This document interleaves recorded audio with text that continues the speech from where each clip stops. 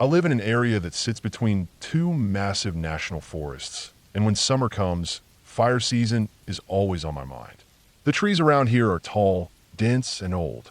The hillsides are filled with brush that dries out by late May. And when the heat builds in June, it feels like the whole land is a matchbox just waiting for the right spark. Every year we hear warnings, but in June and July of that year, the warnings turn into something far worse. What began as smoke on the horizon became a fire so horrific that the word itself feels too small. It consumed mountainsides, forced families to leave their homes, and made every minute feel like a gamble between survival and loss. The fire started small, or at least that's how the reports made it sound at first. Just a couple hundred acres up on one of the ridges, something that seemed manageable. But within days, the dry winds picked it up, pushed it down valleys, and carried sparks for miles. I watched it grow from a distance on my drives to and from the ranger station. By the time the news announced evacuations in certain areas, the sky had already turned an unnatural orange during the day and a deep purple-gray haze at night. I had just come off a shift when things at home started to escalate. My dad had also just returned from work, and as I pulled into the driveway, the glow on the horizon looked closer than ever. I knew that waiting was dangerous. I knew how fast fire moved once it reached lower ground. I told my family we should consider leaving, but they brushed it off, saying they would wait for an official evacuation order. I had seen enough burns in the forest to know that by the time an order came, the fire could already be too close. That night, we stood outside, and from our yard we could see the mountain itself burning. Whole patches of trees lit up like torches. You could see them snap and burst, one after another, like some slow-motion line of explosions crawling down the slope. That was when fear became real in their faces, when hesitation turned to a rush of motion. The first thing I did was go inside and collect every legal document we had. Birth certificates, medical records, insurance papers, passports, anything that tied us to our lives in writing. I stacked them in a folder and slid them into a waterproof bag I had saved from past trip. It sounds like such a small step, but it took nearly half an hour to sort through drawers and files to check for anything we might regret leaving behind. My little sister, who was 8 at the time, was in complete meltdown mode. She clung to her stuffed animals as if they were lifelines. Her panic was so deep that she couldn't think straight, and it broke me to have to tell her she couldn't take them all. I knew space in the car was limited. I had to sit with her, help her breathe, help her pick just a few of her favorites. I remember her small hands trembling as she sorted through the pile, every choice looking like a loss. In the end, she clutched a small elephant stuffed animal she had been given years earlier after a medical scare. That one became her anchor, the piece of her childhood she couldn't let go of. My older sister was strangely calm, almost detached. She packed a single small bag with a few essentials and sat waiting, as if everything else in the house meant nothing to her. I envied that calmness for a moment, but then realized it was a mask. She was just handling it differently. When I went to help my parents, they told me to go back and pack my own belongings. I wasn't sure what mattered most in that moment. I ended up stuffing clothes, some of my artwork, and the purse collection I had saved for years into bags. The weight of it hit me then, not the weight of the bags, but the realization that I was making choices about what parts of my life were worth saving. I broke down in my room, overheating in the summer air, chest heaving as the panic overtook me. The animals were the next priority. At that time, we had 12 hens, 2 guinea pigs, and 2 dogs. Each of them had their own needs. We gathered food, water, bedding, and cages, trying to prepare for the idea of having to care for them on the move. I grabbed the guinea pigs, tucked them into their transport cage, and set them by the door. My dad pulled in with a borrowed trailer, and while everyone else helped load it, I wasn't allowed to step outside because of my asthma. The smoke in the air was already enough to make me wheeze, and I knew one wrong breath could land me in the hospital. So I stayed inside, pacing, organizing, and keeping the smaller animals close. By the time everything was moved and staged near the vehicles, night had already fallen. The fire had reached the base of the mountain on one side. It felt impossible that something that had been so far away earlier that day was now just a ridge away. My parents still insisted we wait. I wanted to leave, to drive until I couldn't see the flames anymore, but the decision wasn't mine. Somehow, I fell asleep that night next to the front door with my sisters. I remember lying on the floor, the heat seeping in even through the walls, the smell of smoke heavy in my nostrils. The fire lit up the sky outside. Midnight looked like some strange version of day, the flames painting everything in orange and purple hues. It was awful and mesmerizing at the same time, like watching the world end in slow motion, but being unable to look away. I stared at it until exhaustion pulled me under. I woke up several times that night. Each time, I thought I was dreaming, but the fire kept moving, creeping forward, changing shape. The last time I opened my eyes, I noticed something different. The flames weren't as tall anymore. They didn't leap into the sky like before.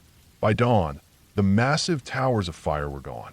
The mountains still smoked and smoldered, but the horizon no longer looked like a wall of fire. When I stepped outside, the air was cooler. I woke my family, and we all realized the same thing. We had been spared. The firefighters had built a fire line during the night. Their work, unseen by us as we lay restless on the floor, had saved our home and countless others. The relief that morning was overwhelming. We cried, hugged each other, and stared at the mountain that had nearly taken everything. Still, the aftermath was brutal. 35,000 acres were gone. A firefighter had been badly burned. A helicopter had crashed during water drops. One house and several government buildings were destroyed. And though no lives were lost that night, the scars remained in both the land and the people. For me, the scariest part wasn't the fire itself. It was the hours before, when we were left to prepare in the shadow of something we couldn't control. Those moments of running through the house, deciding what to save, comforting a crying child, trying to carry animals to safety. It all felt heavier than the flames outside. We had already lost a home to fire once before, years earlier, and I think that's why this time it cuts so deep. Memories of that old loss came rushing back as we packed. The helplessness, the smell of smoke clinging to everything, the sound of flames devouring wood. This time, though, we got a pack to prepare to try. That made it even more intense. Not everything survived. We lost some of our sanctuary animals. Our fox, Rex, died of heat stroke and heart failure from stress. My bird, Thunder, passed away from an accident. Lady, our old dog from years past, wasn't alive to make it through with us this time. Their memories sat heavy in my chest as the smoke cleared. Looking back, the fire left more than burned trees and blackened earth. It left a sense of fragility. I learned how fast everything can change. One afternoon of smoke on the horizon can turn into a night of deciding what matters most to you. A night of lying on the floor with your family, waiting to see if you'll wake up to nothing but ash. Even now, when I look at the mountains, I see more than trees. I see scars in the ridges where the fire ate through everything. I see lines where green forest suddenly turns to gray skeletons of trees. Those scars remind me of how close we came, and how lucky we were that firefighters risked their lives to hold that line. And every summer, when the heat builds and the winds pick up, I remember that week. I remember how quickly comfort can turn into fear, how the calm of daily life can be stripped away by something as old and merciless as fire. That was the most horrific thing I have ever seen, and the most humbling. We survived, but not unchanged.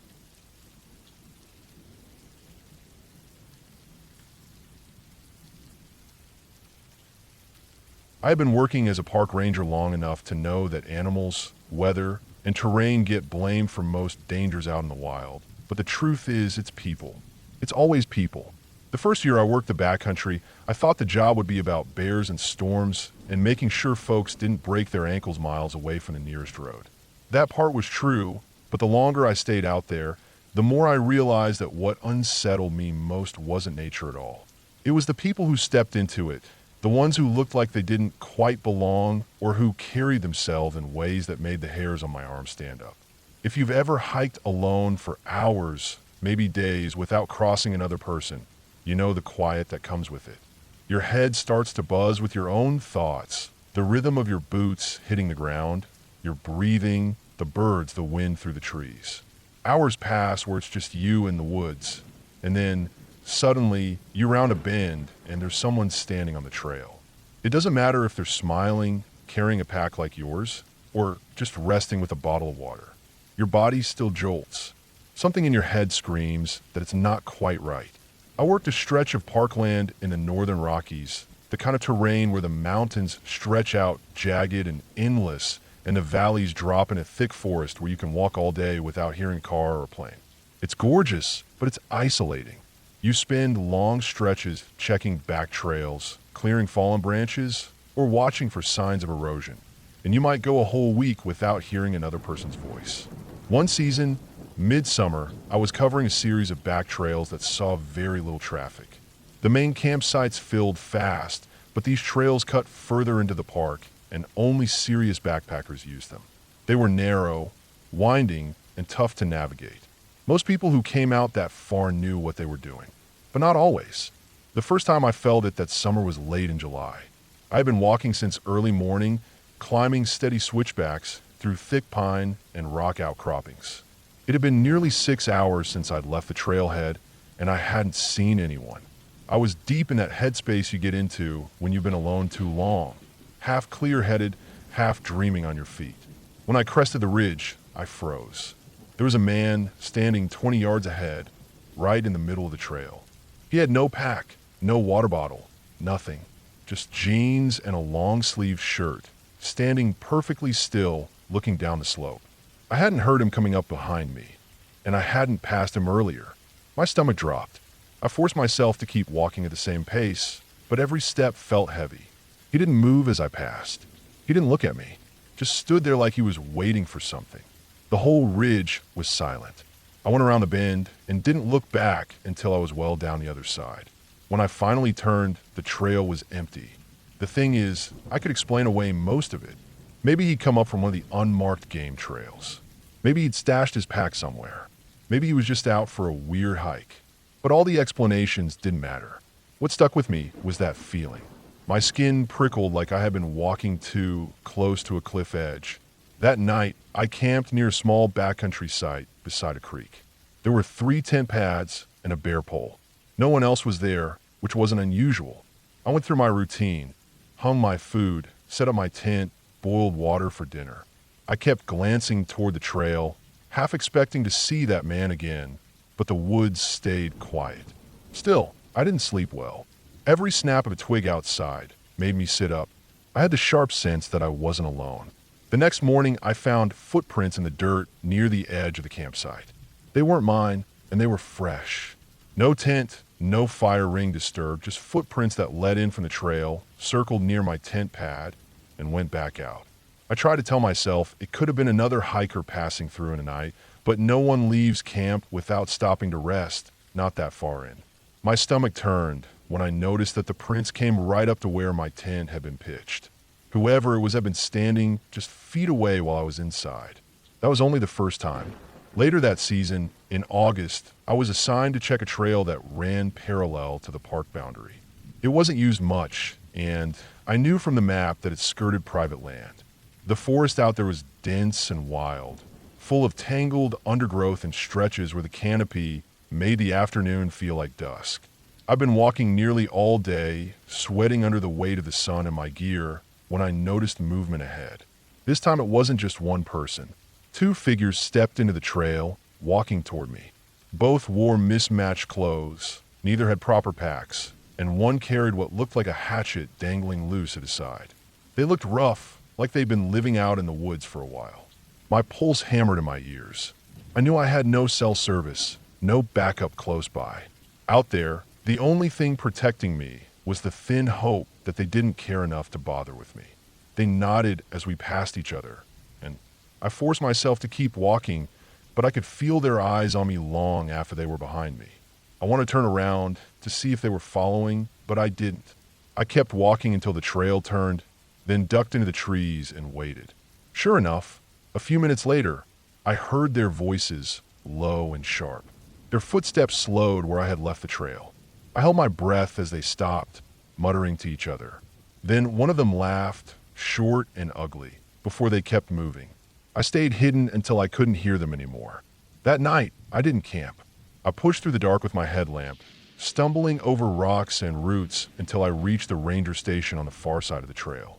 My legs shook from exhaustion, but I didn't stop. I couldn't bring myself to close my eyes out in the open. Over the years, it kept happening. Sometimes small things, a figure moving just off the trail, someone staring too long at a campsite, footsteps that trailed mine for too many miles. Other times bigger, like the camp I came across one September, deep in the backcountry, where 3 tents sat abandoned, gear scattered, food half burned in a fire pit. No sign of people, no sign of where they had gone. Just silence, like they had vanished mid-step. The worst was late fall, my last season on that assignment. I had hiked into one of the farthest camps, a spot near a high alpine lake surrounded by cliffs. Snow dusted the ground, and the lake was already crusting over at the edges. I pitched my tent, ate, and watched the sun sink early behind the peaks. Around midnight, I woke to the crunch of footsteps outside. Slow, deliberate, circling my tent. My heart slammed against my ribs. I reached for my knife, the only thing I had. Whoever it was didn't speak, didn't try to open the tent. Just kept walking circles around me, over and over. Then, after what felt like hours, the steps faded into the woods. At first light, I packed up and left. I found fresh tracks in the snow, boot prints circling tight around where I'd slept. They led off into the trees, but not back toward the trail. Just deeper, away from everything. That was the moment it settled for me. The animals, the cliffs, the weather. Those things are dangers you can prepare for. You learn their patterns, respect them, and usually you'll be fine. But people? You can't predict people. Out there, in the middle of nowhere, laws and consequences don't matter. If someone wants to follow you, to stand outside your tent in the dark, to circle you like a wolf, nothing stops them. No one even knows you're out there. I finished that season, but I didn't go back to the backcountry after that. Not as a ranger, not even as a hiker. I still love the mountains, still love the smell of pine and the crunch of dirt under my boots, but I stick to places where I could see others, where I know I'm not alone. Because it's not the bears or storms that keep me up at night. It's the memory of those footsteps circling my tent, slow and patient, while I lay frozen inside. And it's the knowing that out there, in all that space, it's not nature you have to fear. It's people.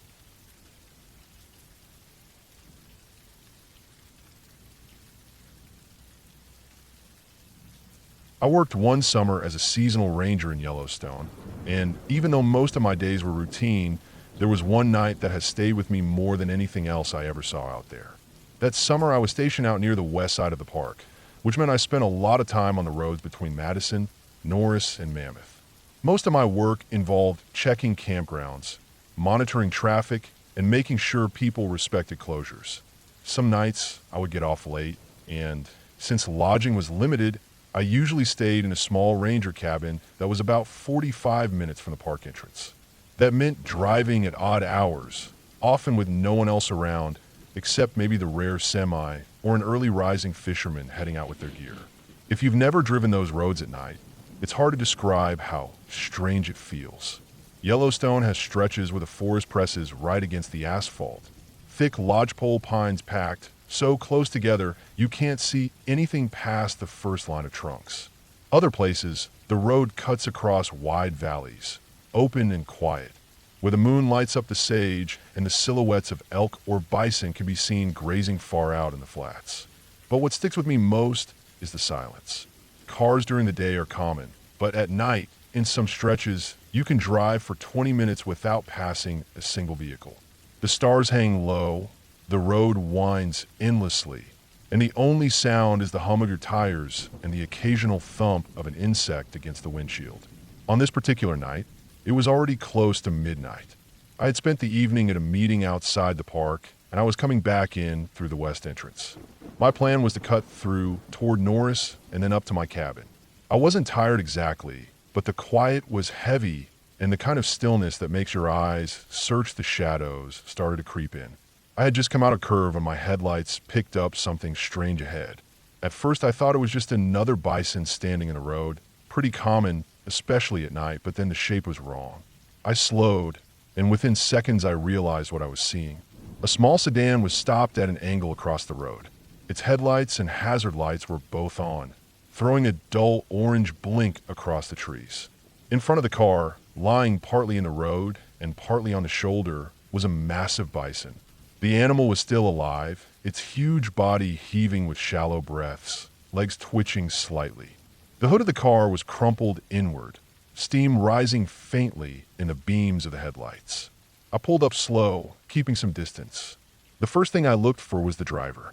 It was natural to think they'd be standing nearby, maybe in shock or trying to figure out what to do. But as my headlights washed across the scene, I didn't see anyone. The driver's door was closed, the windows rolled up, and the whole car looked deserted. I parked off to the side, killed my engine, and stepped out with my flashlight. The night air was cool and smelled faintly of pine and dust. I swept the beam across the car. The inside was empty. No driver, no passenger, nothing. The front end was a mess. The bumper cracked, the hood bent, but the windshield wasn't shattered. It looked like the bison had been clipped squarely in the chest and then rolled partly to the side instead of straight into the glass. The bison let out a low, wet grunt as I got closer, its body shifting weakly against the pavement. Its eye reflected back a pale, glassy shine when my light hit it. It was alive, but in bad shape, its back legs kicking without rhythm. I felt a pit form in my stomach. I turned the flashlight toward the road and the tree line. There was no one. No sound of footsteps, no flashlight beam moving in the distance, nothing at all. The road stretched black in both directions, empty. I checked the car again. Inside, there was a jacket thrown over the passenger seat, an empty water bottle rolling around on the floor, and a phone charger dangling from the dash. The keys were gone, so whoever had been driving must have taken them. That meant they'd left on foot. Back then, cell service in that part of the park was almost non-existent. If the driver had wanted to call for help, they would have had to walk. But the nearest staffed area I knew of was at least 15 minutes down the road by car, which meant an hour or more on foot in pitch darkness. And this was bison country, bear country, and everything in between. The idea of someone stumbling through that night alone made the hairs on my arms stand up. The bison let out another groan, and for a second I thought about trying to put it out of its misery, but there was no safe way. Park rules were clear. I wasn't supposed to discharge a firearm unless it was an immediate safety threat. Besides, the thing was massive, and without the right weapon, it would just be cruel to even try. I weighed my options. I could stay there, but without a radio signal, I couldn't report it. The only way was to keep driving until I reached a campground I knew had a working payphone. It was about 15 minutes ahead. I hated the idea of leaving the scene, but there wasn't another choice. So I got back in my truck, took one last look at the empty car and the wounded bison, and pulled back onto the road. As my headlights swung forward, the hazard lights of the empty sedan blinked behind me until the curve swallowed them. The drive to the campground felt longer than it ever had before. Every shadow along the road looked like a person. I kept imagining someone in torn clothes staggering out of the trees, waving me down. I even slowed a couple of times when I thought I saw something move in the ditch, but it was just brush shifting in the breeze. Finally, the lights of the campground came into view. I parked by the small office, went to the pay phone, and dialed the emergency number. When the dispatcher picked up, I gave them the details. Car wreck, injured animal, no driver on scene. They told me they'd send units and thanked me for the report. I stayed there for a while, partly to calm myself, and partly because I wasn't sure if they might need me to show them the spot. But after 10 minutes, I decided to keep going to my cabin. I was tired, and by then the situation was out of my hands. The next morning, I brought it up with one of the other rangers. He said units had gone out and dealt with it, but he didn't give details. I pressed a little, asked about the driver, and all he said was that the situation was resolved. That was it. No name, no condition, nothing about whether they'd been found walking the road or already gone when help arrived. That was the last I ever heard of it. Even now, years later, the memory is sharp.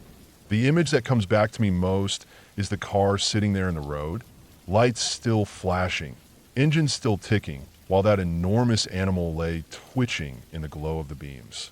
In the absence of the driver, the way there was no sign of them at all, no sound, no trace, made the whole thing feel heavier than anything else I experienced that summer.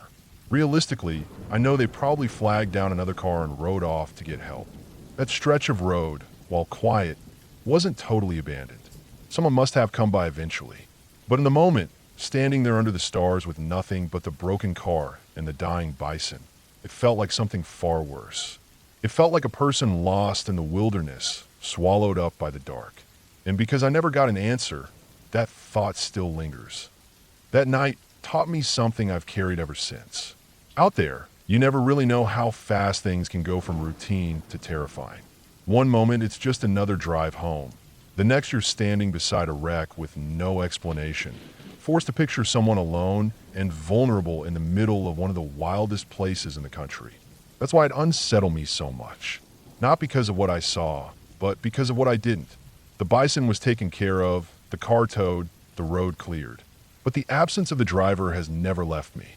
The park has a way of holding on to mysteries, and sometimes the scariest part isn't the danger you face, but the gaps in the story you never get to fill. That was my summer in Yellowstone. I saw bears, I saw storms roll across valleys. I saw tourists make dumb choices every single day. But nothing ever matched that one night when I came across a car on the road, a dying bison, and the silence of someone who should have been there, but wasn't. That's the memory that still wakes me up sometimes, years later.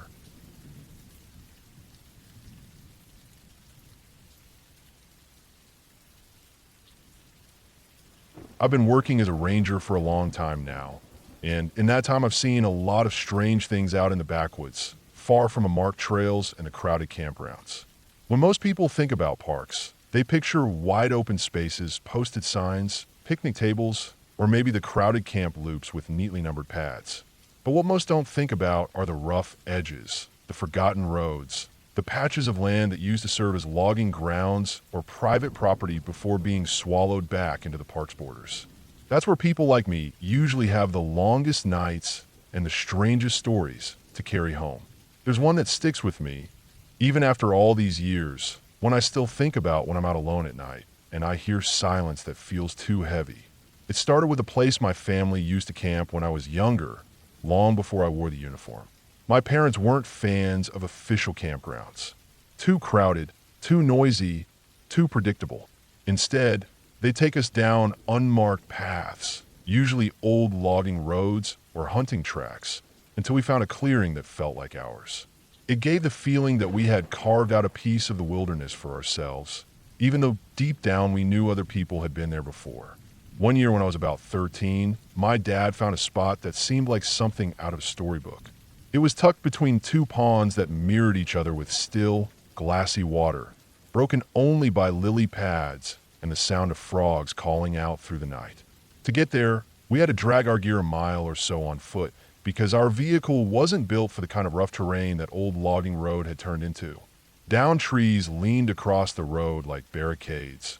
Waist-high weeds swallowed half the trail, and saplings sprouted up in the middle as if trying to reclaim the path. I remember how damp it felt, the air thick with that earthy smell of mud and moss. We set up camp on the rise of ground between the ponds, a small hill just high enough to keep us dry if the water levels crept up. The ground was soft with pine needles, the kind that make a tent feel cushioned beneath you. That first evening was peaceful. The ponds were alive with noise, thousands of frogs croaking in overlapping rhythms until it felt like the whole world was vibrating. We ate a simple meal, cooked over a fire, and went to bed with the sound of frogs in our ears. At around 2 in the morning, everything changed. I woke up first because of the sound of engines. 2 heavy trucks growling low, rolling in over the broken road that had given us so much trouble on foot. I remember thinking it didn't make sense. Nobody drove that far out at night, especially not in trucks that large. By the time the engines cut, I was wide awake and staring at the roof of the tent, heart racing. Then the doors started slamming, one after the other, far more than 2 or 3 people. It sounded like those trucks had been stuffed with men. What struck me most was how little notice they gave us. There we were, our camp lit faintly by dying embers in the fire pit, our tent obvious on the hill, and they didn't even glance our way. Not a word, not a flashlight pointed in our direction, nothing. They simply poured out of those trucks like ants from a nest and marched down into the ponds with long-handled nets. I remember how their boots sank into the mud at the edges, the sucking sound as they pushed deeper into the water. For more than an hour, they waded silently back and forth, skimming the ponds with practiced movements, hauling up net after net writhing with frogs. None of them spoke. None of them used a light, even though the moon was thin and the trees kept most of the starlight out. The only sound were the splashing of water and the occasional wet slap of something thrown into containers in the beds of the trucks. When they were finished, they piled back into the trucks, engines roared, and they left the way they had come. Not once had they acknowledged us. Not once had they said a word. The strangest part wasn't just their silence or the way they ignored us. It was what they left behind. The ponds were dead quiet. Before, the frogs had filled the night with sound so loud it was almost hard to sleep. After the trucks left, not a single croak came from the water. Just silence, heavy and unnatural. The next morning, we walked around the edges of the ponds and found only one frog, barely alive, with a mangled leg. My dad scooped it up and set it back in the water, but just floated there weak before slipping beneath the surface. The ponds never came back to life for the rest of that trip. They stayed still, silent, almost eerie. Years later, after I became a ranger, I thought about those men more than once. Collecting frogs isn't illegal if you're doing it with permits, but the way they did it, out in the dark, in silence, filling trucks like it was some industrial operation, never sat right with me. Maybe they were poachers. Maybe it was for some market I didn't know about. I'll never have an answer, but I'll always remember that silence. The following year, same park but a different spot, my family had another experience. This time it wasn't with strange men, but with something far more ordinary and yet unsettling in its own way. We'd set up camp near a stand of birches, farther from the ponds, thinking we'd try something different. The air was cooler, drier, and it felt safer somehow. That night, though, someone forgot to seal the cooler properly. Marshmallows, beer, a few snacks, all sitting there with the lid half cocked. At some point in the early morning, I woke to the sound of shuffling outside the tent. It was soft but steady, like something heavy padding across the ground.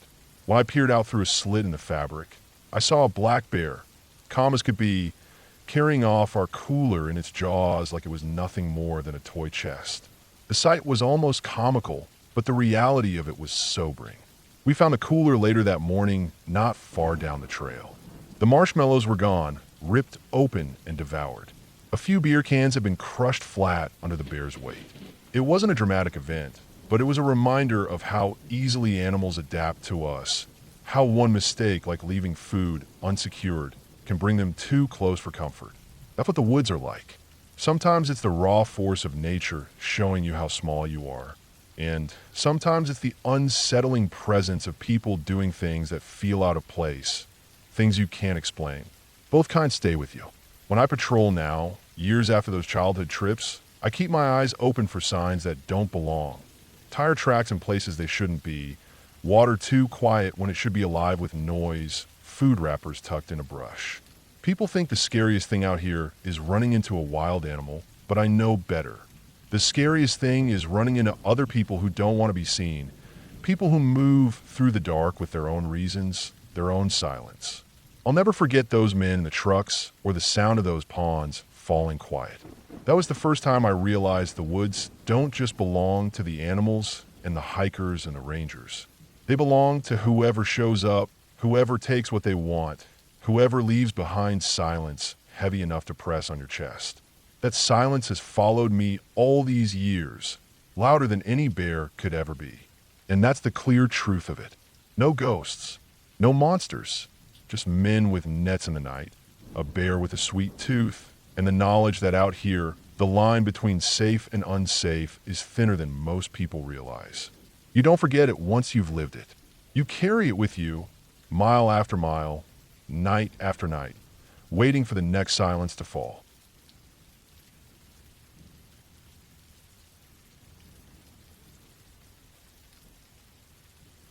I became a park ranger because of my love for the outdoors, the same kind of love that men like Theodore Roosevelt had when they pushed for conservation. I wasn't a historian or a politician, But I grew up reading about how he recognized that wild lands and wild animals needed protection before they were all gone. It was something that stuck with me. My family didn't have much money, and we didn't travel often, but when we did, it was always to the woods or mountains. Those are the only places where I felt completely grounded. When I finally made my way into the Ranger Service, I carried that same thought with me. Protect what's left and make sure people can enjoy it without destroying it. The station I was first assigned to wasn't anything glamorous. It wasn't Yellowstone or Yosemite or Glacier. It was a large national forest that most people drove through on their way somewhere else. The place was a mix of pine and hardwood, deep valleys, fast rivers, and plenty of back roads that hardly anyone used. It wasn't a park in the pure sense. This was a forest, which meant part of my job wasn't just protecting the land, but also managing it as a resource. Logging was allowed in certain sections, cattle grazed in others, and there were mining claims tucked into the ridges. It wasn't the untouched kind of place people imagine when they hear the word wilderness, but it was still rugged, still full of black bear, elk, deer, and cougar. It was a place where you could walk for hours without seeing anyone, and it demanded respect. My first year was quiet. I did the usual things, patrol trails, checked permits, cleaned up campsites that people left trashed, and responded to a few lost hikers. Nights were long, but not bad. I liked the stillness of being the only one awake in a station buried in the trees. It was the second year that things started to feel different, not all at once, but in small ways that kept stacking up until it felt like something was wrong. It began with missing elk. That might not sound strange, since animals move all the time, but we tracked herds in that forest pretty closely. The logging companies needed to know where migration routes crossed roads, and hunters wanted numbers for tags. So keeping tabs on the population was part of my duty. Early that spring, when snow still clung to the higher ridges, I went to check on a herd that usually wintered in a wide meadow not far from one of our service roads. The meadow was empty. At first, I figured they had moved early, maybe pushed by a storm or some kind of pressure from predators. But when I followed the sign, I didn't find the kind of trail you'd expect from 60 or 70 elk. I found scattered tracks, broken off in different directions, as if the herd had split apart in confusion. That was unusual because elk usually move as a group. Predators will cut one or two animals off, but not scatter dozens. I filed the observation, but no one thought much of it. Elk move. Populations shift. Sometimes you don't see them where you expect. Still, when I checked the area again a few weeks later, the meadow was torn up. Not like feeding, but like a struggle. Patches of ground had been churned down to bare soil, and there were deep ruts where animals had clearly run in panic. I found one skeleton, or what was left of it, lying near the tree line. The bones were picked clean, and the skull had been cracked down the center. That wasn't cougar, and it wasn't bear. Both of those predators kill in a way you can usually read. Bite marks, claw swipes, caches of remains hidden under brush. This was different. It looked like the elk had been pulled apart quickly and left in the open. I remember crouching over that skeleton with a cold feeling running down my arms because I couldn't make sense of it. By midsummer, there were more reports. Hunters who scouted the forest early were complaining that the numbers weren't there. They said the woods felt empty, like whole sections of it had gone silent. I had noticed it too. Places where I used to see sign, scat, tracks, rubs on trees were clean. The forest still looked the same, still had that heavy green smell of resin and damp earth. But the life inside it was quieter. Too quiet. It was late August when the real fear set in for me. I had been sent to check an old logging road near the northern boundary. Hardly anyone went out there anymore, since the road had eroded badly and was barely passable by truck. I parked halfway in and hiked the rest. The day was hot, the kind of heavy heat that sits in the air and makes the forest feel like it's holding its breath. The trees leaned over the road, branches brushing down, and everything was still. I didn't hear birds. I didn't hear insects, just the crunch of my boots on gravel. It was the kind of silence that makes you feel like you're being watched, though you know you're alone. A mile in, I found what looked like a kill site. There was blood in the dirt, a lot of it, pooled so dark it almost looked black. Drag marks cut off the road into the brush. I followed them carefully, rifle in hand, expecting maybe a bear kill. But 30 yards in, I stopped dead. Hanging in the branches of a pine were the remains of a cow elk, suspended 10 feet off the ground. The rib cage had been torn wide open, spine dangling like a broken rope. It didn't make sense. Cougars will sometimes cache their kills in trees, but not like this. And no cougar drags a full-grown elk cow 10 feet into the air. The scene felt wrong in a way I can't fully explain. My chest went cold, and my scalp prickled. I backed out slowly, rode it up, and didn't tell anyone how much it shook me. That night, I sat in the station with the windows open, trying to shake the feeling that the forest was changing into something I didn't understand.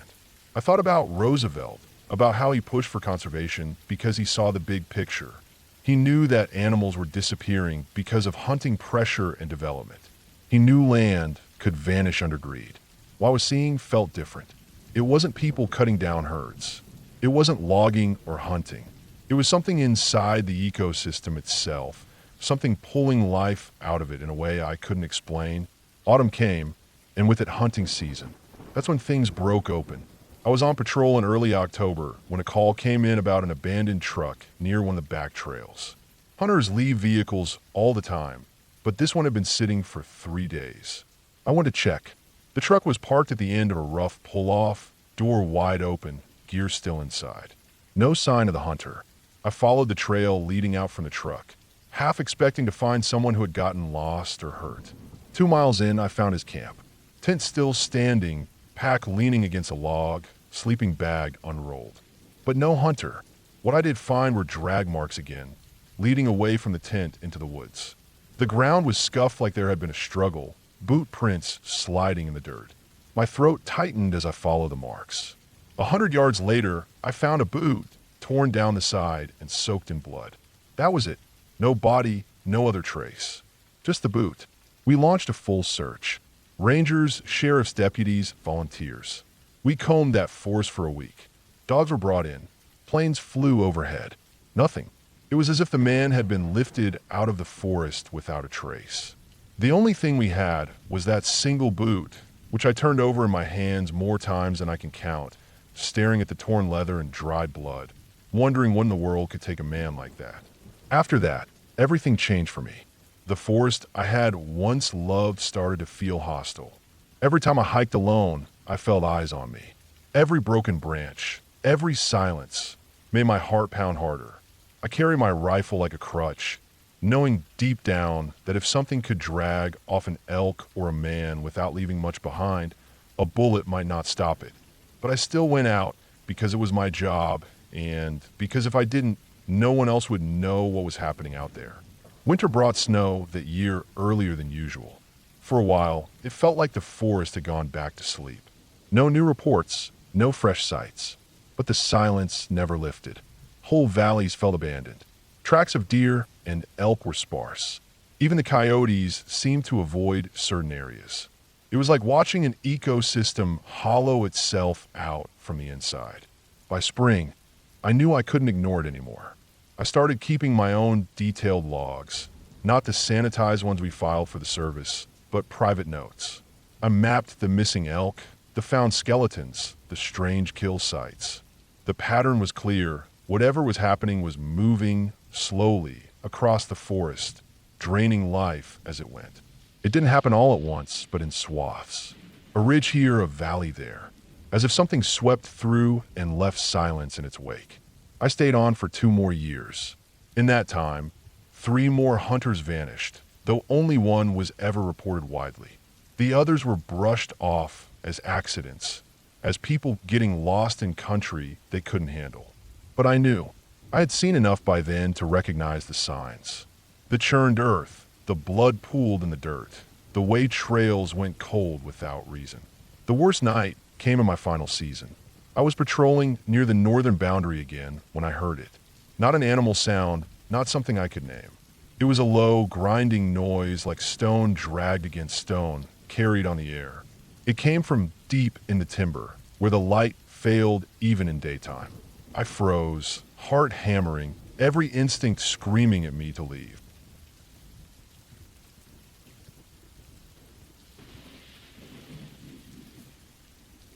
I work as a wetland biologist in Pennsylvania, and over the years I've seen a lot of odd things out in the field. Old farm equipment rusting in the middle of nowhere, abandoned cars half sunk into the mud, shacks falling apart under heavy trees, even the occasional set of animal bones that make you stop and look twice before realizing they're not human. But the day I went out to flag and map wetland boundaries near a restoration site, deep off 119 by I-81 South, was the most unnerving day I've ever had on the job.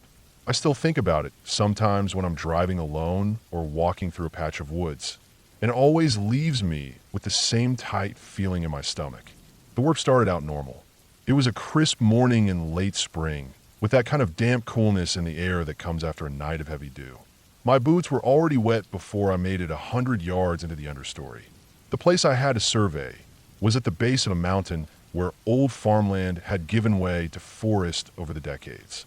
There was a reservoir built back when the land was still private that had been feeding water into the surrounding wetlands. A whole series of seeps and springs spilled out of the hillside, creating rivulets that eventually made their way down to the reservoir. My job was to trace those flows, mark the boundaries, and flag everything properly for the restoration crews that would be coming in later. I carry my usual setup: a flagging roll, GPS unit, field notebook, and a shovel handle I sometimes use to probe soil depth and consistency. The handle wasn't meant for protection, but it doubled as a solid stick in case I ran into snakes or needed to fend off an aggressive dog. I didn't expect to need it, but as I'd later find out, I was glad I had it. I worked steadily through the morning. The land had a mix of swampy ground and firmer rises, and I moved carefully so I wouldn't twist an ankle. The forest was quiet except for the trickle of water and the occasional woodpecker hammering at dead trees. Every now and then I'd find a beer can or some shotgun shells, leftovers from hunters or kids hanging out years back. Nothing surprising in an area like that. As I made my way higher up the hill, the forest thickened.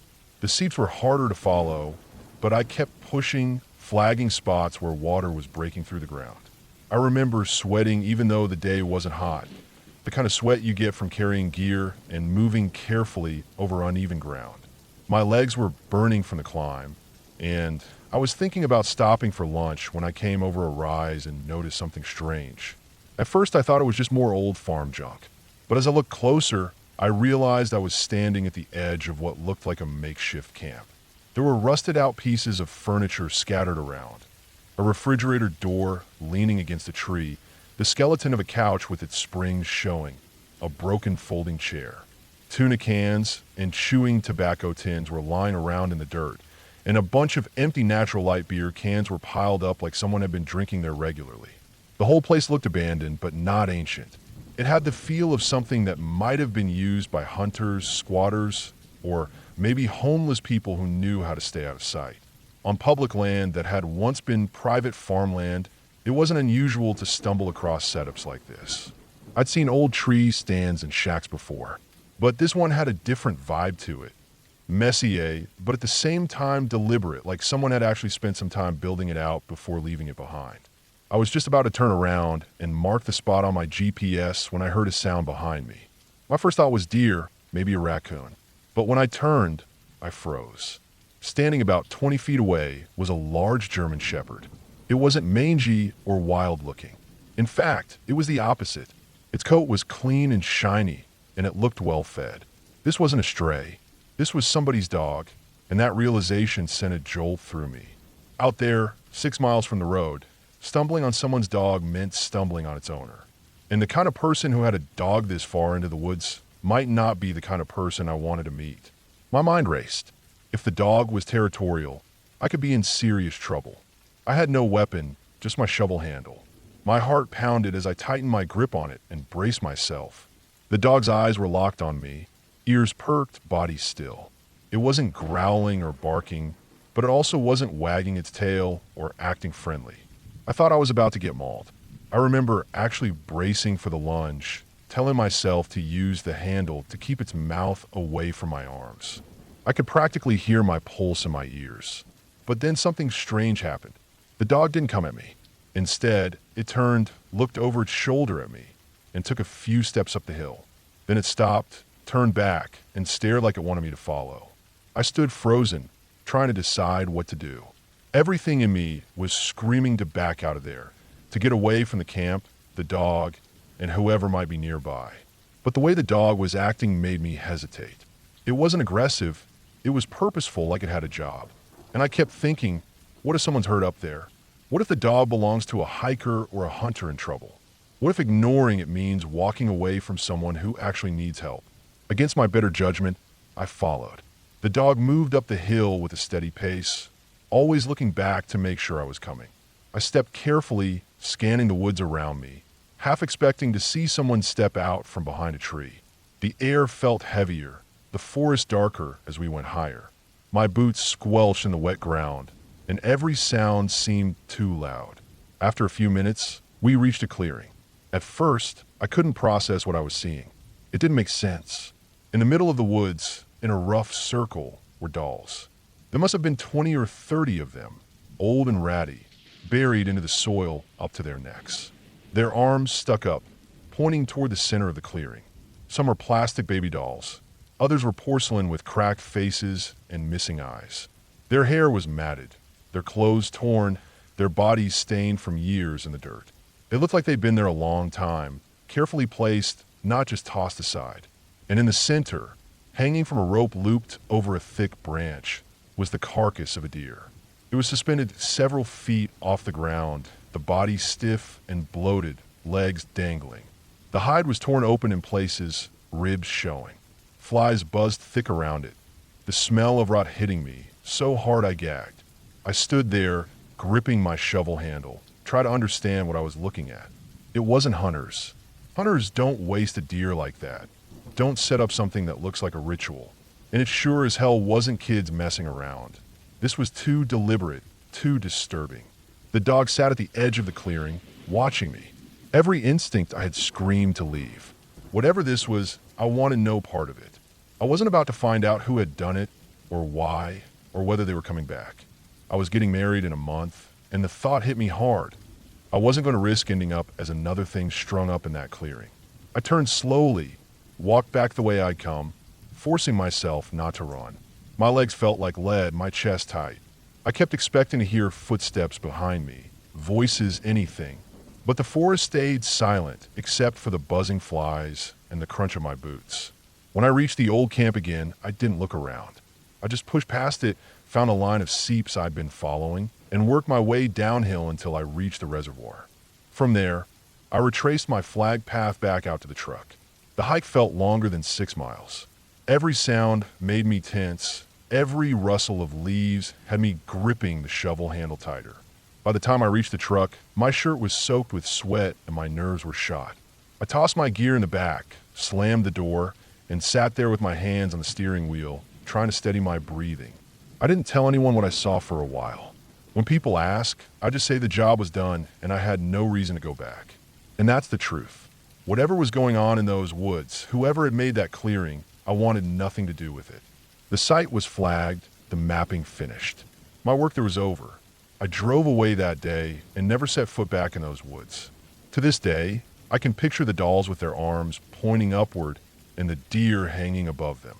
Sometimes I wonder if it was still there when the restoration crews came in, or if the people who set it up returned and cleared it away. But I'll never know. I made my choice. I was getting married in a month, and I wasn't about to become the kind of story people tell about someone who went missing in the Pennsylvania woods. So I left, and I've never gone back.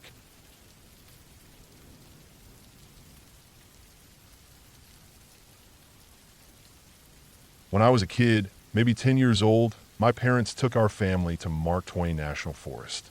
We didn't go to one of the regular campgrounds with fire rings, picnic tables, or other families scattered around.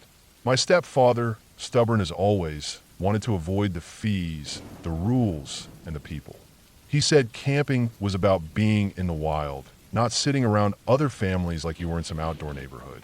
That was his way of thinking.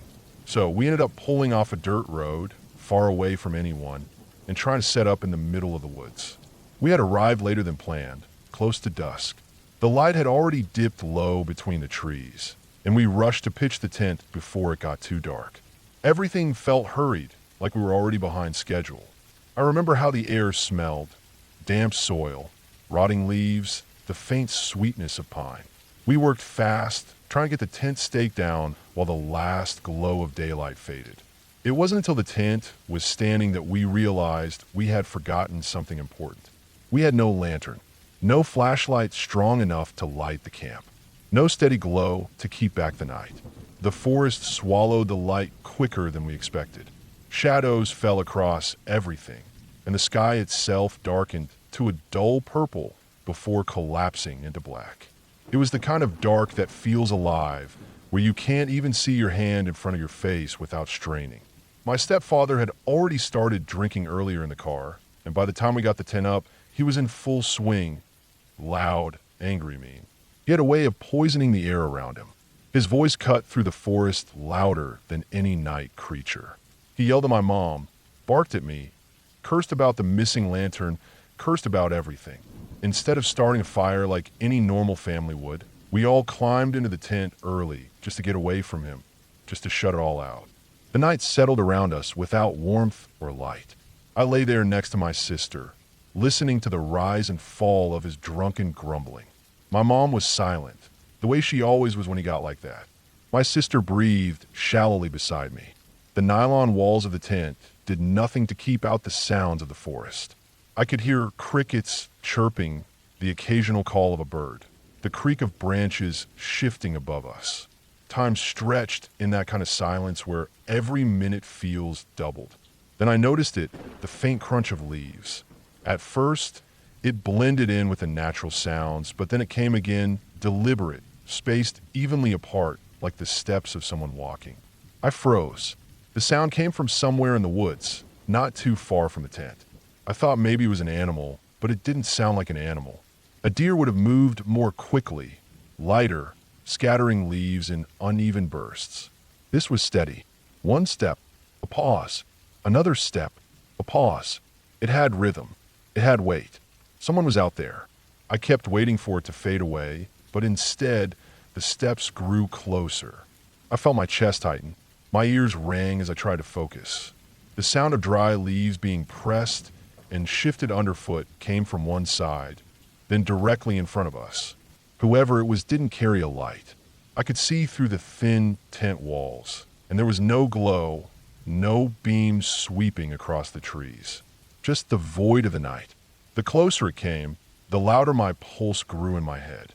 My mom and sister were frozen stiff beside me. Nobody moved. My stepfather, even in his drunken state, had gone quiet. We all just listened. I remember trying to convince myself that maybe it was a lost hiker. Maybe it was someone trying to find their way. But who would be walking through the woods at that hour without a flashlight? Then came the sound I'll never forget. The sharp crack of a twig snapping under heavy weight. It was close, maybe only a few yards away. The noise jolted through me like an electric shock. In that instant, my stepfather let out a scream, raw and wild. My mother broke her silence, urging us to get out. That was all it took. We burst out of the tent in a frenzy, stumbling through the dark. I could feel branches slap against my arms, roots catching at my feet. My parents ran ahead, their panic carrying them forward. My sister and I scrambled after them. The ground was uneven, and I nearly went down more than once. Every second, I expected a hand to grab me, to pull me back into the black. Our car, an old Honda Civic hatchback, sat down the slope from where we had camped. I remember the moment the faint outline of it appeared between the trees, a darker shape against the night. We barreled down toward it, hearts pounding, feet barely finding purchase. Somehow, by pure luck, we reached it without falling. The door slammed, the engine roared, and we tore out of there, gravel spitting beneath the tires.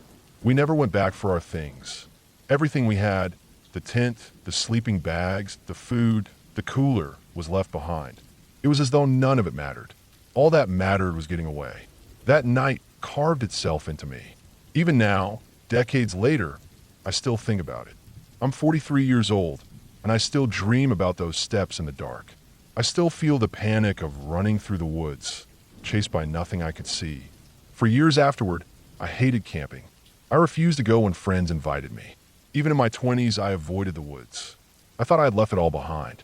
But strangely enough, I ended up working in the very places I once feared. I became a park ranger. People ask me sometimes why I chose this job. I tell them it's because I love the outdoors, and that's true, but it's not the whole truth. A part of me took this path because I needed answers. I needed to know what happened out there that night. Working the forest day in and day out taught me a lot. I learned the sounds of animals, the movements of deer, the way raccoons scurry, the way owls swoop down. I learned how branches break when a bear pushes through them, how coyotes pad almost silently. Nothing I've ever heard in the woods since has matched those footsteps from my childhood. They weren't animal. They were human. Slow, intentional, close. Over the years, I've stumbled across evidence of things most campers never see. Old hunting campsites deep in the woods.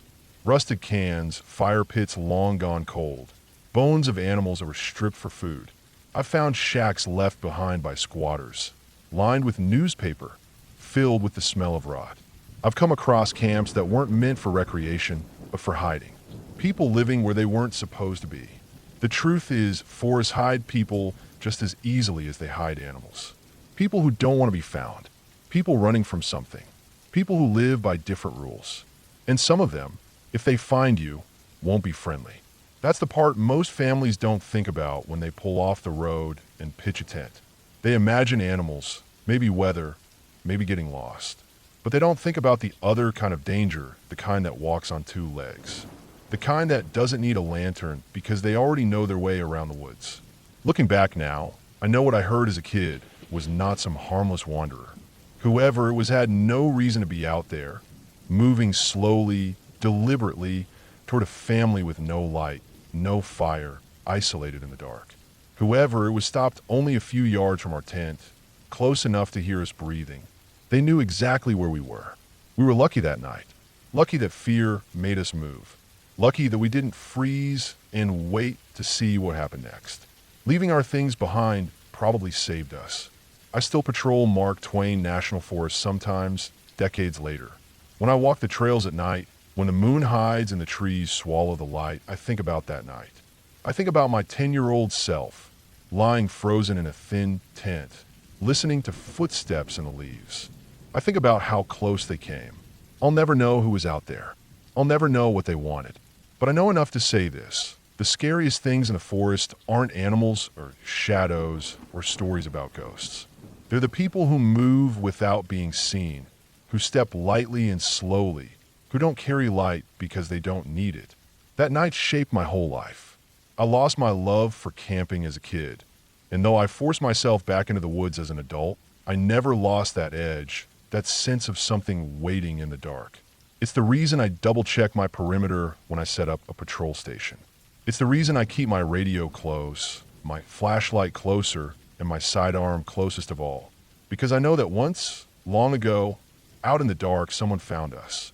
And the only reason I'm here to tell the story is because we ran.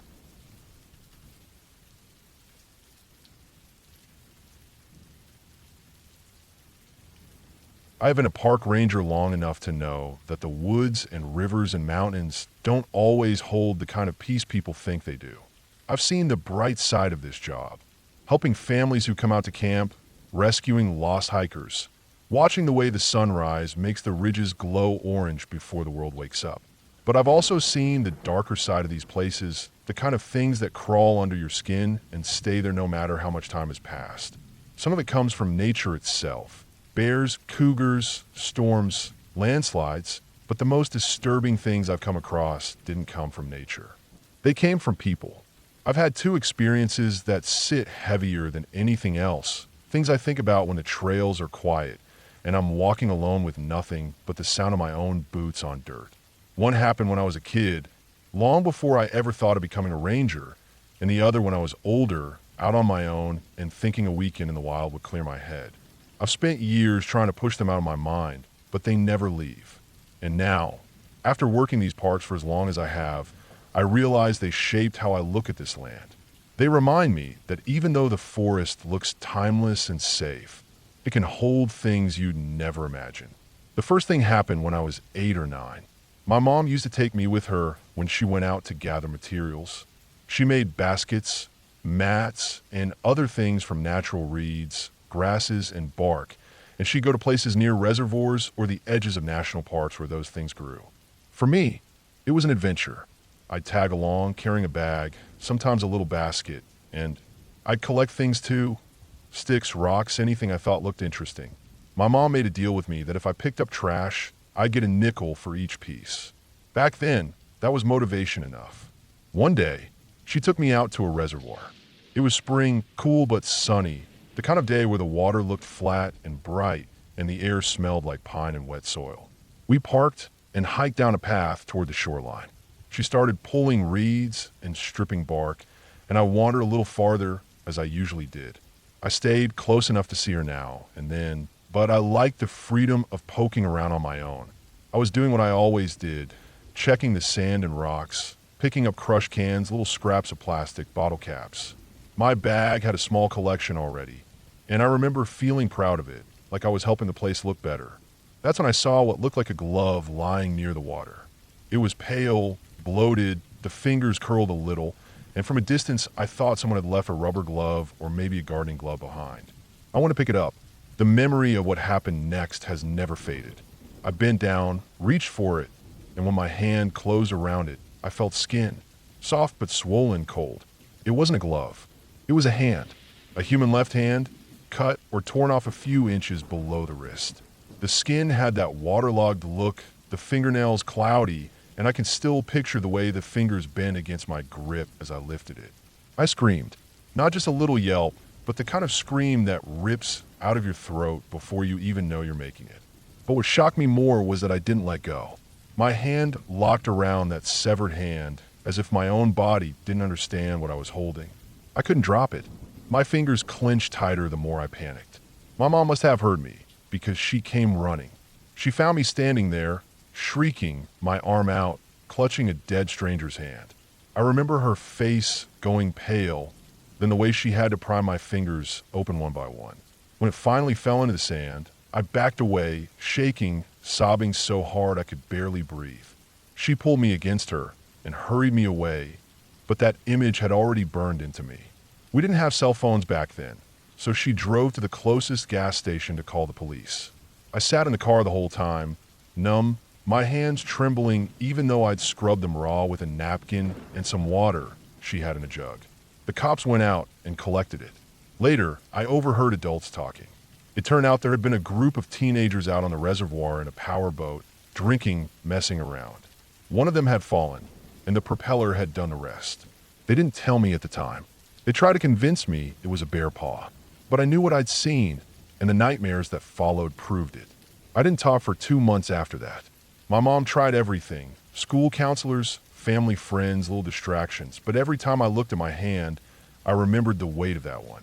I've gotten older, I've seen things since, but I still can't deal with the sight of something recently dead. Roadkill, a fish flopping in a bucket, anything like that I avoid. My body remembers too well. That was the first. The second happened years later in college. By then, I thought I'd shaken most of that childhood memory. I was stressed after a brutal semester, the kind where you're buried in exams and projects, barely sleeping. I decided to take a weekend alone in the backcountry of southwestern Colorado. I wanted space, quiet, and distance from everyone. I packed light, but enough to last a couple nights, planning to hike out, camp, clear my head, and come back ready to finish the semester. The first day was fine. Cool air, tall pines, the kind of sky that feels bigger the farther you get from towns. I followed a trail most of the way, then cut off into the woods to avoid a group I heard coming up behind me. I didn't want chatter or the sight of other people. I wanted silence. So I went deeper, weaving through thick trees until the voices faded. That detour took me into denser woods than I'd planned. The ground was uneven, roots sticking up, branches crowding low. It was darker there, the sun blocked by the canopy. I kept going, figuring I'd loop back to the trail later. But then I saw something that made me stop. At first, I thought it was just a pile of bones. Hunters sometimes leave scraps, and scavengers scatter remains. But this wasn't random. It was arranged. There was a flat surface, logs stacked and tied, dirt packed on top, shaped like a table. On it were bones of different animals, arranged carefully. Deer antlers, bird skulls, even smaller bones I couldn't identify. Around the clearing, strings hung from trees. On those strings were more bones, teeth, bits of metal, maybe washers or old scraps, all tied so they clinked together if the wind blew. It was an altar, a bone altar built by someone who had spent a lot of time and effort. I can still remember the unease that washed over me. The forest felt wrong, too quiet, as if even the birds didn't want to be near it. My stomach tightened, and I knew I shouldn't be there. I backed away slowly, scanning the trees, half expecting someone to be watching. My heartbeat was loud enough I thought it might give me away. I turned and retraced my steps, pushing through branches until I found a trail again. I didn't stop to rest. I went straight back to my car, packed my gear, and drove off without looking back. I never went camping again after that. Day hikes, yes. My job as a ranger keeps me out here daily. But sleeping alone in the woods after seeing that? No, I can't. Over the years, I've thought about those two things, the severed hand and the bone altar, and how different they were. One was an accident, a reminder of how dangerous water and machines can be. The other was deliberate, the work of someone who wanted to create something out of bones and metal in the middle of nowhere. Both were proof that the outdoors hides things you don't expect.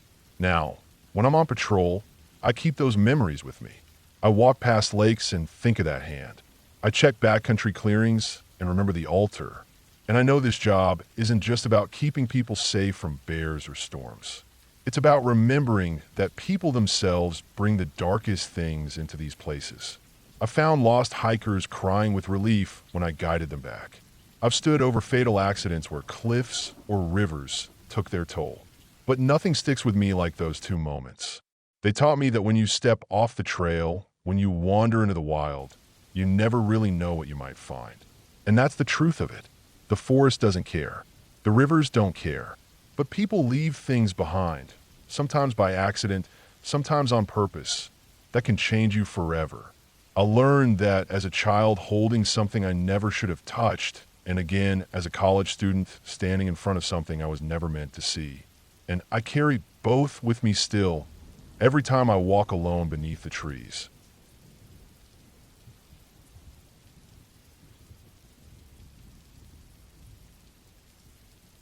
I have spent years in the backcountry of the national park where I work, a place where salmon crowd the rivers every summer and the bears gather by the hundreds to feed. It is one of the wildest, most unforgiving landscapes left on Earth, and I have learned that the land does not care about you, your training, or your plans. You can prepare as best you can study maps and practice safety drills, but in the end it is the place itself that decides how you leave it. Every time I think I've seen the worst of what it can throw at me, it finds some new way to remind me just how small I really am. The memories stack up over the years, and sometimes at night, lying in the ranger housing far away from the river valleys and the storm-blasted coastlines, I can call them up one by one in a scale that seems to rise the longer I think about it. The first came during a summer assignment where I was camping out near a sockeye stream. My tent was set on a sandy bank above the bend, a spot I thought would give me enough clearance from the bears that came and went all night. I had been asleep for only a few hours when I woke to a sound that felt wrong.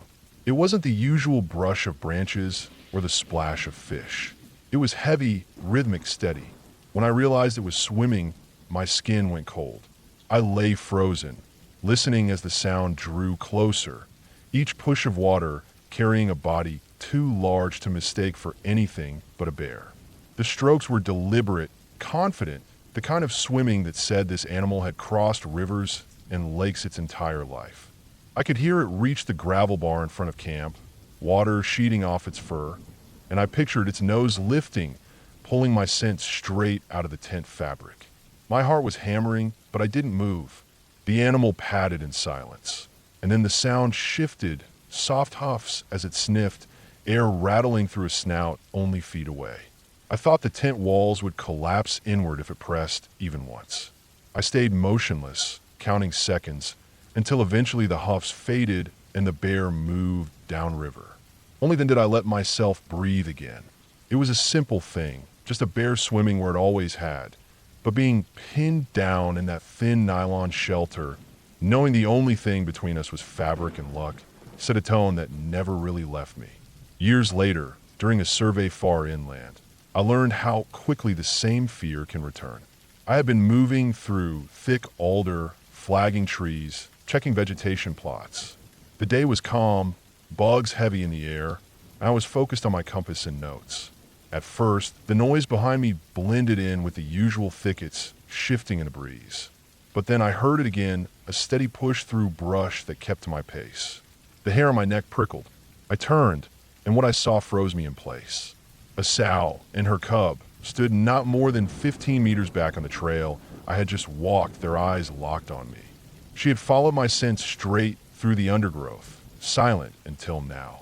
Her head was low, her shoulders squared, the cub hovering just behind.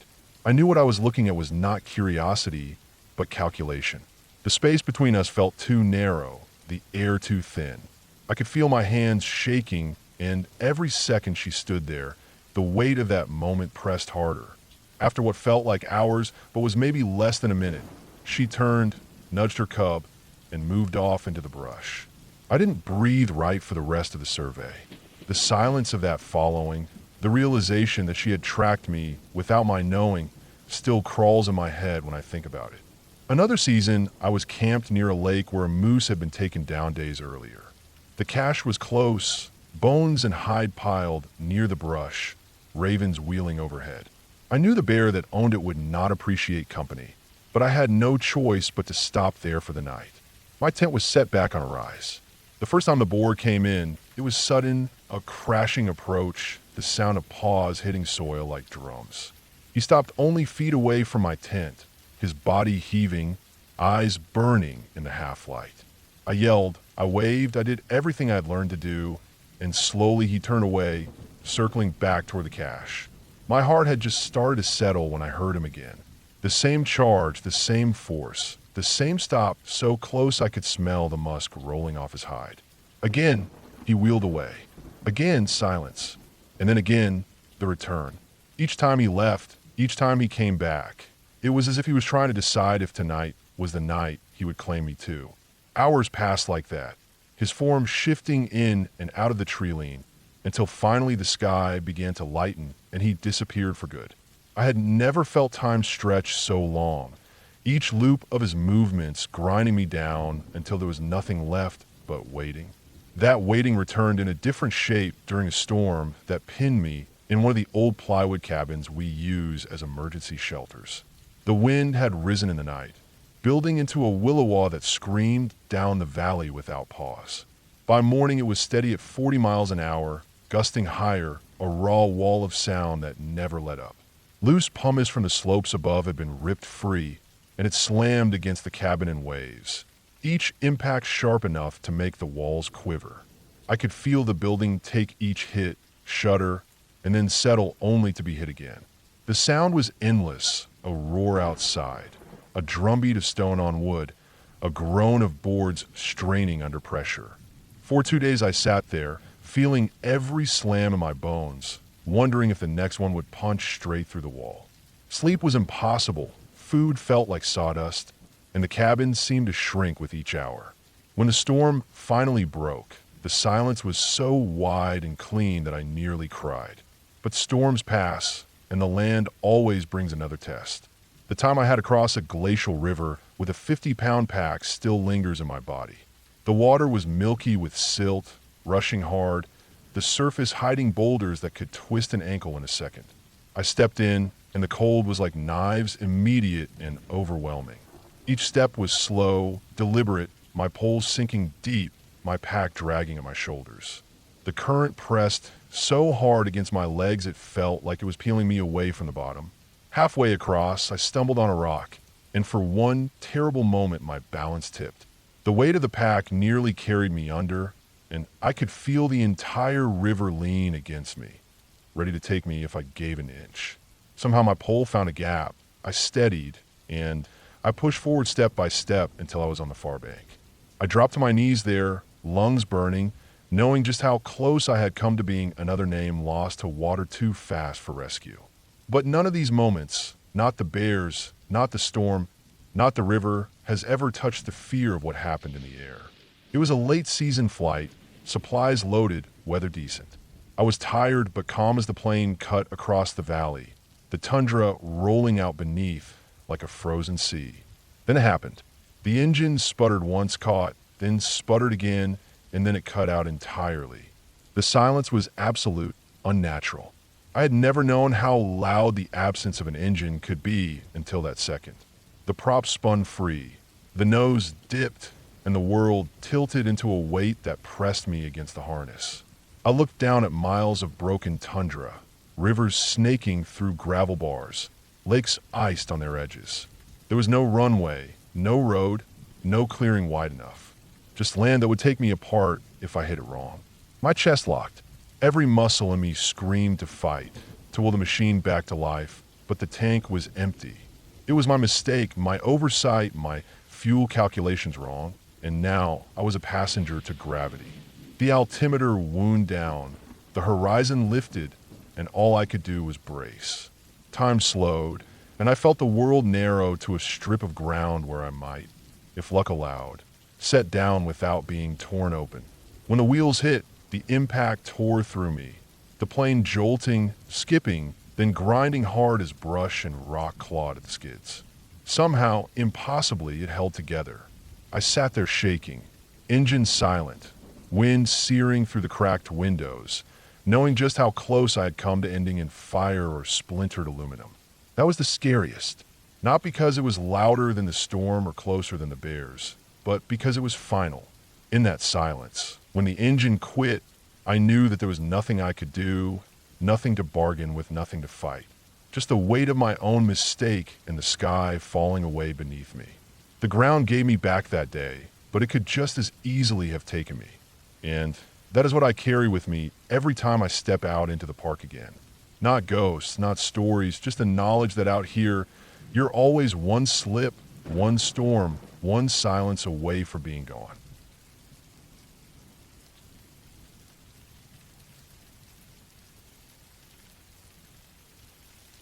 I've worked as a ranger long enough to know that most of the things that scare people out here are in their heads.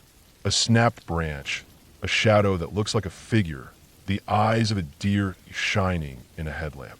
People come to the woods expecting ghosts, bears, or monsters, and when their brains finally get the silence they never hear at home, they start filling in the gaps with things that aren't real. That's what I usually tell myself. But there's one night I still think about more than I should. Not because of what I saw, but because of what I dreamt.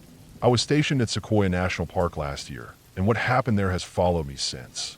I still can't shake the weight of it, no matter how much I tell myself it was just a dream or just a reaction to being alone in the backcountry. It started like any other assignment.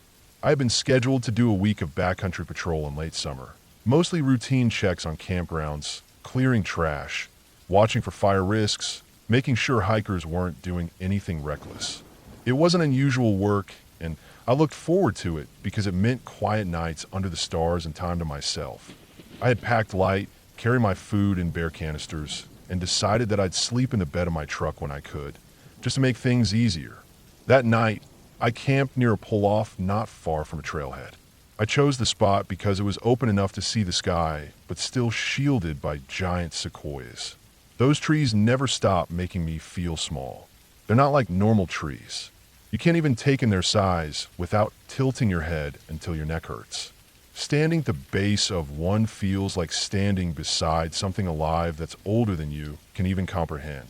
After I set up camp, I ate a simple meal from my supplies, beans and rice cooked over the small stove I carried, and then stretched out in the truck bed. But I wasn't tired enough yet, and the sky was too clear to waste. I climbed up on top of a boulder a short walk away to get a better view of the stars. The air was cool, but not cold, and I remember how the granite still held the day's heat. Lying on my back, I could feel it warming my shoulders. The sky above me was so clear that the Milky Way cut across it like a pale stripe. Out there, away from towns and lights, you can see how crowded the sky really is. I lay there for a long while, trying to pick out constellations I half remembered from childhood. When I shifted to sit up, I noticed something on the boulder that I hadn't paid attention to before. The surface was worn, not just naturally smooth by weather, but marked by human hands. Shallow bowls, round depressions carved into the rock. They were too perfect to be natural. I'd seen them before in other parts of the park, mortar holes left behind by Native American tribes. People had used them for grinding seeds, nuts, and grains long before this place ever became a park. I ran my hand over the stone, over grooves that had been carved into it for sharpening tools. It struck me then that I was sitting in a place where countless lives had passed, where people had once gathered food, worked with their hands, maybe laughed or argued or simply survived. That thought always gives me pause. My job puts me in places most people only visit for a weekend, but I'm always aware that others were here first, and their history is layered beneath everything. Eventually, I climbed down and went back to the truck. I settled into my sleeping bag, stretched across the bed, and let the silence close in. The trees shifted in the night wind, creaking in the way only sequoias do, like timbers of a giant ship moving on the water. I thought about the mortar bowls for a while before I drifted off. I don't know when the dream began, or how I even realized it was a dream. At first, it felt real. I thought I woke up in the middle of the night, only I wasn't in my truck anymore. I was lying in my sleeping bag in the middle of the forest. The earth was beneath me, damp and cold. The massive trees loomed above me, and I could smell pine needles and the faint musk of soil. My heart was beating fast because even in the dream, I knew something was wrong. When I turned my head to the left, I saw them. A writhing, endless mass of black, eel-like snakes sliding across the ground. Hundreds of them, moving in unison, a shifting current of scales and motion. Their bodies made a faint sound like wet leaves dragged across stone. They were so close I could have reached out and touched them. Then from that shifting column, one snake broke free. Not like the others. This one was thick, heavy-bodied, with the unmistakable pattern of a rattlesnake. Its tail buzzed with that dry warning sound, and I froze. It lifted its head and struck toward me, aiming for my legs beneath the sleeping bag. I felt the weight of it land on me, the sharp thump of its head hitting fabric. I kicked out, panic rising in me, trying to shake it off. The rattlesnake drew back, hissed, and then slithered back into the flowing column of black snakes, disappearing into their mass. My chest was tight, and I tried to sit up, but something stopped me. My head wouldn't lift more than a few inches. It was resting on something soft, something warm. When I turned to look, my breath caught. Beneath my head was the body of a horse. A huge black horse, lying on its side. Its stomach had been slit open, a gash wide enough that I could see inside. The snakes were crawling into it, slipping between the folds of flesh, vanishing one after another into the dark cavity. The horse's eyes were open but empty, its body stiff except for the way the snakes shifted it as they entered. The sight hit me with such force that my body jolted, and I came awake with a shout. I was standing outside my truck, breathing hard, heart hammering. My sleeping bag was still inside, untouched. The night air was cold against my sweat-soaked shirt. For a few minutes, I just stood there staring at the forest around me, waiting for something to move, waiting to see a shadow or hear a rattle. But nothing came, just the creak of the trees and the distant sound of wind. I didn't sleep much after that. I sat in the truck bed with my back against the cab, watching the stars fade as dawn came. Every time I closed my eyes, I saw the horse again, the slit belly, the snakes crawling inside. When the sun rose, I packed up camp early. I told myself it was just a dream, nothing more. I'd eaten too little, maybe, or my mind had latched onto the mortar bowls I'd found on the boulder. Maybe the history of that place had settled into me in some way, and my subconscious had twisted it into something darker. I'm not a superstitious man. I don't believe in spirits or curses, but I also can't deny how real that dream felt, how the weight of the rattlesnake on my legs still lingers when I think about it. For the rest of that patrol, I found myself uneasy at night. I still slept under the stars, but I avoided climbing on rocks or looking too closely at carvings in stone. It was like I didn't want to disturb anything older than me, didn't want to risk dragging it into my sleep again. I never had another dream like it. Not in Sequoia, not anywhere else. But I've carried it with me. And what unsettles me most isn't the snakes or the horse or even the sense of being trapped in that forest. It's how a dream can leave you with something you can't shake, something that feels like it happened even though you know it didn't. When I think back on it now, I still see myself lying there in that dream, head resting on something warm, snakes disappearing into the dark. I remind myself it was just a dream, nothing more. But when I close my eyes on nights when the woods are too quiet, I can still hear that faint hiss of scales moving across the ground, sliding past me, never stopping. That was a year ago, and it hasn't left me yet.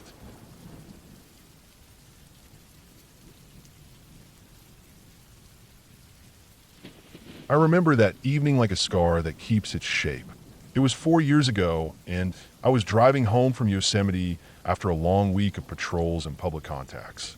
The day had been full and ordinary. Trailhead checks, a minor first aid for a blistering hiker, a ranger talk at the visitor center that drew a handful of people curious about seasonal bears. I had driven out after dusk began to fall, my truck light cutting a ribbon of gold through pine needles and dust.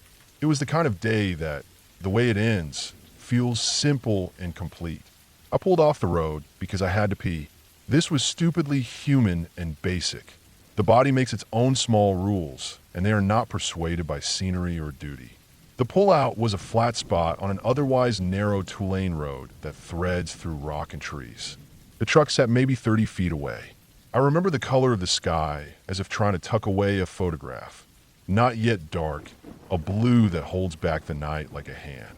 It was around 5 in the evening. The air had the late summer dry smell of sun on bark and the distant river's cool breath.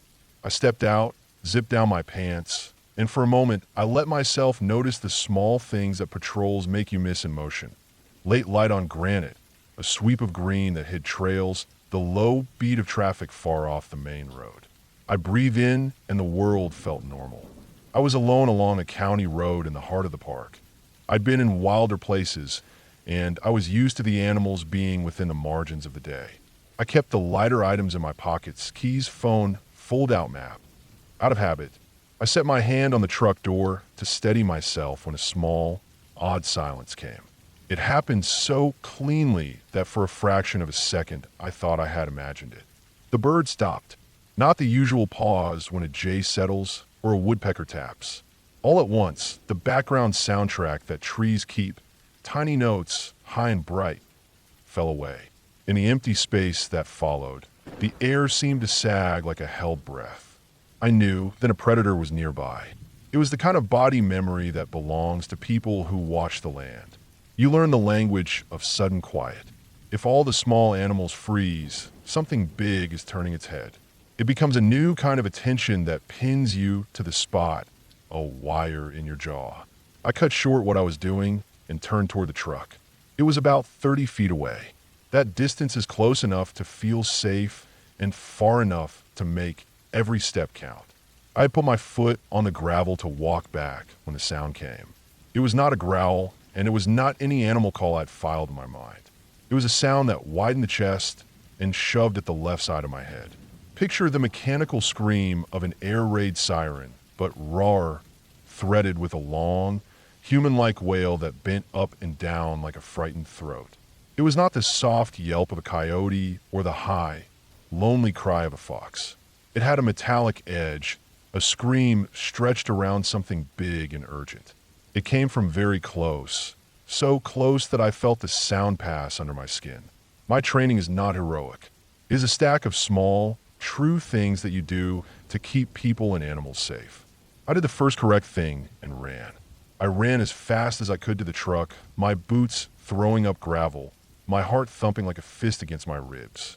I slid behind the wheel, slammed the door, and fumbled the key into the ignition. The truck coughed and started. 3 seconds after my hands found the wheel, the sound came again, closer, somehow larger, like an echo that had learned to shout. It pressed against the truck, and I felt an instinctive animal need to move away from the place where it had sounded. I put the truck in gear and drove. The road had a slope, the headlights bare and strict. I remember the dashboard lights, everything small and safe, and the way the dark closed behind me like a heavy blanket. I remember that no one else was on that stretch of road. I remember checking my rearview mirror like it might be sensible to see the thing that made the noise, a foolish idea that belonged to the part of me wanting a name for what almost touched me. After that, life did not become dramatic in a movie way. There were no suddenly glowing eyes in the mirror, no car chase, no cinematic reveal. The road poured out for me, and I drove until the lines of pavement began to feel like I was leaving the scene of something vague. But the sound did not leave me. Even with the engine between my ears, the noise stayed, lodged behind my teeth. It plays in my dreams sometimes, raw and thin, and when I close my eyes at night, I hear the echo of that human-like wail in the dark. At the time, I blamed adrenaline. You do your job, and you make notes, and you try to explain things with the language you have. I filed a report the next morning with the ranger station. I wrote the location, the time, a line about the sudden silence and the birds, and the scream. The person who took the report, a fellow ranger who'd been here longer than me, read it and raised an eyebrow. There were a few who whispered mountain lion, and a couple who said some people hear things and make them larger. For a while the report sat in a stack and meant nothing. But that sound became a wedge in my mind. It dug in and made me uncomfortable in a way that no one size of explanation could nail down. I had heard mountain lions before on foot patrols. Their calls are low, drawn-out cry, not unlike a woman screaming. They can be unnerving because the pitch cuts so close to the human voice. But that noise on the road was different in tone and in force. It had a metallic siren quality I could not reconcile with anything I'd cataloged in field training. That made me think more, and thinking made a second truth. The woods are full of things that map onto human language awkwardly. That is what makes them terrifying to the part of the mind that needs names. After weeks of waking to that memory, I went back. Not immediately on the same road and not at dusk. The rational part of me knew that I had left the scene in a truck, which is usually the safest place to be. The irrational part wanted to know whether it had been a human voice played on some prankster speaker, an elkin rut too close to asphalt, or some other explanation. As a ranger, investigation is a habit. The job does not let you walk away from an odd entry without at least a glance. I went back during daylight with a colleague, and we walked the shoulder. My colleague stayed at the truck. Safety is not just for hikers, and I walked the stretch of gravel where I had stood. The light brought back details I had missed the first time. A faint smear of oil on a shoulder from a distant vehicle, the crushed grasses where night travelers had pulled over, and the tracks in the soft earth before the rise that led to a little drainage gulch. We followed the prints where we could. They were not fresh the way prints from the night before are. They were faint ghost lines, but they showed the rhythm of something that had crossed the shoulder and gone into the brush. We set up a trail camera a few nights later, aimed to catch anything moving behind the small rise. Trail cameras are blunt instruments, the way photographs are blunt compared to what memory keeps. They take a picture of a moment and cannot hold up a memory's shape. The camera picked up a few raccoons, a fox, and one late-night deer, but it did not catch a scream. It did, however, record a faint motion of a cat with long legs and a tucked tail 1 week after I'd set it. The image was not clear, but the outline was suggestive of a mountain lion. I had seen cat prints before. The paw shape matched, the stride matched. We put that image in the file and on the wall of the ranger office, but it did not answer what had made the sound. There were other reports. A hiker who did the trail a week after me wrote a message in our online log about a noise that made people stop their cars. Another ranger reported a hunter who said their hound refused to go on. The dog had cowered in a truck and would not be coaxed. These layers of small, similar things build plausibility. You do not need a film of the thing to feel its gravity when multiple otherwise ordinary observers leave the same impression. I studied recordings of animal sounds. I listened to old ranger tapes from other parks. I compared mountain lion calls and coyote yips and the thin, keening sound of an owl's alarm. A mountain lion scream has a human edge and can be loud enough to carry a long way at night. It is also not a single, steady note. It modulates, it trails, it can sound like a woman calling for help or a human in pain. Anyone who has heard it knows how quickly the mind reaches out to give it a name. But the sound on the road had a different character. It was sharper at the start and trilled for a moment like a mechanical wail. Part of me wanted to blame a plane or a distant siren or even hunters with a call device. The park is not far from a few small private airstrips, and sometimes low-flying aircraft make the night feel small. But the timing and the flatness of the surrounding area made that less likely. Air traffic leaves a different footprint, wide and rolling. The sound I heard had focus. The more I learned, the more the human brain's talent for pattern making made the space between things smaller. If mountain lions make a sound that resembles human screaming, and elk sometimes make a bugle that can be heard for miles, then it was tempting to fold every strange note into those categories. The story that made the most sense because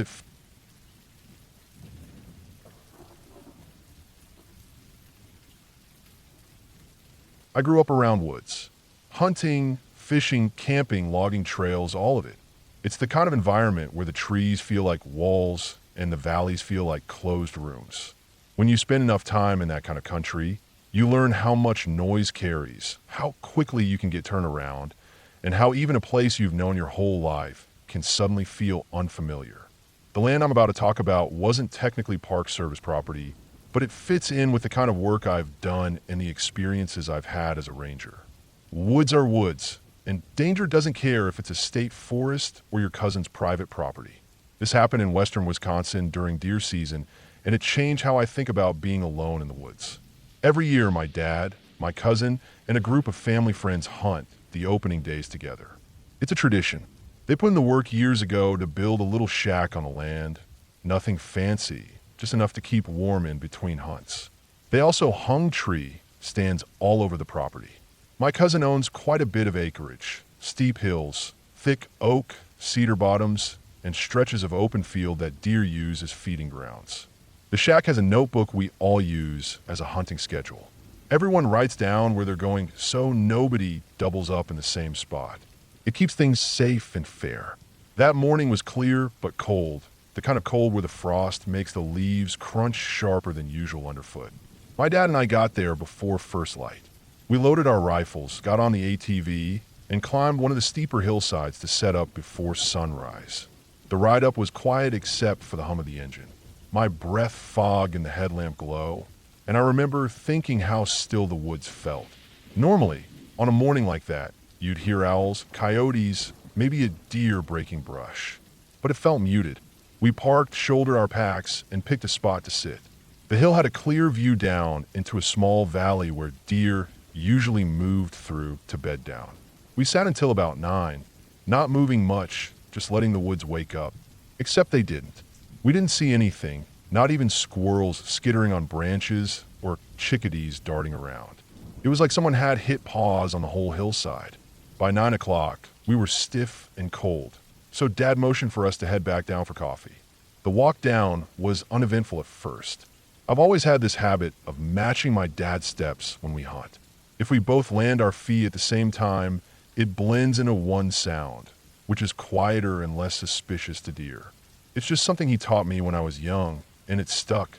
We were halfway to the ATV when I noticed something strange. At first, I thought I was imagining it. Every time Dad and I stepped, I heard a third crunch in the leaves. Not off rhythm, not random like a squirrel or a burr hopping, but timed exactly with my steps.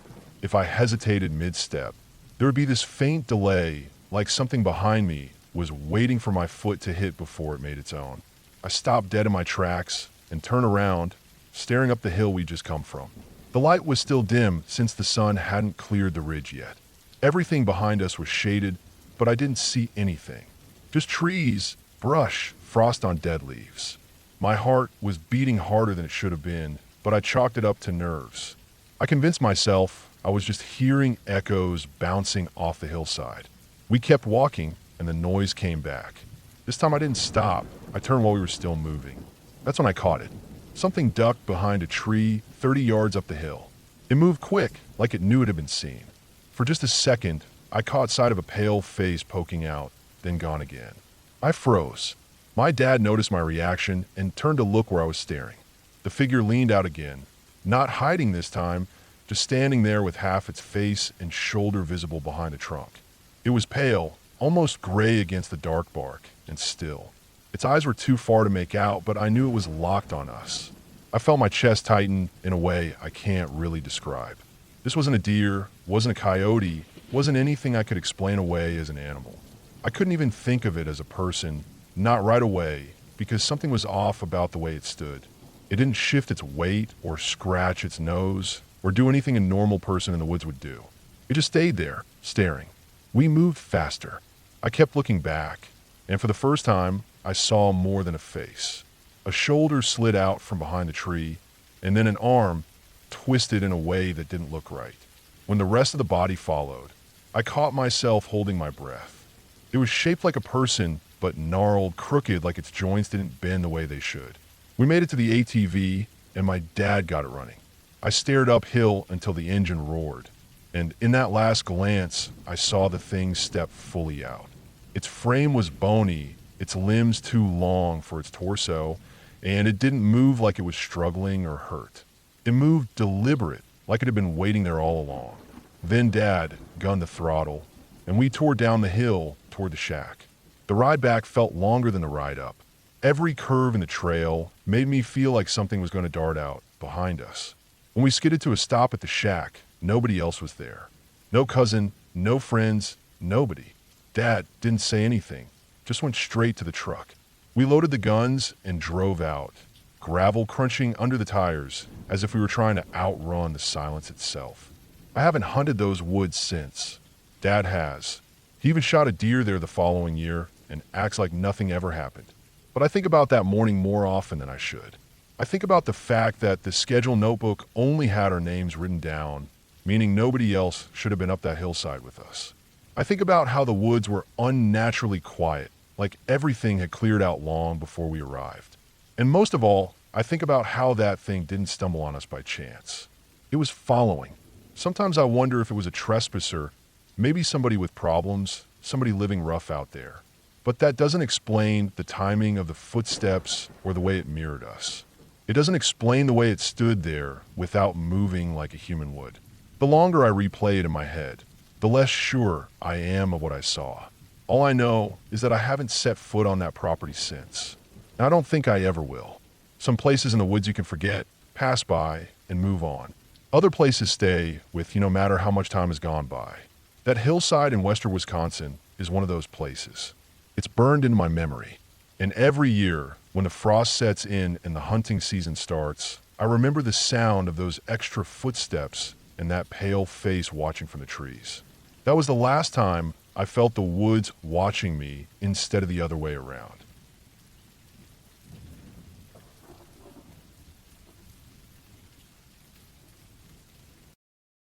I still remember the first time I ever went camping.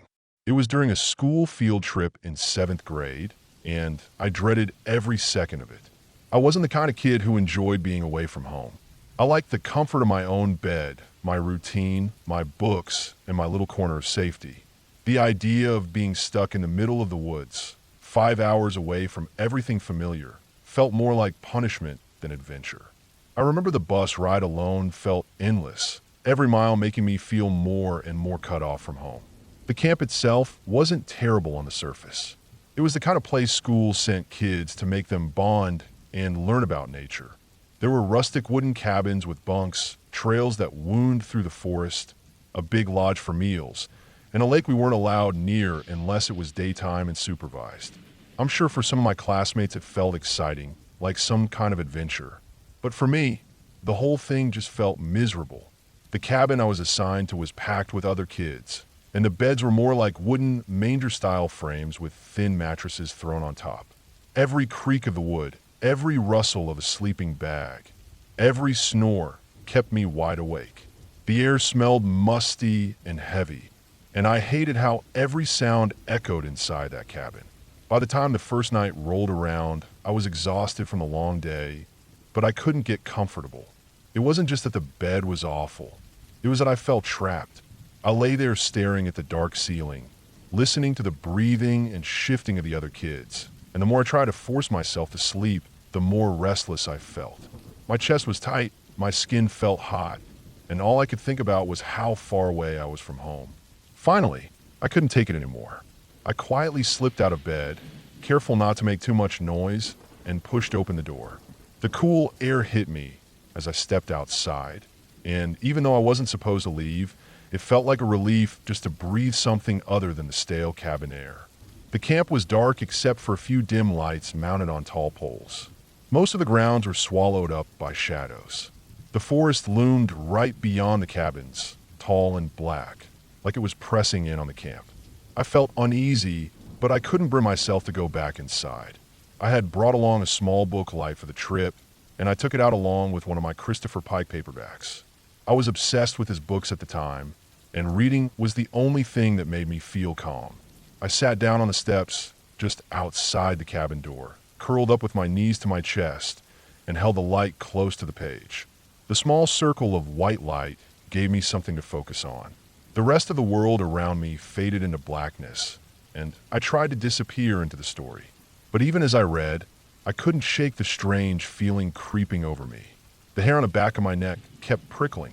I would look up every so often, scanning the dark, convinced I'd see something moving.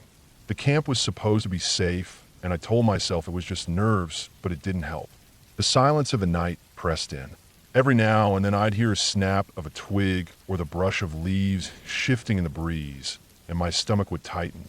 I don't know how long I sat like that, flipping pages, trying to stay lost in the words. At some point, I adjusted the book in my hands, and the beam of the light shifted outward into the dark. That was when I saw them, two glowing points catching the light and reflecting it back at me. At first, I didn't process what I was seeing. It looked like eyes. For a second, my brain told me it had to be some trick of the light, maybe something shiny out in the grass. But then I realized the points were too far apart and too steady. They weren't moving like light, reflecting off something. They were fixed. They were watching. My heart started pounding so hard I thought it would echo out loud. I forced myself to look more carefully, and that was when I saw the shape. Low to the ground, still quiet. The eyes belonged to something alive. At first I thought maybe it was a raccoon or a stray dog. That's what I wanted it to be. But as I squinted and moved the light just slightly, the shape became clearer. The head was bigger, the body heavier. The eyes were higher off the ground than a raccoon's would be. Then I caught sight of the paw, a huge paw resting just at the edge of the steps. My stomach dropped. It wasn't a raccoon, and it wasn't a dog. It was a mountain lion. I froze. The air felt stuck in my chest, like I couldn't breathe. The animal was just yards away, maybe closer than that, crouched in the dark, staring at me. The light caught the edge of its whiskers, the curve of its ears. I couldn't see its whole body clearly, but I could see enough. My brain screamed at me to move, to run, to do something, but my body wouldn't listen. In that moment, two thoughts fought for space in my head. One was pure fear. If I moved, if I made one wrong motion, this animal would leap forward and I'd be done. The other thought, bizarrely, was that if I got attacked because I snuck out when I wasn't supposed to, my dad would be furious. Both thoughts locked me in place. I don't know how long I sat there, eyes wide, chest tight, staring at it. Time stretched out, every second feeling like an eternity. My hand trembled as I let the book slip onto the step, and the light tipped sideways. The beam shifted, and for a moment the cat was swallowed in shadow. I couldn't see it anymore. That made it worse. I couldn't stand not knowing where it was. My hand moved behind me, groping for the door handle. My fingers slid over the rough wood of the frame until I found the cold metal knob. I turned it slowly, so slowly, terrified the sound would trigger the animal. My hand shook so hard I almost lost my grip.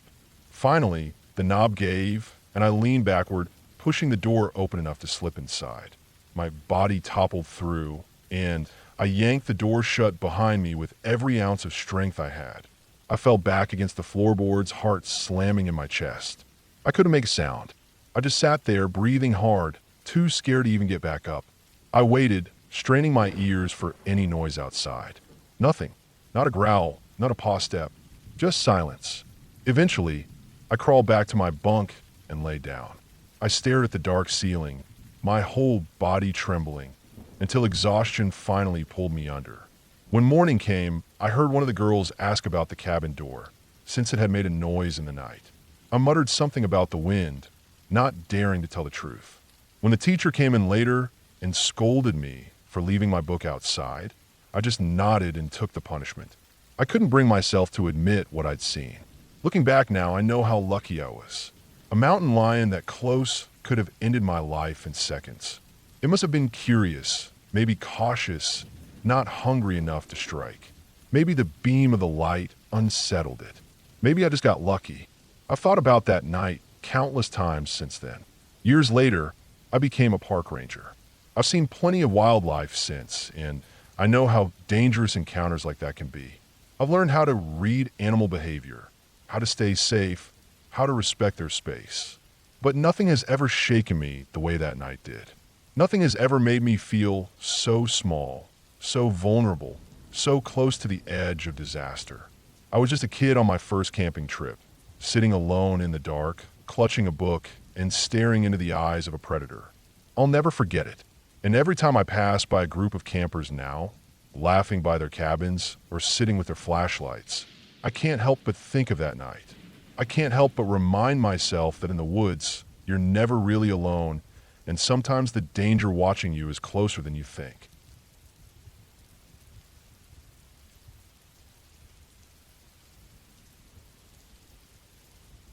I became a park ranger because I loved the quiet.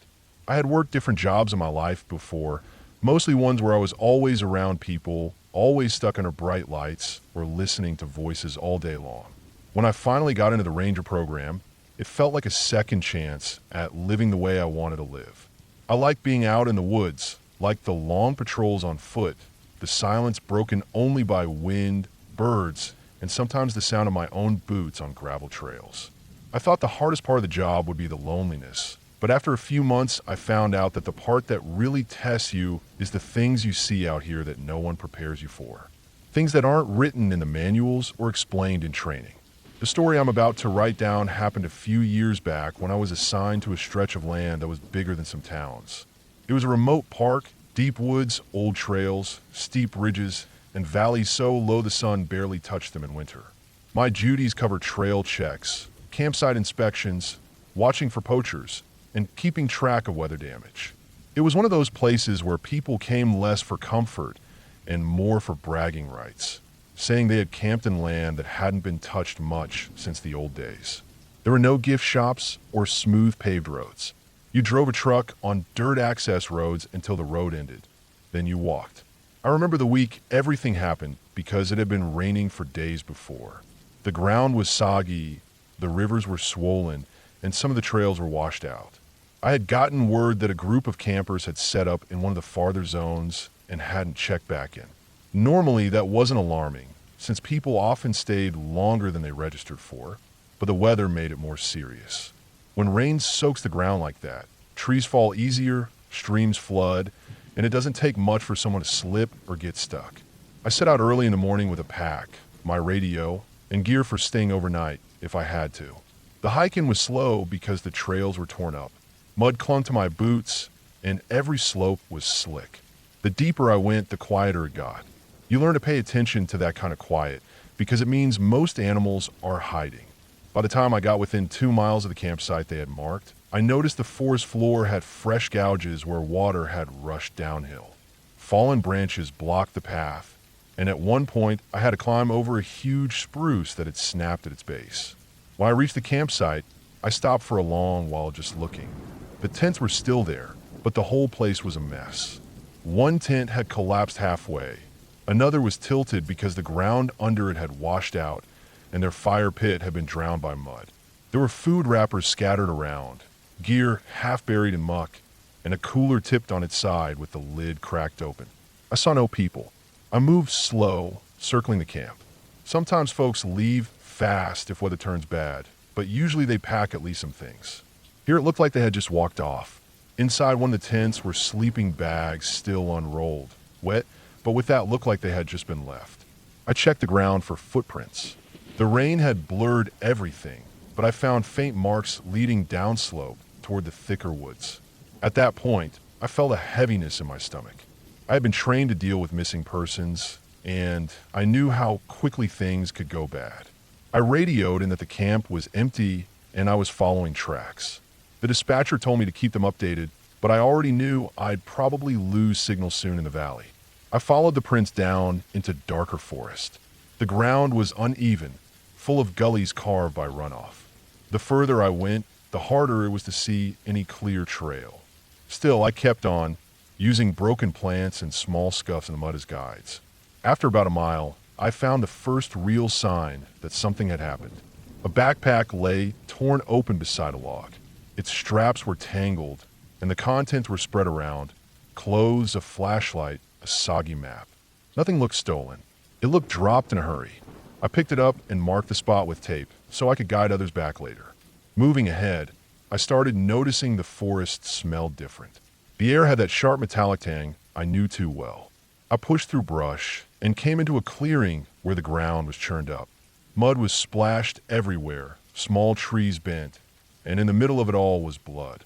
Not just a little. A dark patch had soaked into the soil, smeared like something had been dragged. I froze for a while, scanning the tree line. It could have been an animal attack. Out here we had black bears, cougars, and plenty of smaller predators. But I saw no body, no sign of an animal carcass or fresh kill. Just blood, torn mud, and the drag marks leading downhill.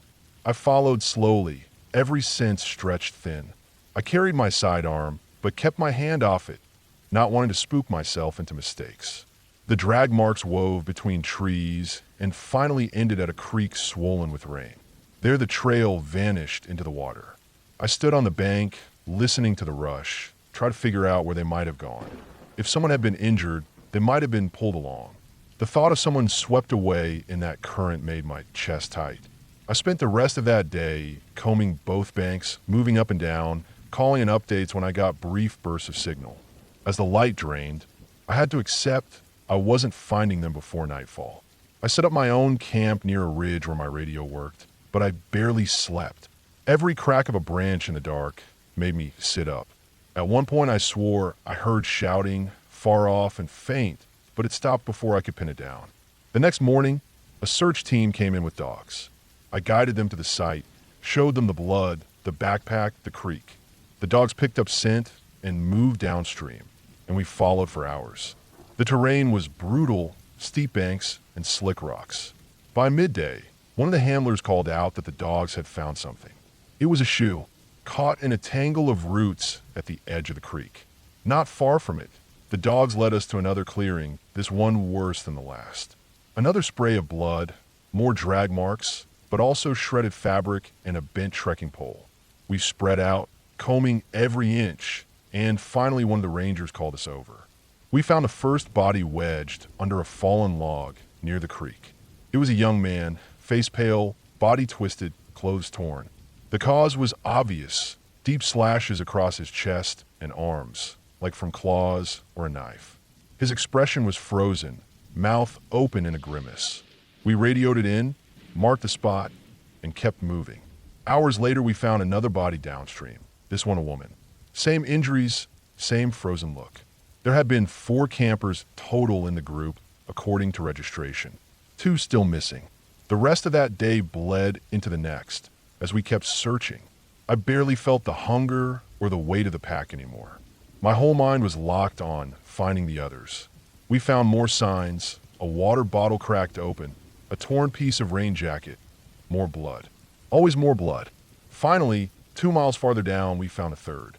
She was in worse shape, tangled in roots where the current had slowed. The last one we didn't find for another day. He was farther than the others, almost as if he'd been chased. His body was at the edge of a boulder field, face down, clothes shredded. By then it was clear we weren't dealing with an accident.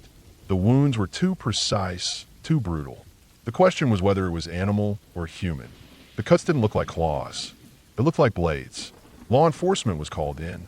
They combed the area, brought in specialists, questioned every known hunter, trapper, and drifter in the region. They never caught anyone. The official report leaned toward animal predation, possibly cougar, though most of us who saw the bodies doubted it.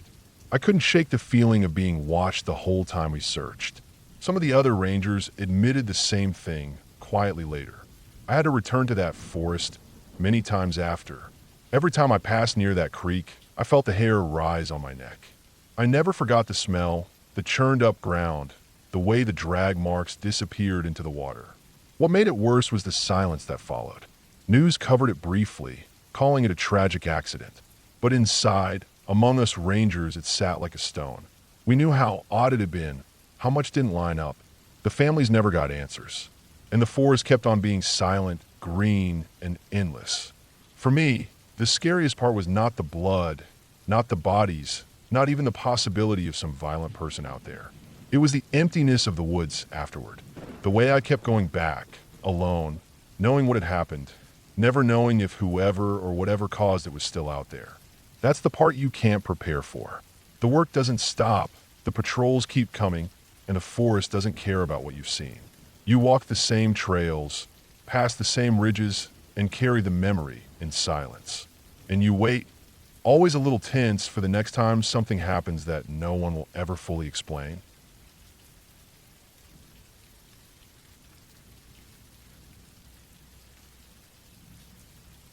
I have worked as a park ranger for years, and I thought I'd seen just about everything the wilderness could throw at me. I had dealt with lost hikers, angry bears, sudden storms, and even people trying to do things in the woods that had no business being done there. But the scariest thing I ever went through wasn't a storm or an animal or even the darkness of being alone for weeks on end in the backcountry. It was one of those things you don't expect to happen in a place where you're supposed to feel safe, a thing that lingers with you long after it's over, because it was caused by people and not nature. Nature follows its rules, and you can prepare for it. People don't always follow rules, and sometimes they're the ones you need to be afraid of. It started during late summer in a large national forest where I had been stationed for 2 seasons. It wasn't the most popular park in the system, but it wasn't empty either. People came for the trails, the lakes, and the long stretches of backcountry where you could walk for days and not see another person. I liked it because it was quiet, and I could spend most of my days patrolling trails and keeping an eye on campgrounds without too much trouble. It was the kind of assignment where you had to be comfortable being alone, because a lot of the time you were.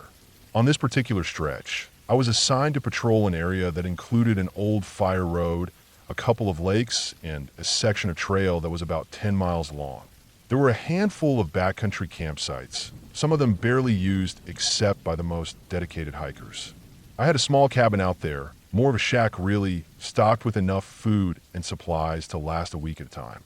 My job was to check the campsites, look for illegal fires, and make sure nobody was doing anything they shouldn't be. Most of the time, it was uneventful, and I'd spend hours walking with only the sound of my boots and the birds for company. The first sign that something wasn't right came when I was doing a standard check along one of the lakes. It was a small body of water tucked back off the trail. It had one designated campsite, and most of the time it was empty. I had been there the week before and found nothing unusual, just the usual quiet of a still lake surrounded by pine trees. This time, though, I noticed something odd on the shoreline. At first I thought it was just trash, which sadly isn't uncommon. But when I got closer, I saw it wasn't just a piece of paper or plastic. It was a torn jacket, muddy and ripped across the back like it had been dragged. I picked it up and looked it over. The fabric was worn, but it wasn't old. It hadn't been sitting there for long.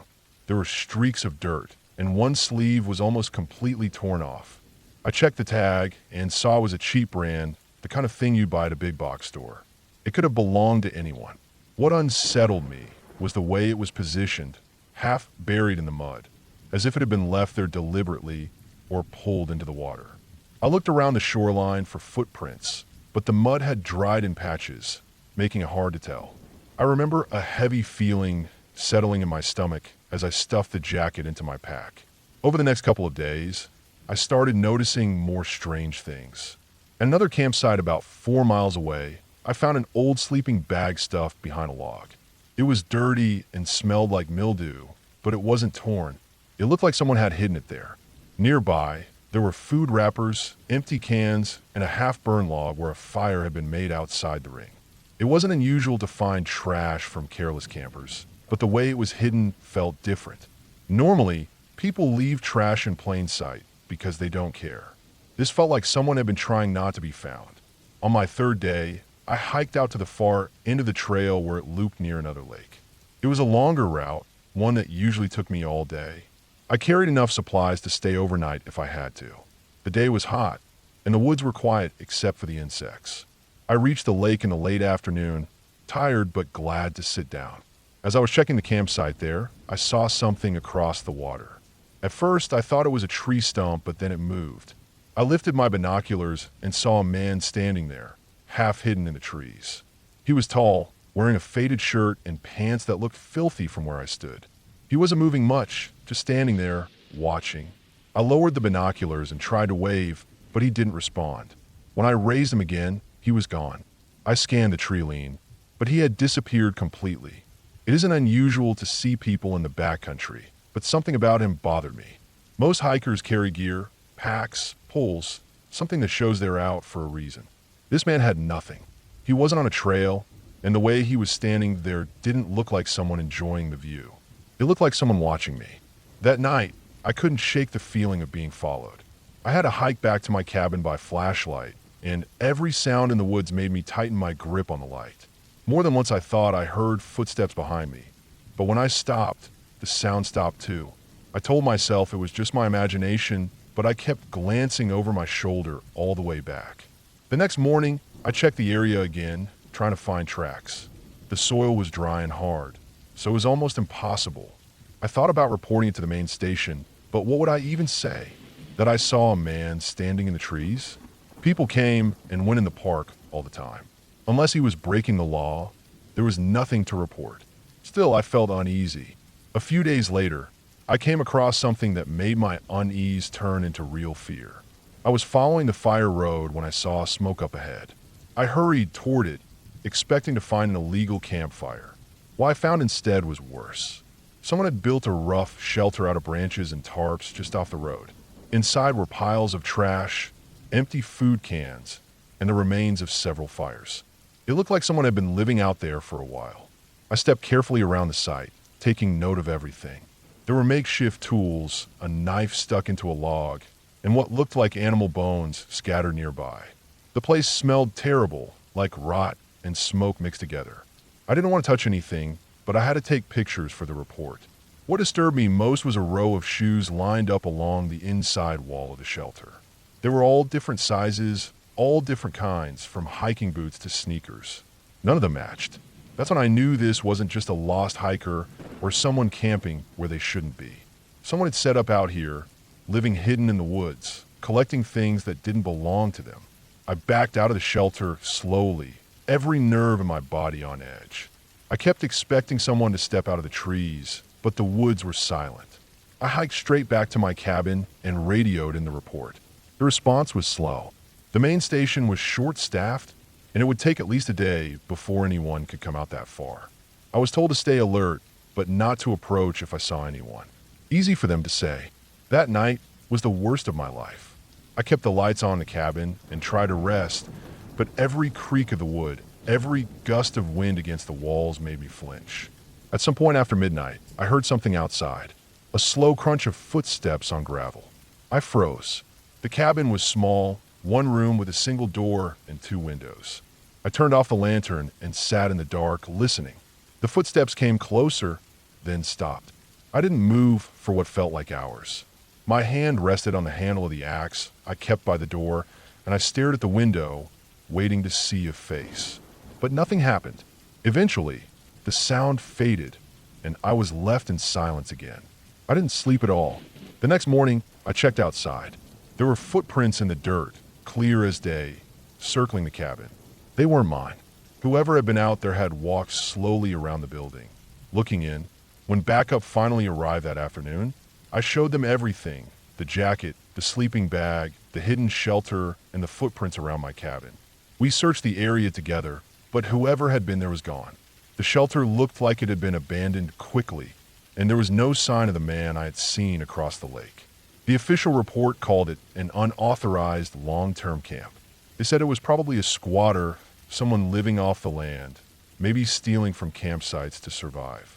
They closed the file after a couple of weeks, and eventually, life went back to normal in the forest. But it never felt normal to me again. Even now, years later, I still think about those shoes lined up in that shelter. I think about the man standing silently across the lake. And I think about the footsteps circling my cabin in the dark. I never saw him again, but I know he saw me. And that knowledge has stayed with me longer than anything else I've experienced as a ranger. because out there in the middle of the forest, I wasn't the one watching over the land. Someone else was watching me.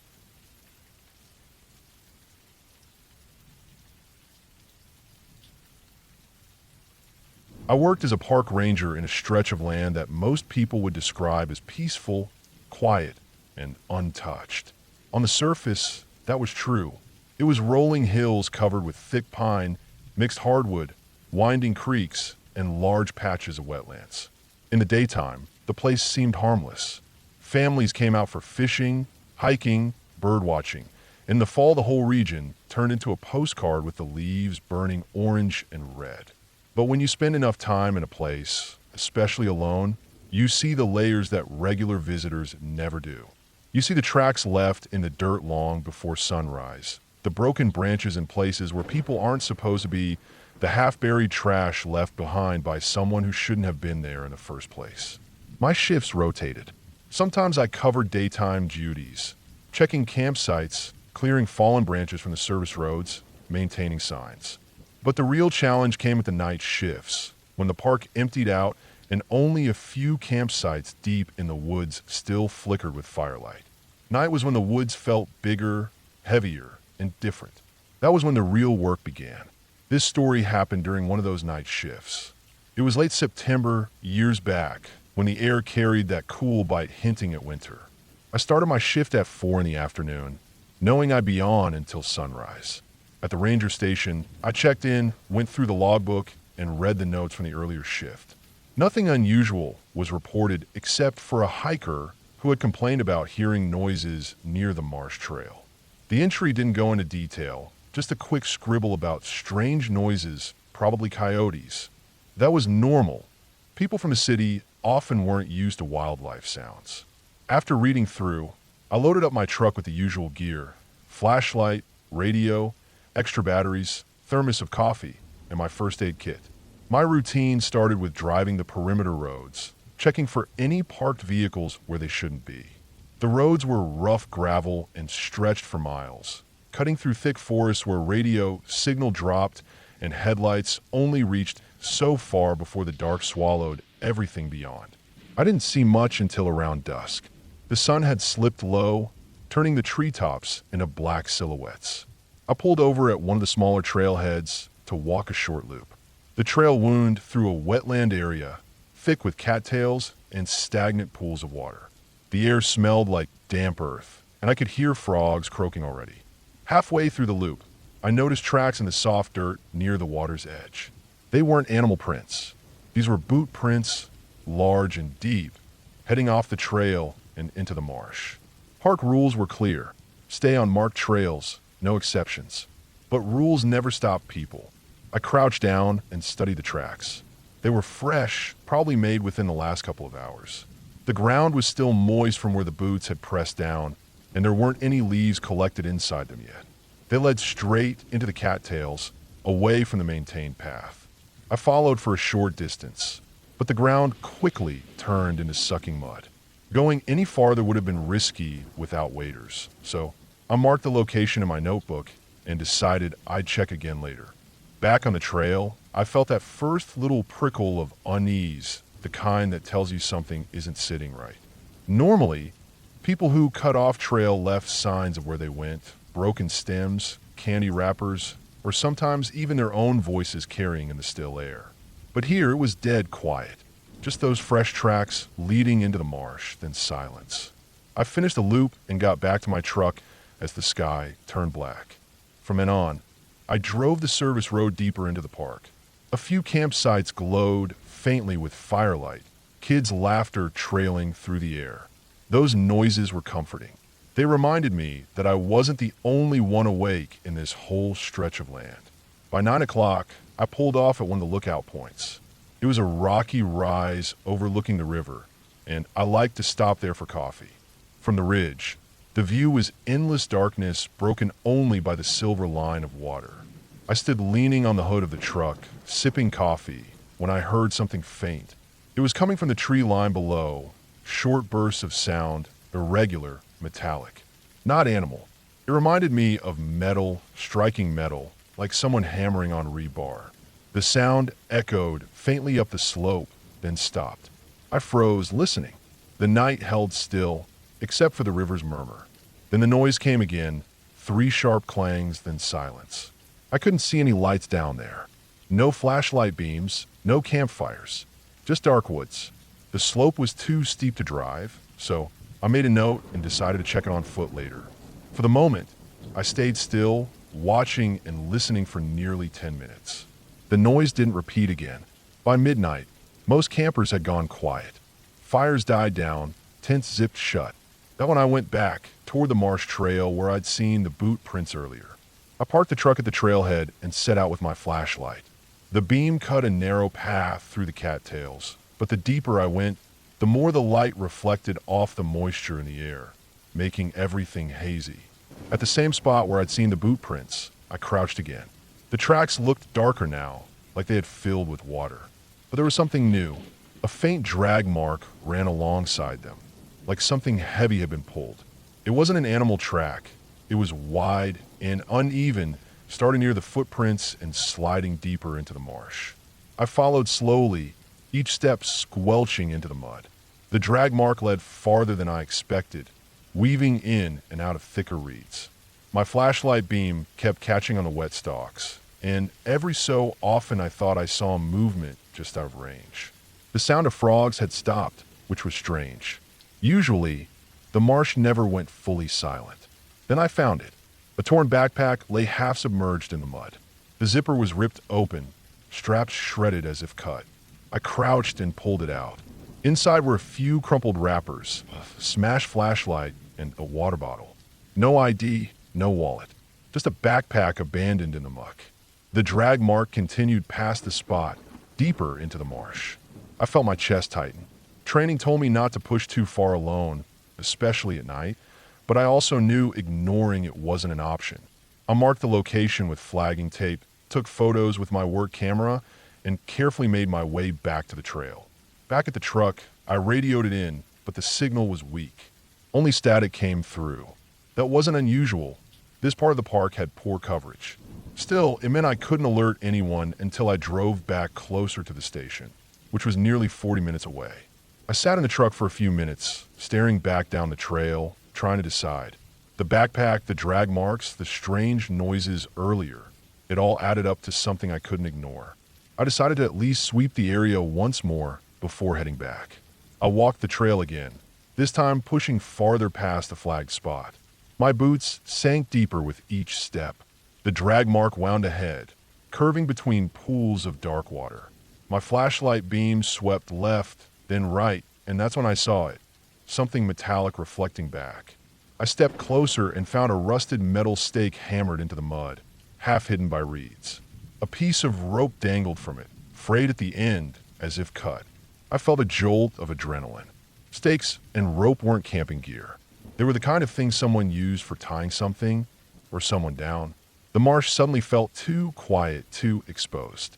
I turned in a slow circle, scanning the reeds, half expecting to see a figure standing there. Nothing moved. I backed out carefully, every step deliberate. When I finally reached the gravel lot, I climbed into the truck, locked the doors, and started the engine. The entire drive back toward the station, I kept checking the mirrors, half expecting headlights to appear behind me. But the road stayed empty. At the station, I finally got a radio signal and reported what I'd found. Dispatch told me to wait, and soon 2 deputies arrived. Together, we returned to the marsh trail at dawn.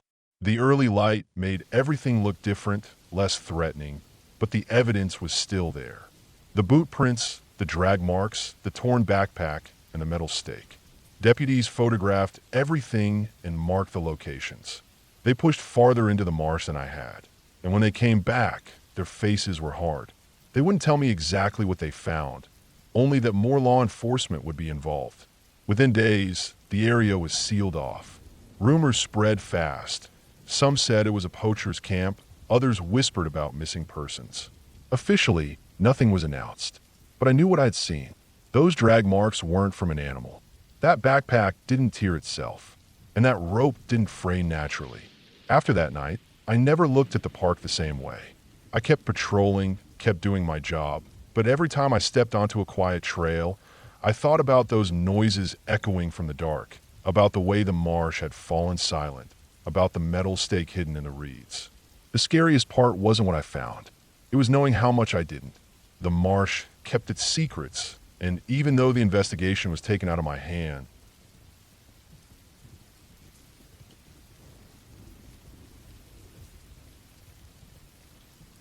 I had been working as a park ranger for years before I really understood how quickly small mistakes or small lapses in judgment could turn into something dangerous. Most people think this job is just walking trails, checking campgrounds, and answering questions about wildlife. And yes, a lot of it is that. But what people don't see are the long stretches of time when you're out there alone, deep in the backcountry, miles from the nearest person, responsible not just for yourself, but for the safety of anyone else who decided to wander into the same woods.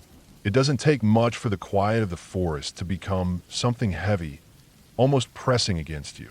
And when things go wrong out there, they usually go wrong fast. I was stationed at a park that didn't get the kind of tourist crowds you'd see at Yellowstone or Yosemite. Ours was quieter, more isolated, a place people drove past without even realizing what it held inside. It had big swaths of deep forest, old growth mixed with newer trees, wide valleys that filled with mist in the mornings, and a lot of forgotten trails that most maps didn't even bother to include anymore. Some trails were overgrown, some had washed out from heavy rains, and some led to nothing more than broken down cabins or abandoned campsites that hadn't seen people in decades. It was the kind of park where you could walk for a whole day and not see another person, just the tracks of animals and the signs of weather slowly chewing everything down. I usually rotated between patrols that lasted a few hours and longer ones that required me to stay overnight at outposts scattered throughout the park. These outposts weren't much, usually just a small wooden cabin with a cot, a radio, and a logbook. The idea was that rangers could use them to rest, keep an eye on problem areas, and be closer in case something happened with hikers, hunters, or the occasional illegal camper. Most of the time, staying at one of those outposts was boring. You'd write in the log, maybe cook some food on a small stove, listen to the wind push against the boards, and wait for the next day to come. The trip I'm about to tell you about started out just like that. Routine. It was late summer, the kind of time when the trails are dusty, the streams are running low, and the air is warm even after the sun goes down. I've been assigned to check the western section of the park, which meant a hike out to one of the older outposts that sat along a ridge line about 12 miles in. That ridge overlooked a series of valleys where the park had recorded some bear activity. So the idea was to keep an eye out for signs of them moving closer to popular hiking routes. It was straightforward work. Look for scat, tracks, claw marks on trees, signs of digging, anything that would show the bears were ranging farther than expected. The hike out there took me most of the day. The sun was strong, and the trail wasn't in great shape. A lot of branches had fallen during storms earlier in the summer, and in some places I had to push through brush that had swallowed up the old trail markers. The forest was alive with sound. Birds calling, insects buzzing, the creak of trees shifting in the breeze. I kept a steady pace, stopping now and then to check the map, drink some water, and mark down anything unusual. By late afternoon, I finally reached the ridge and saw the outpost tucked into the trees. That cabin had clearly been built decades earlier. The logs were dark with age, and the roof sagged slightly, but it was solid enough. The door groaned when I opened it, and the inside smelled like dry wood and dust. There was the cot against one wall, a table with the radio and logbook on it, a small stove in the corner, and not much else.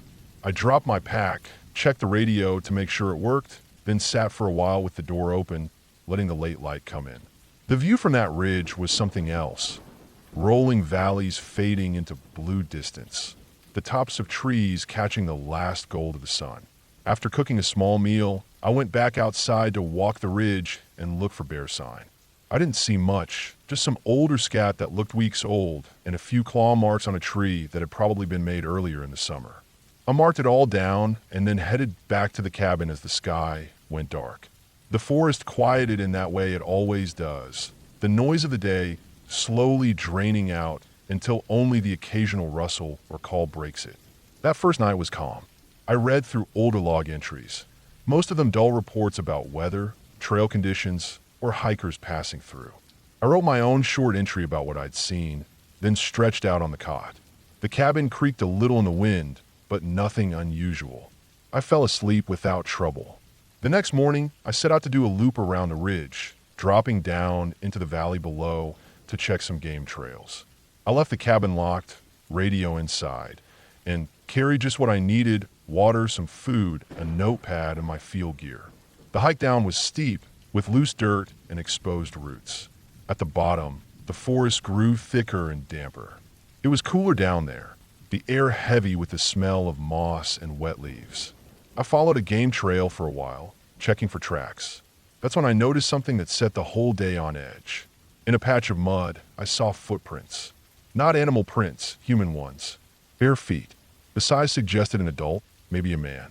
The tracks weren't deep, but they were clear enough that I could see the toes, the arch, the heel. And they weren't old. The edges were still sharp, not yet blurred by wind or insects. I stood there for a while, staring at them, trying to understand why someone would be walking barefoot this deep in the woods.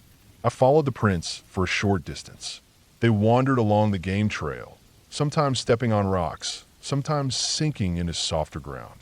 But after a few hundred yards, they faded where the soil turned dry and covered with leaves. I scanned the ground for a long time, trying to pick them back up, but they were gone. The rest of the day, I couldn't shake the thought of those prints. I saw no camps, no sign of shoes being left behind, no clothing or gear, just bare feet. And the direction they were heading wasn't toward any known trail or road. It was deeper into the valley, into rougher terrain that most people avoided.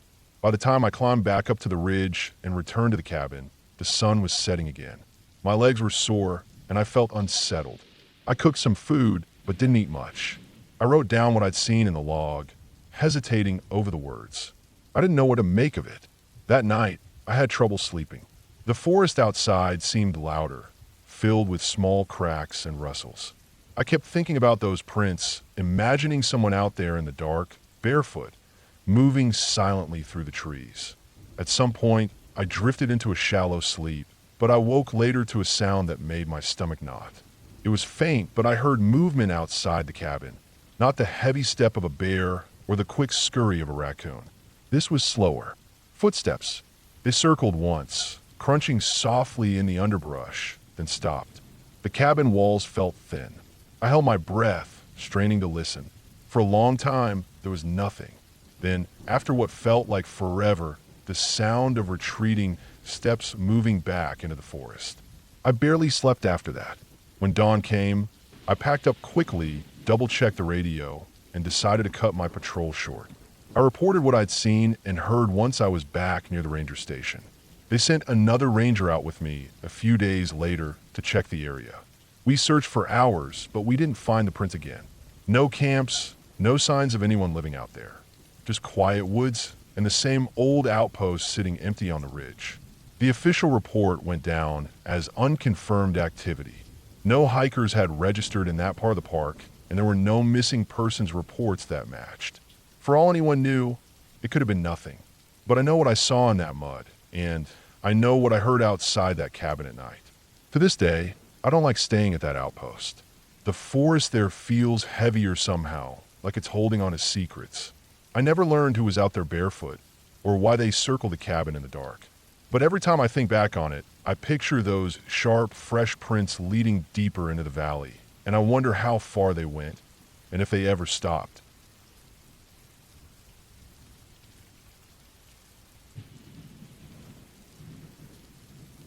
I have worked as a park ranger for most of my adult life, and I can tell you that the job is nothing like how most people imagine it. People think it's just sitting in a truck all day, smiling at families, checking passes, pointing out trails, or maybe walking around in uniform answering questions about wildlife. That's a small part of it. The reality is that the job often means long nights, isolation, responsibility for other people's safety, and being out in the middle of nowhere with nothing but your flashlight, your radio, and your own thoughts. Most of the time it's peaceful, sure, but there are nights that stick with you, nights when the woods feel like they're holding their breath, and you realize how small and vulnerable you really are. The The story I'm about to tell is one of those nights. It happened about 8 years ago when I was assigned to a large national forest in the western part of the country. The forest stretched across mountains, valleys, and rivers, with miles and miles of trails, some of them so remote that you could walk a full day and not see another person. That forest was beautiful, but it could turn on you quickly. Weather changed without warning, roads washed out, animals moved unpredictably, and sometimes people went missing. It started during the late summer season, one of those weeks when the air was dry, the nights still carried a bit of warmth, and the forest was full of campers, backpackers, and hunters. The headquarters where I was based was about a 45-minute drive from the nearest paved highway, and from there you could go even deeper into the backcountry. I was used to covering a wide area alone. That week, I had been assigned to patrol a remote sector on the northern end, a place that had a reputation among rangers for being the hardest to keep track of. There were few marked trails, a lot of old logging roads, and deep canyons where radio reception died completely. Earlier in the season, a few reports had come in about suspicious campsites. Not the usual abandoned beer cans or someone leaving a fire burning too hot, but camps that looked like they had been lived in for weeks. Tarp shelters built into hillsides, makeshift hunting blinds, caches of food hung up in trees. Normally, that would just mean hunters setting up for the season a little early, but the problem was that these camps weren't in legal zones. They were tucked far off the trails, in areas closed to camping because of fire risk and wildlife management. My supervisor told me to check that sector thoroughly. People living out there for long stretches without permits could start wildfires, poach animals, or even put hikers at risk. Sometimes they were just stubborn outdoorsmen, but other times they were people who didn't want to be found, fugitives, drug growers, or just unstable individuals. I set out before noon in my truck, driving the dirt roads as far as they would go, then parking at a trailhead that saw little use. The air smelled of pine needles and dust, and the forest was silent except for the occasional sound of a jay or the buzzing of insects. I strapped on my pack, carried my radio, my GPS, a map, and started hiking north into the thickest part of the sector. My plan was to make a wide loop through the backcountry, check for signs of illegal camping, and return before dark. The first few hours were uneventful. I found some old fire rings, some scattered trash that looked months old, and deer tracks along a stream bed. Around mid-afternoon, I climbed a ridge and saw smoke rising in the distance, thin and gray against the sky. It wasn't a wildfire plume, more like the steady column of a campfire. I marked the direction on my map and started toward it. It took me almost an hour to reach the source. By then, the smoke had stopped, but I found the camp easily. It was not a normal weekend campsite. Someone had built a half-buried shelter into the side of a hill, using cut branches and a tarp weighted down with rocks. A fire ring was set up with blackened logs still warm, and next to it were several hanging strips of what looked like deer meat drying in the sun. There were also 2 large plastic containers filled with food supplies, beans, rice, and jerky, and a pile of tools, including a handsaw and an axe. What unsettled me most wasn't the camp itself, but how deliberately hidden it was. From any trail or ridge, you would never see it. Whoever had made it knew the land well and had gone out of their way to stay out of sight. I documented everything, took photos, and logged the coordinates. Standard procedure was to leave a notice and then report it to the office so enforcement could handle it. But as I was kneeling by the fire ring, I noticed something odd. The ashes weren't just warm, they were fresh. Whoever was here had been here very recently, maybe less than an hour ago. That realization made the hair stand up on the back of my neck. I was deep in the forest, far from help, and now it was clear I wasn't alone. I stood up, scanned the trees, and listened. The forest was still. Too still. I left the notice at the camp, marked my log, and decided it was best to start heading back before nightfall. But as I retraced my steps along the ridge, I started noticing signs that didn't sit right with me. Branches broken at shoulder height. Rocks arranged on the ground in strange patterns, like markers. At first, I thought I was overthinking it, but then I found a fresh boot print in a patch of soft soil. It wasn't mine. It was larger, heavier, and pointed in the same direction I was walking. The forest pressed in around me, the trees thick and close. The sun was dropping fast, throwing long shadows across the ground. I picked up my pace, checking my map constantly, trying to stay oriented. My GPS flickered and lost signal in the canyon, which wasn't unusual, but it added to the tension. As the light faded, I realized I wasn't going to make it back to the truck before dark. That wasn't the first time I'd been caught out after sunset, but this time it felt different. Normally, you just make camp, set a small fire, and wait for morning. But I couldn't shake the feeling that someone was behind me. Every time I stopped, I thought I heard faint movement in the brush. Not close, but not far either. By the time night fell, I had no choice but to set up camp. I found a flat spot between two boulders, cleared the ground, and started a small fire. I didn't cook, just sat there with my pack close, my flashlight ready, and my radio clipped to my chest. The firelight flickered on the trees, and beyond its reach, the forest was a wall of black. I tried to stay calm, but my ears strained at every crack and rustle. Once, I heard the clear sound of footsteps on dry leaves somewhere uphill. Slow, deliberate steps, then silence. I swept my flashlight toward the sound, but the beam caught only trees and rocks. The night was long. I barely slept, dozing in short bursts, waking at every noise. At one point, I smelled smoke again, not from my fire, but faint, drifting on the breeze as if someone else was burning wood not far away. That confirmed it for me. Whoever owned that hidden camp was still out here, and they knew I was too. At dawn, I wasted no time packing up.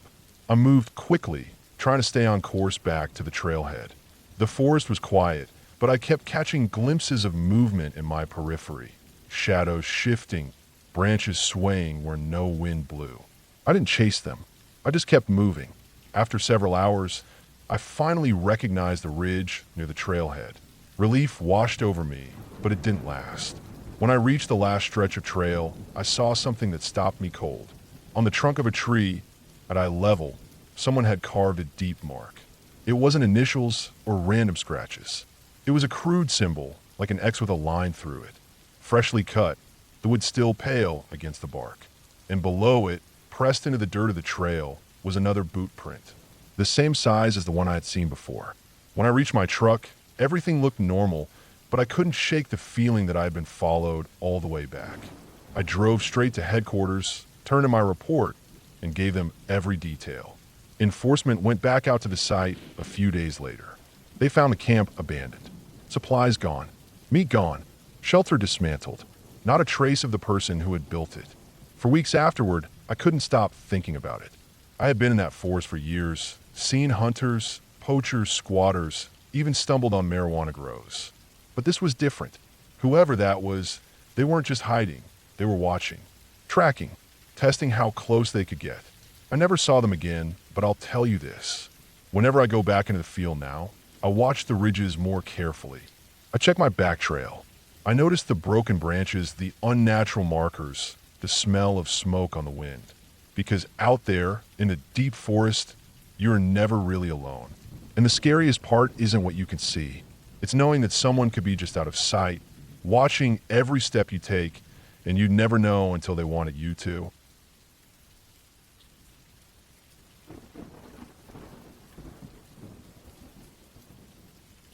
I started working as a park ranger because I thought I loved the quiet, the trees, the long trails, and the idea of being away from crowded places. I thought the job would mostly be walking around, checking campsites, helping people who got lost, and sometimes picking up trash. That's what most people think when they picture a ranger.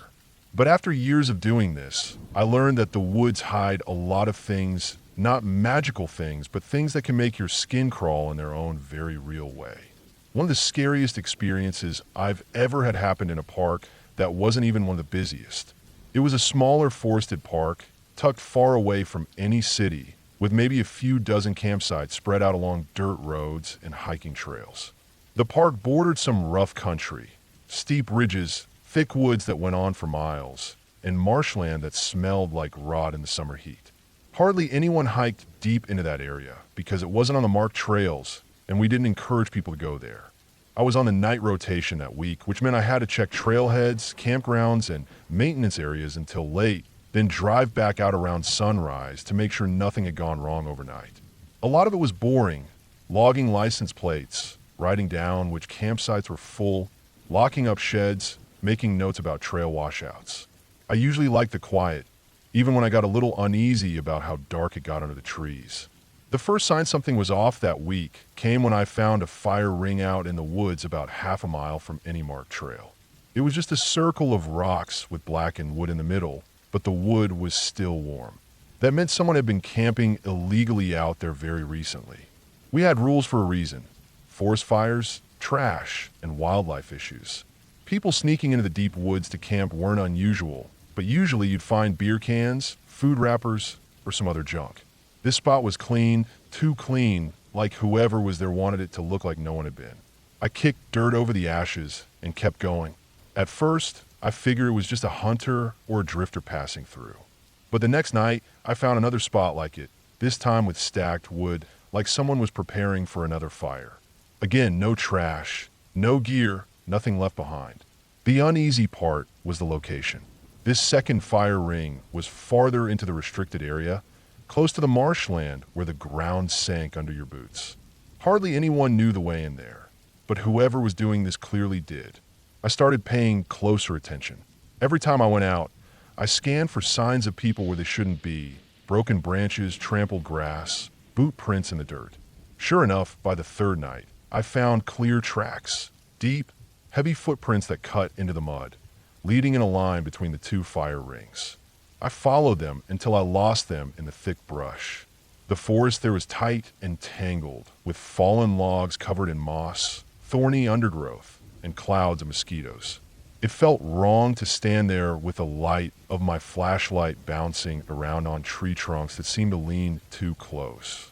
I backed out, told myself I'd follow up during daylight, and wrote it in my report. The next day, I drove back out and walked in with the sun high overhead. In daylight, the place didn't look as bad, but the tracks were still there, fresher than before, like whoever it was had walked through sometime that morning.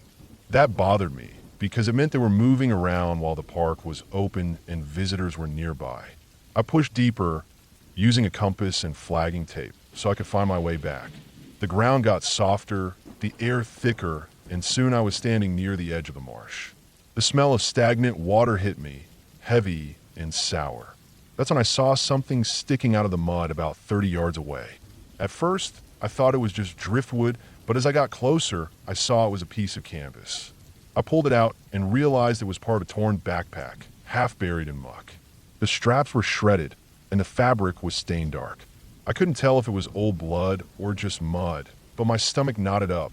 We keep track of missing person reports, and though most end with someone wandering out safe, every ranger remembers the few that don't.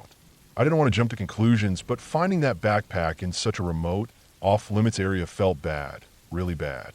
I radioed it in and flagged the spot. A search team came out the next morning, but they didn't find anything else. Just a ruined pack. No bones, no clothes, nothing. They shrugged it off, said it could have been dumped there years ago, maybe washed out from somewhere else. They told me to keep my eyes open, but not to dwell on it. Still, I couldn't shake it. Over the next nights, I kept finding signs. More footprints. A broken branch here. A patch of flattened grass there. Whoever was out, there wasn't camping in one place. They were moving, watching. One night, I parked at a trailhead and shut off my truck to sit in silence for a while.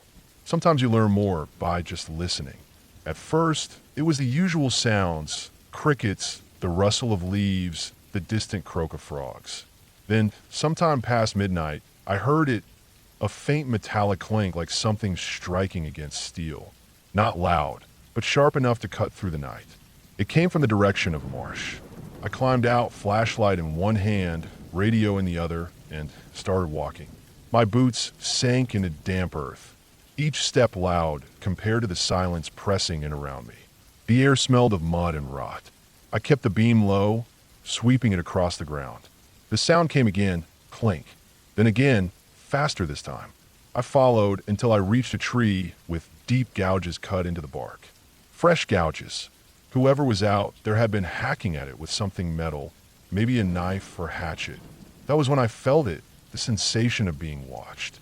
My neck tightened, my skin crawled, and I knew I wasn't alone. I swung the light in a wide arc, but the beam only caught more trees, more shadows. I stood there for what felt like forever, waiting for movement, but nothing came. I backed out slow, every step careful, until I reached the road again. My radio crackled with static, but no one else was on. The next day, I told my supervisor everything. He nodded, said he'd add patrols, maybe bring in local deputies for backup. But I could tell he thought I was overreacting, just spooked by being alone in the woods too long. That night, I decided to try one more sweep. I drove out farther than usual, parked near the marsh, and hiked in with a stronger flashlight and my sidearm on my belt. I moved slow, checking the ground, marking my way. About half an hour in, I found something that stopped me cold. A lean-to. It was hidden between two thick trees, built from branches and covered with a tarp so weathered it blended with the woods. Inside, there was a sleeping bag rolled tight, a pile of clothes, empty water bottles lined up neatly, and cans with the labels scraped off. No trash scattered, no mess. Everything arranged like someone who wanted to stay invisible had set it up. I looked around and realized this wasn't some lost camper. This was a base. Someone was living out here, deep in the marsh, where no one would look. That's when I heard a snap behind me. I spun, light cutting through the trees, but again, just shadows. My pulse hammered. I didn't wait. I backed out fast, flagged the location, and radioed it in. The next morning, law enforcement swept the site. By then, it was empty. The lean-to was abandoned, sleeping bag gone, clothes gone, everything gone. Like it had never been there. They told me not to worry, that whoever it was had probably cleared out once they knew they'd been found. Maybe a squatter, maybe someone avoiding the law, maybe just a survivalist. But I kept thinking about how clean everything was, how deliberate. Whoever was had been moving through those woods for weeks, maybe longer, and had been walking around out there alone, unaware of how close I'd been. After that, I stopped working nights in that section of the park. They shifted me to trail maintenance on the other side, closer to the main campgrounds. Officially, they said it was to balance coverage, but I think they saw the way I tensed up whenever the marsh came up. I worked a lot of places since, seen plenty of weird things in the woods. But nothing has stuck with me like that week. Not because of what I found, but because of what I didn't. No face, no name, no clear answer. Just a proof that someone had been out there, living in the dark, watching. The forest is full of animals, trees, and trails, but the scariest thing in it is always another person who doesn't want to be found. And I know for certain that, for at least a little while, I was the one being watched. That was years ago, and still, every time I hear a twig snap behind me on patrol, I feel that same crawl up my spine. I keep walking, but I never, ever forget how close I came to someone who didn't want me there.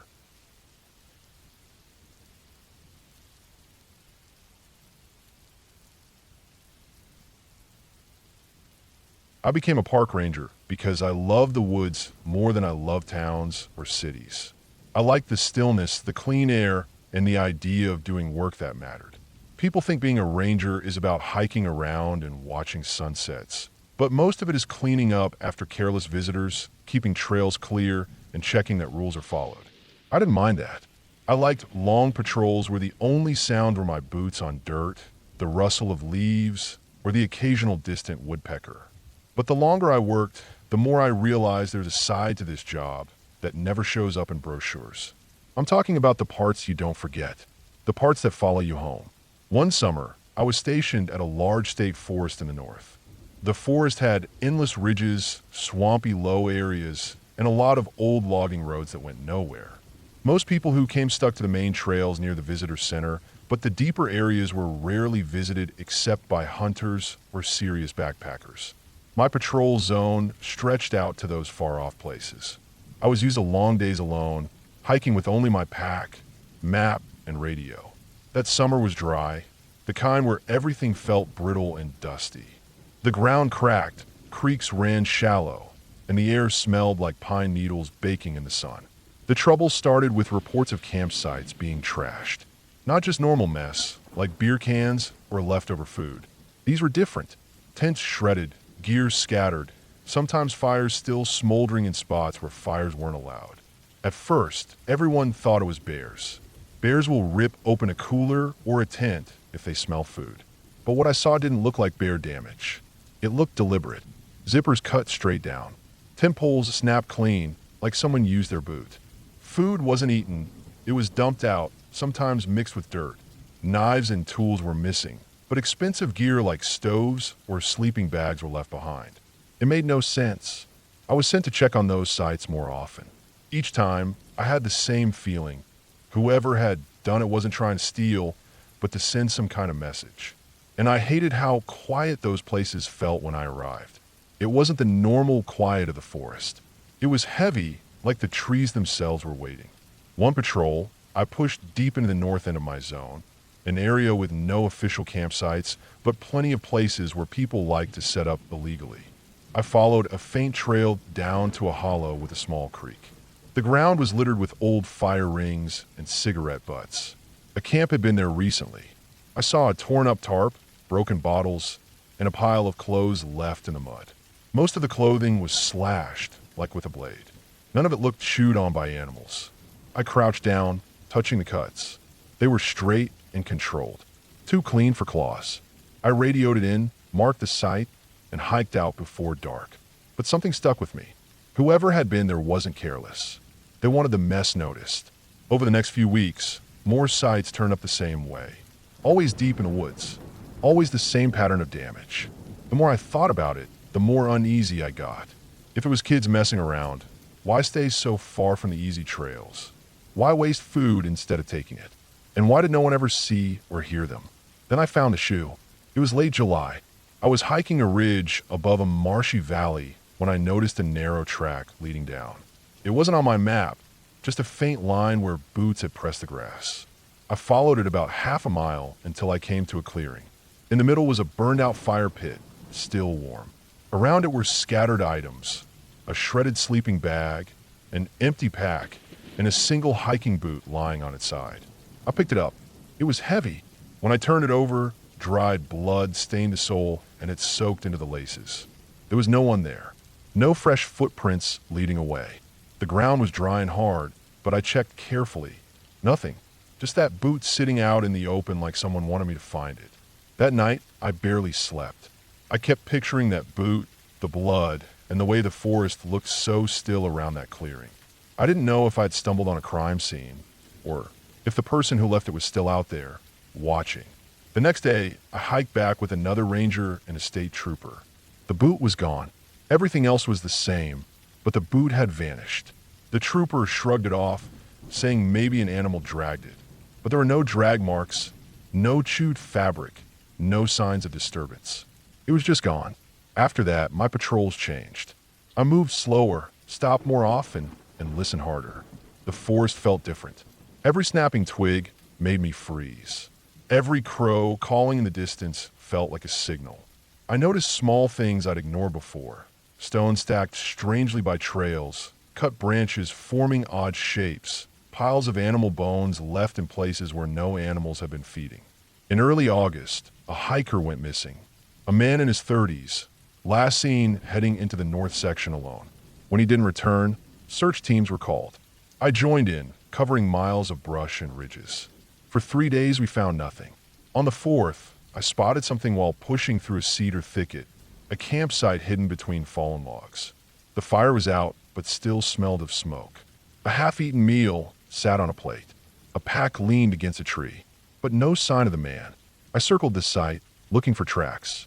That's when I noticed the trees. Their bark had been stripped in long, thin slices, all pointing inward toward the camp, almost like arrows. I counted at least 20 of them surrounding the spot. Each cut was fresh, sap still wet. I felt a knot in my chest as I stood there. Whoever had made those cuts had done it while the man camped there, maybe even while he slept. The missing hiker was never found. After that, the park closed that section to visitors. Too many reports, too much risk. But rangers still had to go in. I was one of them. I told myself it was just some twisted person messing around. But the deeper I went, the less it felt like a prank. One evening, I was on patrol near an old logging road when I smelled smoke. I followed it until I saw the glow of a fire through the trees. I moved quietly, staying low, not wanting to spook whoever was there. When I got close enough, I froze. Around the fire were dozens of objects: torn tents, broken stoves, ripped clothing, even cooking pots dented and bent. All the missing and trash gear from months of incidents was piled around in a rough circle. In the center, flames burned high, and something dark and heavy was propped against a log beside it. I stepped closer, trying to see. It was a deer carcass, skinned but not butchered, hanging awkwardly like it had been dragged there for display. I didn't wait. I backed out slow and steady, then turned and hiked out as fast as I could without breaking into a run. I didn't call it in until I was miles away. By the time officers came, the sight was cold. Everything was gone. That was the moment I knew someone was living out there. Not just passing through, but staying hidden in those woods. Someone who didn't want company. Someone who wanted others to feel afraid. The forest was closed entirely by the end of summer. Officially, it was due to fire danger from the drought. Unofficially, too many rangers had reported strange findings. None of us wanted to say the word stalker, but that's what it felt like. A stalker who had miles of forest to hide in and no fear of being found. I still think about that boot. I still see the circle of burn gear around the fire. And I know there are places in that forest I never stepped, valleys and ridges I never searched. If someone wanted to live out there, if someone wanted to keep people away, they could do it. Easily. I left that park the next season. Transferred to a different post farther south. I told myself it was just a job move, better hours, better housing. But the truth is I couldn't stand going back into those woods again. Not after knowing there was someone out there who watched camps at night, who slashed tents, who left bloodied boots where rangers would find them. Someone who didn't make a mistake, who never left a trace of themselves, but who made sure we always found the evidence they wanted us to see. It wasn't bears. It wasn't kids. It was someone who wanted control of that forest. And I think in the end they got it, because no one goes there now.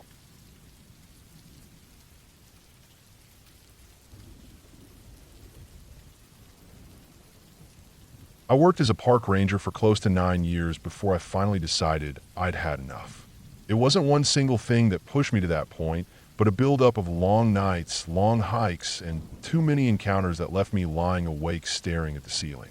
You learn quickly that the wild doesn't forgive mistakes, and you also learn that people can be far scarier than any animal out there. The assignment that still sticks in my head happened during my 4th year on the job, when I was stationed in a large, heavily forested national park out west. The park was huge, covering mountains, valleys, lakes, and miles of dense pine forest that could swallow you whole if you weren't careful. Most visitors stayed near the campgrounds and marked trails, but plenty of backcountry permits went out to experienced hikers who wanted to disappear for days. My job was partly routine, checking trails, maintaining signs, monitoring wildlife, but it also meant responding when things went wrong. And things go wrong more often than people think. That summer had been especially busy.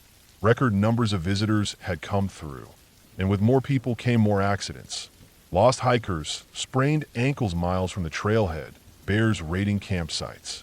I was already running on little sleep when the call came in late one afternoon that a camper hadn't returned on schedule. The man had a backcountry permit for 3 nights in a remote section of the park, but his family reported that he hadn't come back when he was supposed to. They were worried because he had been meticulous about time, the type who stuck to a plan. We get missing person reports often, and most of the time, it's just someone who miscalculated the hike and comes trudging back hours late. But every once in a while, it's serious. By the time we started gathering information, the sun was already dropping. We pulled his permit file. He had set out alone, planning a loop that cut through a deep valley and circled past a lake before climbing back toward the trailhead. It wasn't an easy loop. Parts of it were steep, and the trail in the valley floor was faint, often washed out by spring runoff. I volunteered to check it out. I had hiked that loop before and knew its rough spots. I figured I'd hike down to the valley, camp for the night, and search around the lake area the next day. I loaded up my pack with the usual gear: tent, sleeping bag, food, first aid kit, GPS, map, extra batteries. I also carried a radio, though signal in the valley was spotty at best.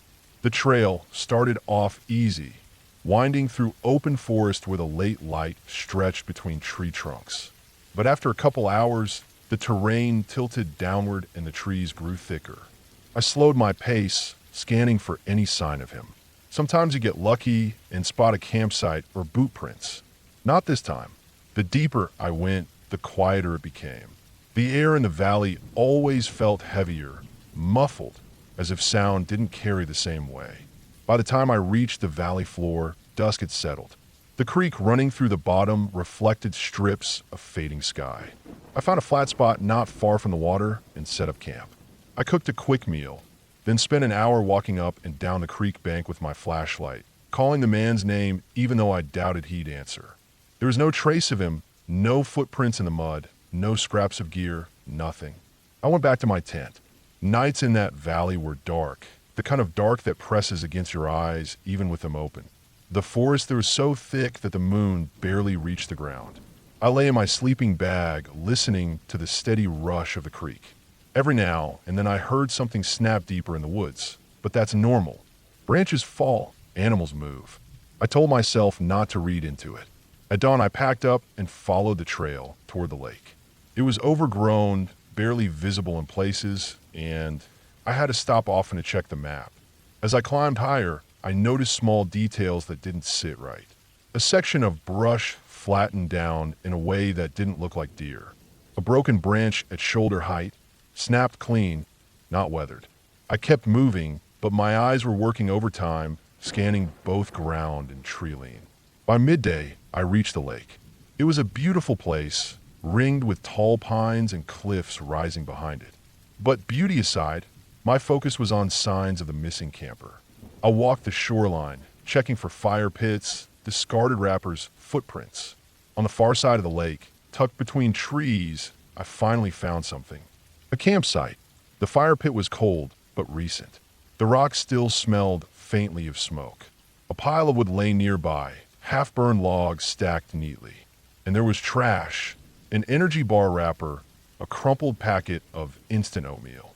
I crouched and studied the ground. One set of boot prints, average size, leading to and from the site. No sign of anyone else. It should have been reassuring. He had made it here. But something felt wrong. His tent was gone. His pack was gone. It was like he had packed up and left, but in a hurry because a few items were scattered like he didn't bother to clean up. I walked in widening circles around the campsite, looking for any direction he might have gone. The ground was hard, packed with pine needles, making it difficult to see tracks. That's when I noticed the marks near the tree lean. At first I thought they were just where an animal had bedded down, but the more I looked, the more it resembled a scuffle. The ground was torn up, dirt kicked aside, branches broken low. It was subtle, easy to overlook, but I've been trained to catch things like that. I followed faint disturbances leading away from the site. They weren't clear footprints, more like impressions, as if something or someone had moved quickly and unevenly. The trail pulled me deeper into the woods. After a few hundred yards, I found another piece of trash, a torn corner of a food wrapper. Not old, not weathered. I pocketed it and pressed on. The further I went, the more uneasy I became. It wasn't just the silence, well, that was part of it. Forest silence has layers. This was the kind where even birds didn't call. The ground was rough, forcing me to slow down. I kept checking the trees, half expecting to see him slumped against one. But there was nothing. Eventually the trail of disturbances petered out near a steep slope. I scanned below, and that's when I saw something at the bottom. I slid down carefully, grabbing roots for balance. When I reached the base, I froze. It was a boot, just one boot, lying on its side in the dirt.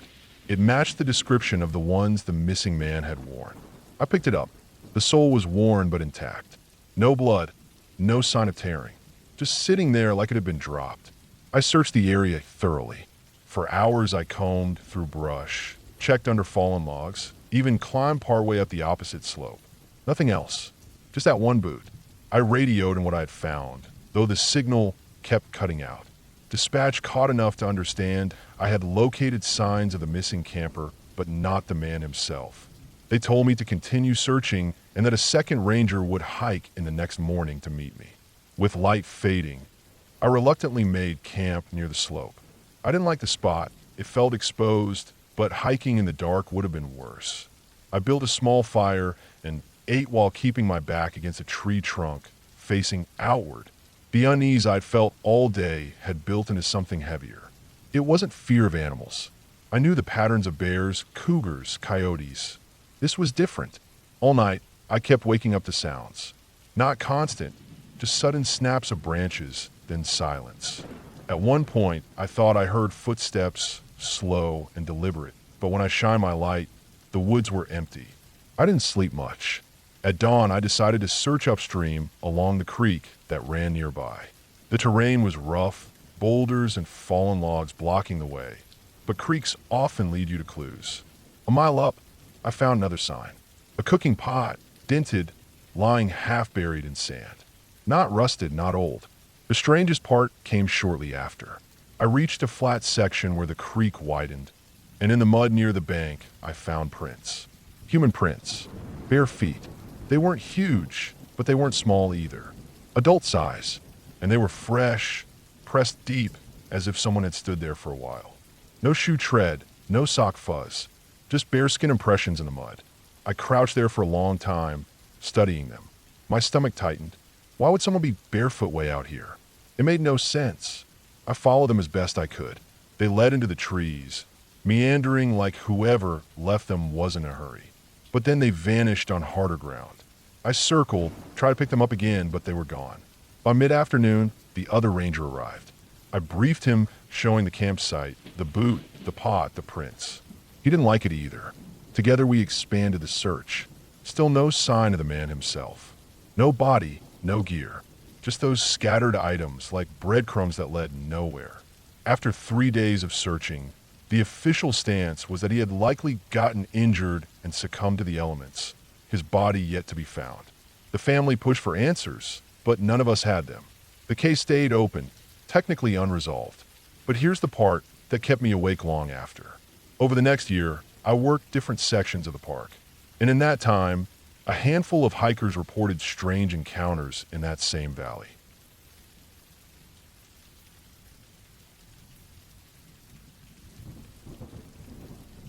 I had been working as a park ranger for a few years when I got assigned to one of the more remote postings in the system.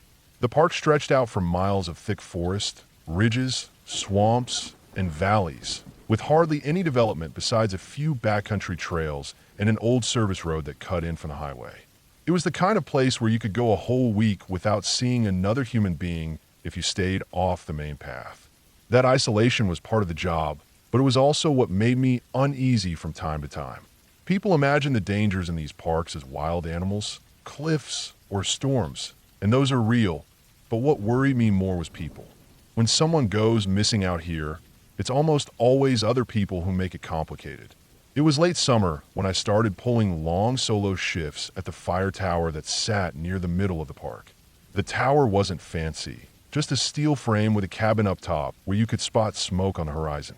The park had been dry for weeks, and fire risk was high, so they wanted someone up there pretty much around the clock. I would hike in with my gear, spend 3 or 4 days up in the tower, then hike out when another ranger came to relieve me. The tower sat on a ridge about 10 miles from the ranger station. From up top, you could see the valley spread out like a green carpet, but on the ground, those same valleys were choked with brush and deadfall that made travel slow. The only reliable way in or out was the service road, which had a locked gate at the highway. We kept the key, and so did a couple of the maintenance guys. Otherwise, it was closed to the public. During my first 2 rotations of the tower, nothing unusual happened. I kept my logs, checked the wind, scanned for smoke, and passed the time reading or hiking short stretches of trail near the ridge. The days felt long, but the nights were what got to me. Even if I told myself it was just wind or animals, every creak of the steel frame or crash of a branch in the forest below sounded sharp in the silence. I would sometimes climb down with my flashlight just to check the ground around the tower, making sure nobody had wandered in. It always looked the same, empty. It was on my 3rd shift that things started to feel off. I had hiked in on a Tuesday morning, carrying my pack with food and water for several days. It was hot, with the sun glaring down and no breeze, and I was dripping sweat by the time I reached the ridge. I set up in the cabin, checked the radio, and did a sweep with the scope. No smoke anywhere. Around late afternoon, I decided to take a short walk down the ridge trail to stretch my legs. That trail wasn't used much, just a narrow track that led about a mile before tapering into brush. I made it down maybe half a mile when I noticed something strange. Off to the side of the trail, in a little clearing, I saw what looked like the remains of a small fire pit. It wasn't one of ours, and it wasn't in any of the approved camp zones. The rocks were still blackened, and there were charred sticks inside. It looked fairly recent, maybe a day or two old. What bothered me was that there were no footprints or gear around it, no sign of who had built it. I made a note in my log and kicked some dirt over the ashes, then hiked back up to the tower. That night, as I was sitting in the cabin, writing down the day's weather, I kept thinking about that fire pit. The gate at the highway was locked, and I knew nobody was cleared for backcountry camping in that area. If someone had come in, they either jumped the gate or hiked miles in through the forest, which was possible but difficult. The idea of someone out there, maybe hiding, unsettled me more than I wanted to admit. The next morning, I went out again, this time farther down the ridge. I found 2 more signs of camping, another fire pit and some food wrappers. Whoever it was hadn't packed their trash. I picked up the wrappers and stuffed them in my bag. This wasn't just a lost hiker. It looked like someone had been staying out here for at least a few days, moving along the ridge and building small fires. I radioed the station and told them what I'd found. They logged it and said they'd send someone to check the gate, but it would be a couple days before anyone could hike out to assist me. Staffing was always thin, so I kept watch and stayed alert. By the 3rd night, the tension had settled into my chest like a weight. I couldn't shake the thought of someone watching from the woods below. The tower gave me a clear view of the valleys, but once the sun went down, it was just blackness all around. I walked the base of the tower with my flashlight more than once, sweeping the trees. Nothing. Still, I barely slept. The next day was cloudy and humid, the air thick enough to feel like rain, but never breaking. I spent hours at the scope, scanning the ridges for smoke. In the late afternoon, I finally saw something, a thin gray column rising from the far valley, maybe 2 miles out. My heart jumped.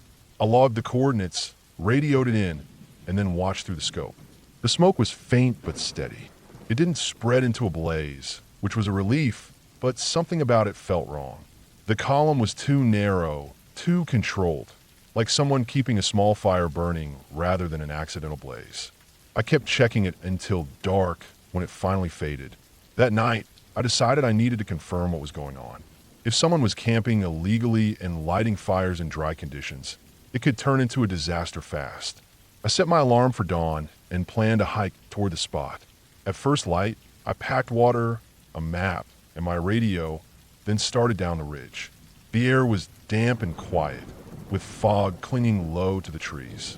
I followed game trails and kept my compass steady toward where I'd seen the smoke. The deeper I went, the heavier the brush became. By late morning, I was picking my way over deadfall, sweating hard, and swatting at mosquitoes. When I finally reached the valley floor, I slowed down and moved carefully. The smell of smoke still lingered faintly in the air. I scanned for tracks and found them, boot prints pressed into the damp soil. They weren't mine, and they were fresh. Following them, I came across another fire pit, this one still warm. A pile of sticks was stacked nearby, ready for burning. I crouched low and scanned the trees. No one was in sight, but the camp looked active, like the person had stepped away only recently. There was no tent, just a blue tarp stretched low between 2 trees. Under it sat a rolled-up sleeping bag and a few cans of food. I checked one of the cans. It had been opened and half-eaten, the metal still clean where it had been cut with a knife. That was enough for me. I didn't want to push farther alone. I marked the spot on my map, backed out carefully, and started the long hike back to the tower. My nerves were tight the whole way, every snapped twig behind me making me spin. When I got back up the ridge, I radioed the station and reported the exact location. They told me to hold tight until they could send backup. By the time the sun went down, I was exhausted but wired. I kept checking the base of the tower with my flashlight, convinced that whoever owned that camp would know I had found it. The forest was silent except for the occasional cry of an owl. Sometime after midnight, as I sat in the cabin staring into the dark, I heard it, the faint crunch of footsteps on gravel. I froze. The sound came from below the tower, slow and steady, moving along the service road. I killed my lantern and pressed myself against the window, peering down. The night was too black to see details, but I caught a faint movement. Someone walking just outside the circle of the tower's shadow. The steps paused, then scraped against the dirt again, drifting back into the trees. I waited for what felt like hours, barely breathing. Nothing else moved. When dawn came, I climbed down and checked the ground. There were prints in the dirt road, fresh ones, leading past the tower and into the woods.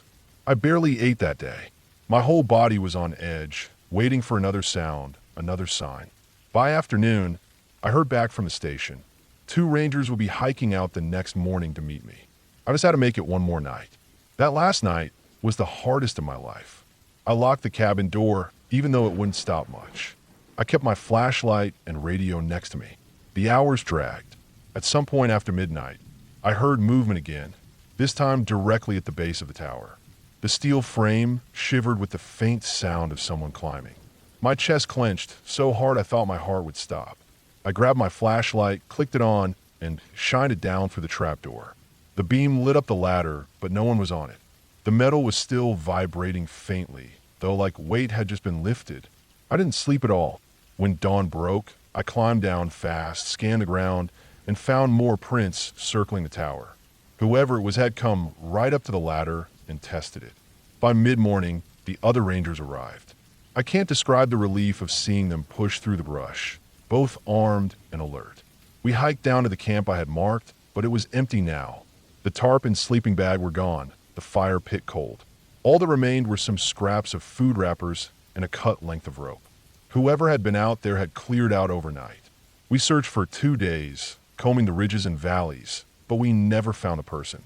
They had vanished into the forest, leaving nothing behind but those prints and the memory of footsteps circling the tower. After that, I asked for a reassignment. I finished one more short rotation, but I couldn't handle nights in that tower anymore. It wasn't just fear.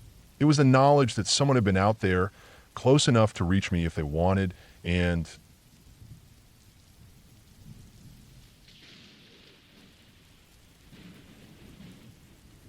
I became a park ranger because I loved the woods more than I love anything else.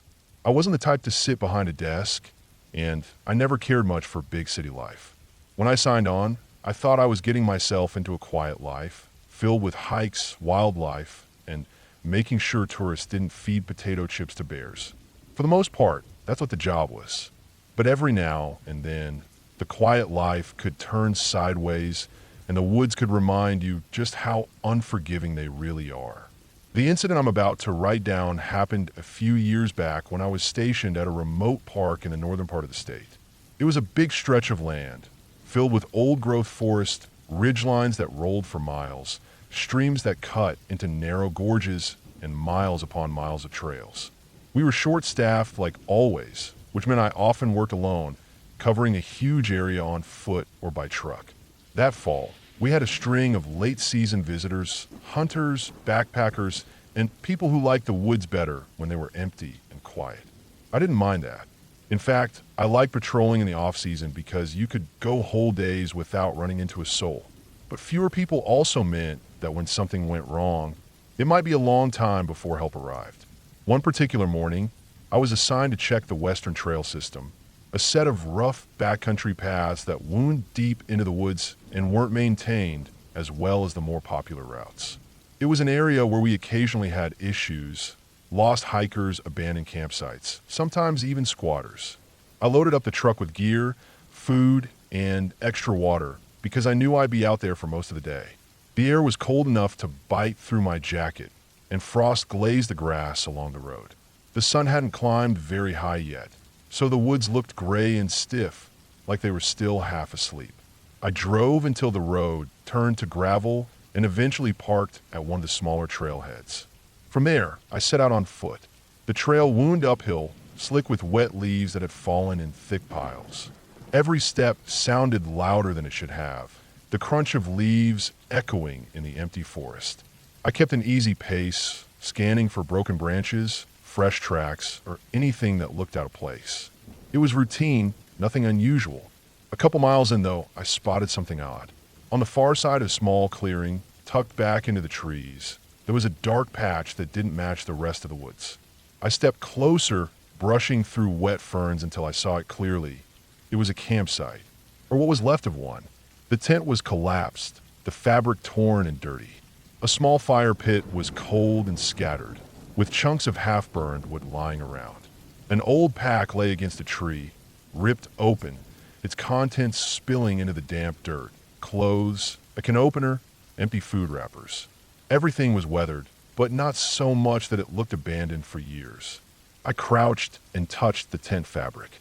It was still pliable, not rotted or brittle, which meant someone had been here recently, maybe within the last year.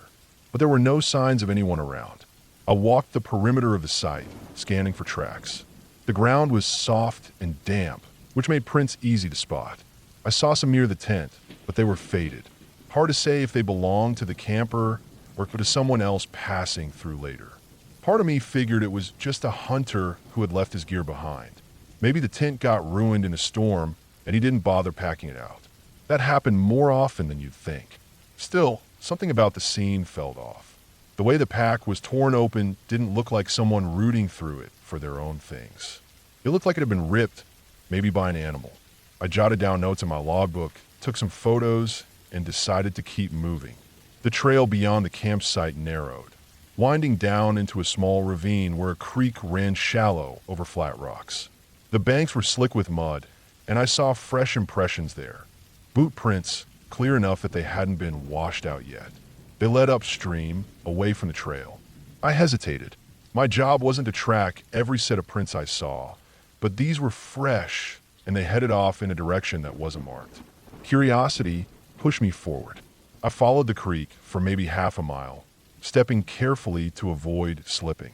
The prints stayed close to the bank, sometimes crossing back and forth in the water. Whoever made them wasn't trying to hide, but they weren't sticking to the main trail either.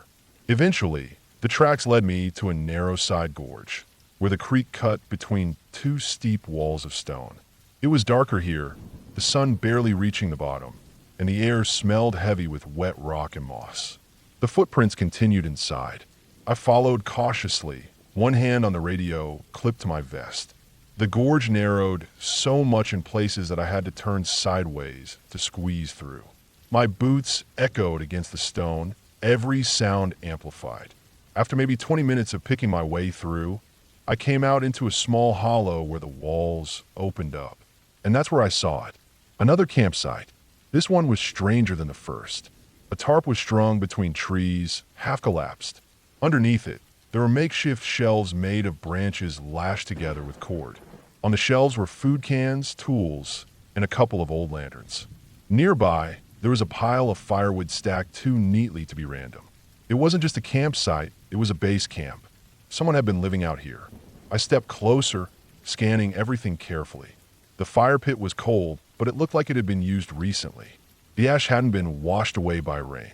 I checked the cans. Most were empty, but a few still had food inside. They weren't rusted. My stomach tightened. This wasn't a hunter who'd left gear behind. This was someone living illegally in the park. Maybe a squatter, maybe something else. I circled the site slowly, trying to get a sense of how long it had been there.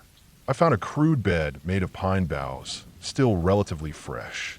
I found a hunting knife stuck into a stump. I found a bucket of water, half full, drawn from the creek. Someone was here. Maybe not this exact moment, but very recently. That's when I heard it. A snap, not far off. I froze, my hand instinctively going to the bear spray on my belt. My ears strained. Another crack, like a branch being stepped on. It came from up the slope, beyond the edge of the hollow. My first thought was that the person who lived here had just come back. If so, I didn't want to corner them. People living off the grid can be unpredictable. Some are harmless, some aren't. I slowly backed away from the tarp, moving toward the gorge.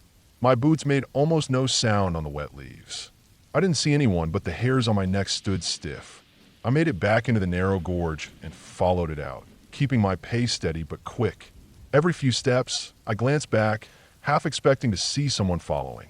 But no one came. When I finally reached the main trail again, I let out a breath I hadn't realized I'd been holding. My chest felt tight, and I had to force myself to calm down.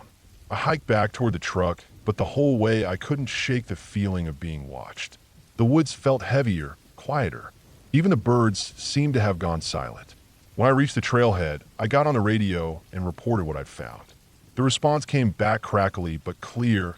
They'd send another ranger to meet me, and we'd return together to check the site.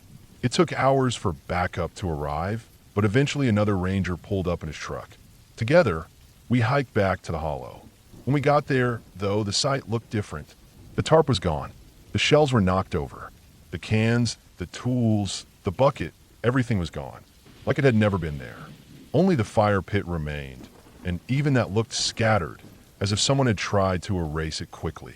The other ranger looked at me like he half thought I was making it up, but the photos on my phone proved otherwise.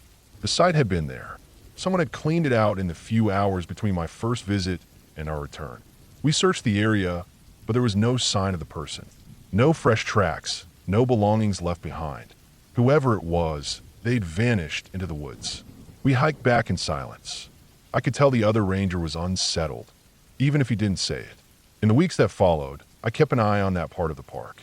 I checked the trails, the creek, the gorge, but I never found another trace of that campsite. The memory stuck with me, though. The feeling of standing in that hollow, surrounded by someone else's hidden life. The sound of branches snapping just out of sight. The sudden disappearance of everything, like whoever it was had melted into the trees. Working as a ranger, you get used to solitude. You get used to the silence of the woods. But after that day, I understood something deeper. Out there, miles from the nearest road, you're never really alone. There are places where people live unseen, people who don't want to be found. And when you stumble across them, you realize just how fragile your sense of safety really is. I still patrol those trails, but I walk them differently now. I pay more attention to the small signs, the cut branches, the faint tracks, the quiet breaks in silence. Because the woods hold more than deer and bear. They hold people too. People who choose to disappear. People who don't want company. And the scariest part is knowing that I only found one camp. For all I know, there could be dozens more out there, tucked into the...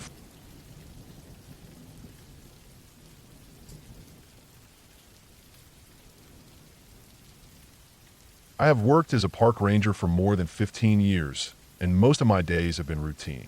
I patrol trails, I check campsites, I maintain signs, and I help visitors who get lost or run into trouble. Most of the time, it feels like a peaceful job, and it is easy to forget that the woods can be dangerous. The forests, rivers, and mountains I watch over look calm on the surface, but if you spend enough years out there, you learn that small mistakes can pile up fast. You learn how quickly comfort can turn into panic. The story I'm about to tell happened about 7 years into my career during the late summer. I had already been through storms, flash floods, injuries, and the usual mix of lost hikers and car accidents. But nothing compared to this. It wasn't the kind of danger that came from nature alone. It was the kind that came from people, and that is always harder to predict. That year, the park had been unusually busy. We had seen record numbers of visitors, especially backpackers who wanted to do the longer trails. The trail system covered more than 40 miles through mountains, thick pine forests, and wide valleys where creeks braided through meadows. We had a few fire lookouts scattered in the higher areas and several backcountry campsites that required permits. Most visitors respected the rules, but we always had some who left trash, built illegal fires, or pushed past closed sections. I had been assigned a 4-day solo patrol in one of the remote parts of the park. It was a stretch of trail that curved through dense woods and then climbed up to a rocky ridge. There were 2 backcountry campsites along the way and an old service cabin near a stream. The cabin wasn't used much anymore except by rangers, since it was too far for most visitors to care about. My plan was to hike in, check the campsites, stay a night at the cabin, then make my way back. The first day went smoothly. The weather was warm, but not unbearable. The trail was dry, and I saw the usual mix of hikers. Families, couples, a few solo backpackers. Everyone I passed seemed prepared. At the first campsite I checked, everything looked fine. Fire pit cold, food properly stored. no trash scattered around. I wrote down notes in my log, ate a quick lunch, and moved on. By late afternoon, I reached the second campsite. It was empty, but I noticed something strange. The fire pit was still warm, which meant someone had been there not long ago. The problem was there were no footprints leaving the site in either direction. The dirt around the pit and tent area was packed, but the actual trail looked untouched. Normally, you could always see prints in the dust or grass bent where people had walked. Here it looked like someone had just vanished. At first, I brushed it off. Maybe the wind had erased the prints. Maybe they had taken a side path. But as I checked the area more carefully, I found more odd things. A torn wrapper from a protein bar, half buried near the log seating. A cooking pot turned upside down beside the fire pit.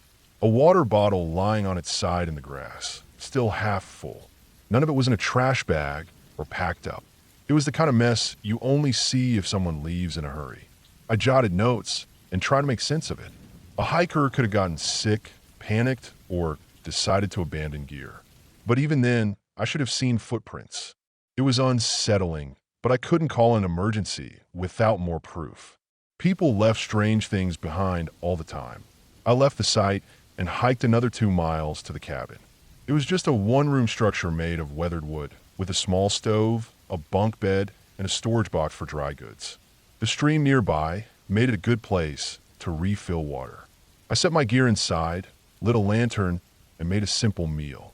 By the time the sun set, I had shaken off the unease from the abandoned campsite. The woods grew dark quickly, and the sounds of insects and running water filled the air. That night I woke up twice. The first time was to a thump outside the cabin. It could have been a branch falling, but it had sounded heavier. I listened for a while, but nothing followed, so I went back to sleep. The second time I woke was around 3 a.m. when I thought I heard footsteps in the dirt outside. Slow, steady steps, moving just a few yards from the wall where my bunk was. I lay completely still, holding my breath. After about a minute, the sound faded. I eventually convinced myself it had to be an animal, maybe a deer or elk. The next morning, I found no tracks outside. The dirt near the cabin was packed hard, so it wasn't easy to see prints, but still, I expected something. I try not to dwell on it. I boiled water, ate breakfast, and set out again. My goal that day was to sweep another stretch of trail that looped back toward the main route. Around mid-morning, I came across something that made my stomach drop. Just off the trail, maybe 20 yards into the trees, I found a backpack propped against a stump. It was dusty and weather-worn, but it didn't look like it had been there long. Inside were clothes, a sleeping bag, a map, and a small first aid kit. Everything was neatly packed, not scattered, not torn by animals. It looked like someone had placed it there and walked away. I recorded the coordinates and checked the surrounding area for footprints or broken branches. But again, there was nothing clear. The ground was dry, and the pine needles muffled steps, but still, it was strange how clean everything looked. No struggle, no attempt to hide it, just a pack abandoned upright against the stump. The deeper I went into that patrol, the more uneasy I felt. I couldn't shake the sense that someone was out there, close by, watching me. Every time the wind shifted through the trees, I thought I heard faint movement. A snapped twig, a shift of weight, something keeping pace. I turned around often, scanning the trail behind me, but never saw anyone. By late afternoon, I decided to cut back toward the cabin. I wanted to make another sweep near the stream and also check if anyone had come through while I was gone. The hike back felt longer than it should have, probably because of how much I was looking over my shoulder. When I reached the cabin, I froze. On the step outside was the protein bar wrapper I had seen at the campsite the day before. I was certain I had left it behind. Now it sat in plain sight, folded neatly, like someone had carried it there and placed it deliberately. The air felt heavy. I forced myself to unlock the cabin and step inside. Everything looked as I had left it. Gear stacked by the bunk, lantern on the table, stove cold. I tried to convince myself it was a coincidence, but deep down I knew it wasn't. Someone had been here while I was gone. That night, I didn't sleep much. I kept the lantern on low and listened to every sound outside. Around midnight, I heard it again, slow steps circling the cabin. Sometimes close, sometimes farther. Never rushing, never crashing through brush, just steady movement. I gripped my radio, tempted to call it in, but the signal was weak this deep in the park. Unless it was an emergency, I wasn't supposed to waste battery trying to reach dispatch. The circling went on for what felt like hours. Then just before dawn, it stopped. When I finally stepped outside in daylight, the rapper was gone. On my third day, I decided I couldn't stay in the cabin again. My gut told me it was safer to move. I packed everything, checked the area one last time, and started back toward the main trail. My plan was to head straight out, even if it meant covering more miles than usual in one day. Not long after leaving, I spotted something else. A fresh pile of ashes beside the trail, still warm, like someone had burned a small fire in the middle of the night. No campsite, no gear, just ashes in a shallow pit. It hadn't been there the day before. Whoever was out there, they were moving fast, staying close, and they wanted me to know it. The miles dragged. Every bend in the trail felt like it could reveal something worse. I kept checking behind me, convinced I would see someone following at a distance. Around noon, I stopped to drink water and noticed something that nearly made me drop the bottle. Scratched into the bark of a tree beside the trail were 3 straight lines. Not letters, not numbers, just 3 vertical cuts, deep and fresh. I pushed harder, covering as much ground as I could. By evening, I finally reached the last campsite before the trailhead. It was empty, but I decided to stay. I was exhausted and couldn't risk stumbling in the dark. I set up as quickly as possible, kept my gear close, and sat with my back to a tree until the sun went down. That night was the worst of all. I didn't light a fire, hoping to stay hidden, but around midnight, I saw a faint glow through the trees about 200 yards away. Someone else had built a fire and left it burning bright enough for me to see. I knew it wasn't campers. No permits were issued for that site, and it was far too close to mine. The fire was a message. I stayed awake until dawn, clutching my radio, knife, and flashlight. The glow faded sometime in the early morning, and by the time the sun rose, there was no trace. I packed up without eating, too sick with nerves to swallow food, and started the last push out of the backcountry. The closer I got to the trailhead, the lighter I felt, though I never shook the sense of being watched. The final mile felt like a sprint, and when I finally broke out of the trees into the gravel parking lot, I nearly collapsed with relief. 2 cars were there, both belonged to day hikers. No sign of anyone else.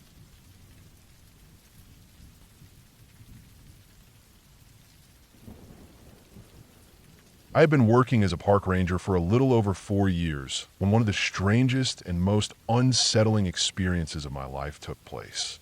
It was late summer, and I was stationed at a park that wasn't as well known as some of the bigger ones, but still got a fair number of visitors. It was a mix of rolling hills, old growth forest, some rough river valleys, and a few long, winding trails that cut deep into areas most people didn't go. The park was big enough that you could hike all day and not see anyone.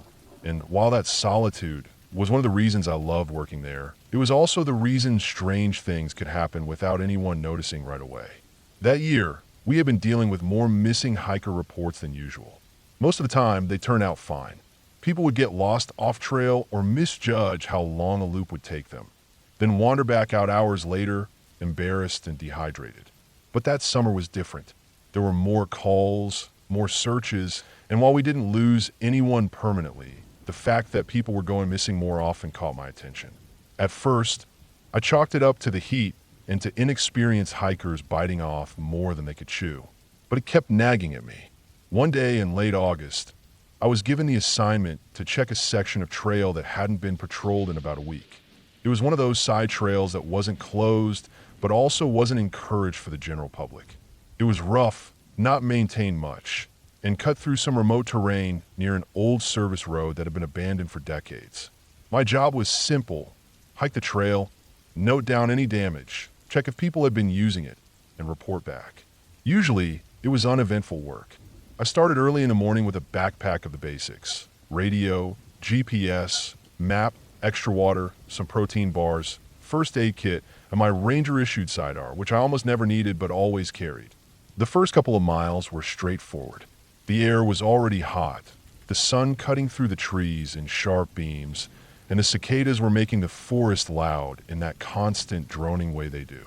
The trail was overgrown in places, and I could see where branches had fallen across the path. I stopped now and then to note things down, break off smaller branches, or mark the spots for a maintenance crew. The farther I went, the quieter the forest seemed to get. I didn't notice it right away, but after about 3 miles, I realized I hadn't heard a bird in a while. Normally, the woods were full of sound: woodpeckers, jays, squirrels. But in this section, it was just the crunch of my boots and the occasional rustle of leaves when a breeze moved through. I paused a few times to listen, thinking maybe I was just imagining it, but it was real. The quiet was heavy, like a weight. Around mile 4, I came across something odd.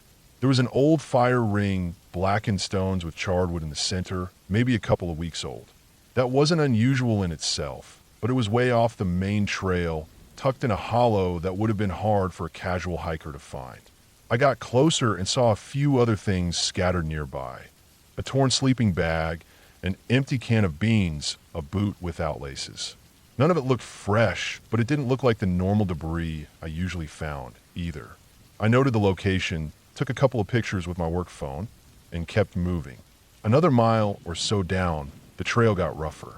It dropped into a narrow ravine where an old logging road used to run. That road had been abandoned since before I was born, but you could still see the cut into the hillside and the way the trees grew straighter along the line. Down there, the air was cooler, but it felt even more still. I remember tightening the straps of my pack and telling myself it was just because it was early afternoon and the animals were bedded down. Half a mile later, I saw something that made me stop cold. In the middle of the trail, right where the ground leveled out, there was a line of rocks stacked carefully one on top of the other. 5 of them, balanced in a way that didn't look accidental. They weren't huge, just hand-sized, but someone had definitely put them there on purpose. It wasn't the first time I'd seen something like that. Sometimes people make cairns as markers, but these weren't guiding anyone. They were directly across the trail, like a barrier. I studied them for a while, feeling uneasy, then nudged them over with my boot and kept walking.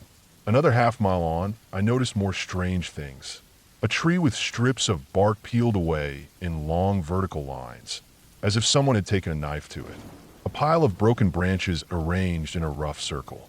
A shirt, sun-bleached and dirty, hanging from a branch about 8 feet up, swaying slightly even though there was no wind. By this point, the unease had grown into something heavier. I couldn't explain why, but everything about the area felt wrong. It wasn't that I thought of anything supernatural. I wasn't that kind of person. But I knew the woods well, and I knew what belonged and what didn't. This didn't belong. I debated turning back, but the trail wasn't much longer, and I wanted to finish the loop. I told myself it was just leftover trash from squatters or maybe hunters, and that my job was to document it. So I pushed on. When I reached the far end of the trail, where it met the old service road, I found something I still think about. The service road was choked with weeds and saplings, but you could see where tire tracks had once been. Right at the junction, someone had built what looked like a crude shelter. It was half collapsed, just branches leaned against each other with a blue tarp stretched over the top. But inside there were more things scattered around. Food wrappers and a rusty hatchet, an empty water jug, and a backpack with the zipper half open. I knelt down and pulled the pack open. Inside were a few clothes, all damp and dirty, and a notebook. The notebook was small, spiral-bound, and the cover was warped from moisture. The first few pages were empty, but farther in, there was writing. It wasn't neat, and some of it was smeared, but I could make out sentences. Most of them didn't make sense. Random notes about the woods, about hearing things at night, about not being able to sleep. One line stuck with me. Asterisk, something is following me, but I can't see it. Asterisk, reading then the silence of that spot made the hair on my arms rise. I put the notebook back, stood up, and felt the strongest urge I'd had all day to leave. The hike back was worse. Every sound behind me made me turn. Every shadow seemed to move. The silence had settled so thickly over the forest that my own footsteps felt too loud. More than once I stopped and scanned the trees, certain I'd see someone there, but there was never anything. I kept my hand near my sidearm, even though I never drew it. By the time I got back to the trailhead, the sun was low, the light turning gold through the branches. I signed back into the ranger station, wrote up a report about the shelter and the debris, and handed it off. Officially, it was treated as just another case of an illegal camper. But I couldn't shake the way that notebook looked, the strange objects on the trail, and the suffocating silence of that ravine. Over the next month, I avoided that section whenever I could. Other rangers went out there, but no one else reported anything unusual beyond trash and overgrowth. The missing hiker reports slowed down with the cooler weather, and eventually the whole summer just became another log in the file. But I couldn't let it go. What made it worse was that about 6 weeks later, during a search for a lost backpacker in another part of the park, one of the volunteers mentioned something to me. He said he had once camped near that same ravine years earlier and had woken up to the sound of someone walking around his tent in the middle of the night. When he unzipped the flap, there had been no one there, but his gear had been moved. He never camped in that part of the park again. To this day, I don't know who built that shelter or who wrote in that notebook. I don't know if the missing hikers were connected or if it was all coincidence. What I do know is that in the middle of a huge forest, there are places where people go and don't come back. Sometimes it's just the land claiming them. Other times, I think it's something else, something human, something hiding out there, just far enough from sight. When I think back on it, the part that chills me the most isn't the shelter or the stacked rocks or even the silence. It's the thought that while I was walking that trail, writing notes and taking pictures, someone could have been watching me from just beyond the trees, standing still, blending in, waiting. And the truth is, I would never have known.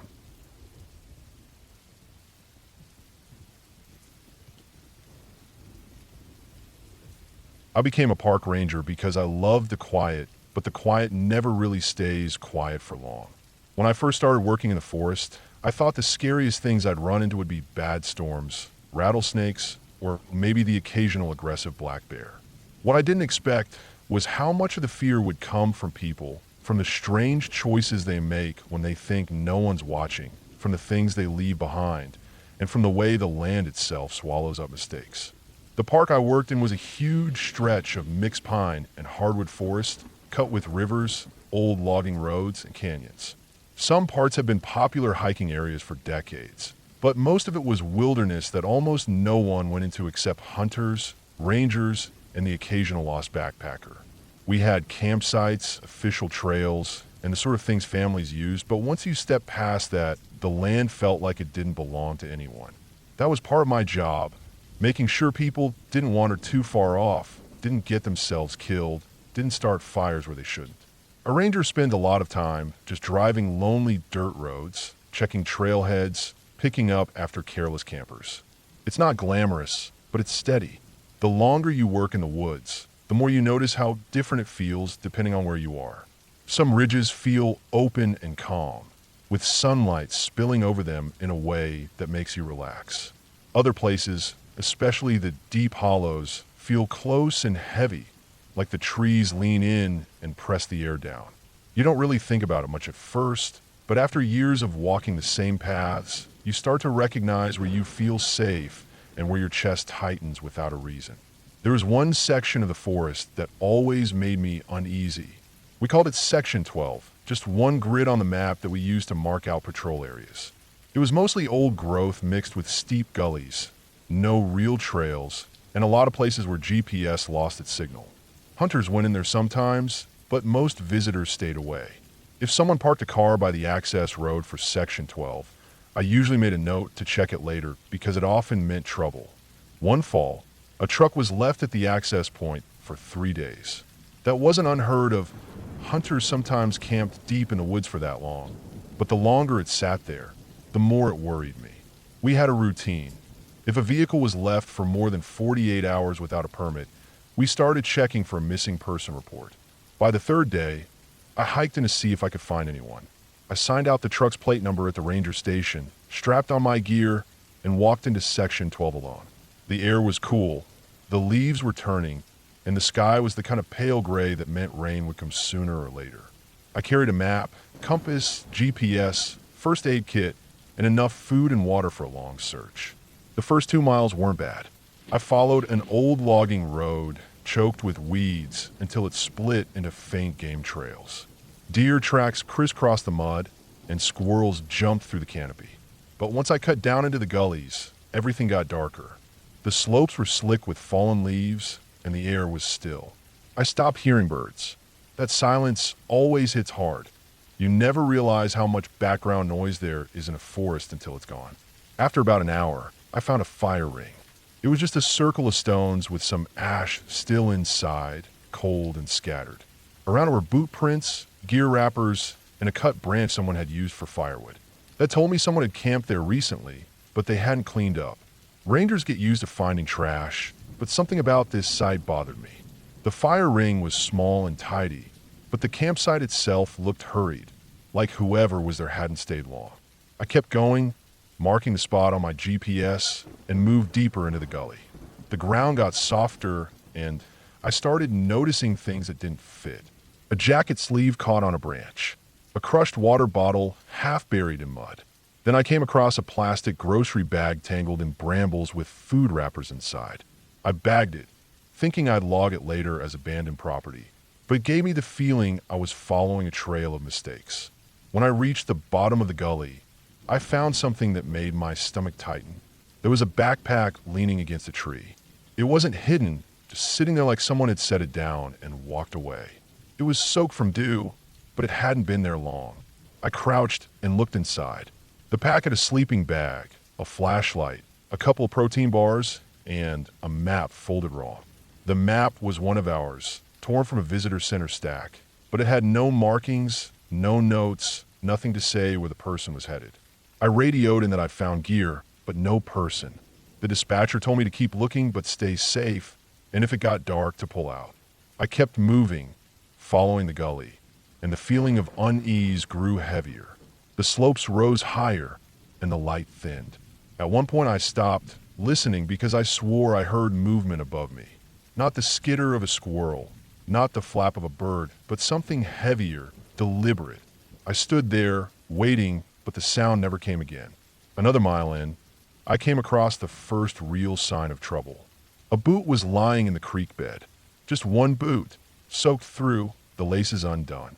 No blood, no torn fabric, no sign of struggle. Just a boot that should have been on someone's foot. I stared at it for a long time.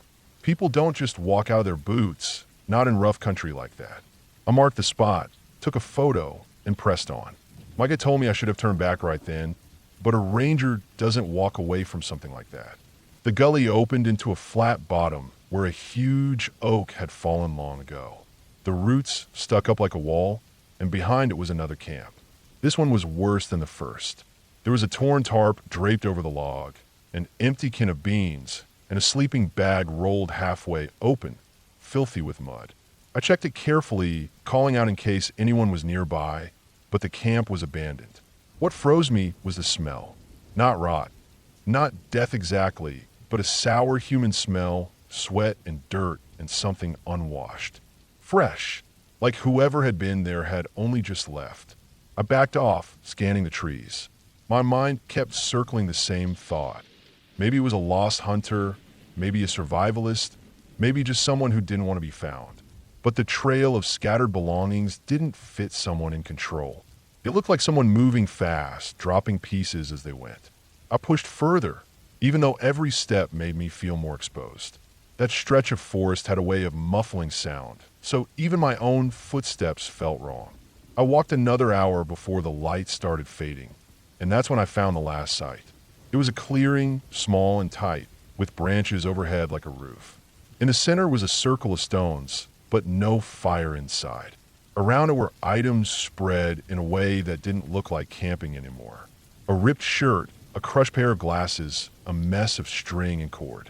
The ground was scuffed with drag marks, shallow grooves like something heavy had been pulled across the leaves. I stood there, every instinct screaming that I shouldn't be there. I didn't see a body, but I didn't need to. Something had happened in that spot, something bad, and the air still carried it. I pulled back fast, retracing my GPS points. My legs burned, climbing the slope, and my chest hammered as if I was being followed, though I never saw anyone. It took me almost 2 hours to reach the logging road again, and by the time I came out, it was nearly dark. The truck was still parked where it had been, empty and locked. We had it towed that night. Later, law enforcement combed Section 12 with dogs and a search team. They found a campsite marked the boot, the scattered items. But they never found a body.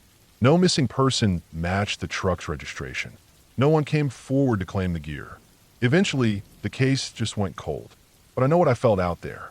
I know the way the camps got stranger the deeper I went. I know someone was living out there, someone who wasn't surviving so much as unraveling. And I know I walked out only because I turned back when I did. Even now, years later, if I see a vehicle left too long by Section 12, I feel that same tightness in my chest. I've gone back for patrols, but I never go in far anymore. Not unless I have backup. Some places in the forest don't give up answers. They just hold on to them, and all you can do is walk away. That's the part most people don't understand about this job. The scariest thing isn't what you find, it's what you don't.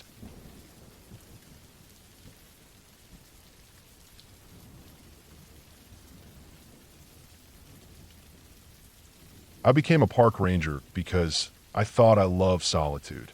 That was the reason I gave people when they asked why I chose this job.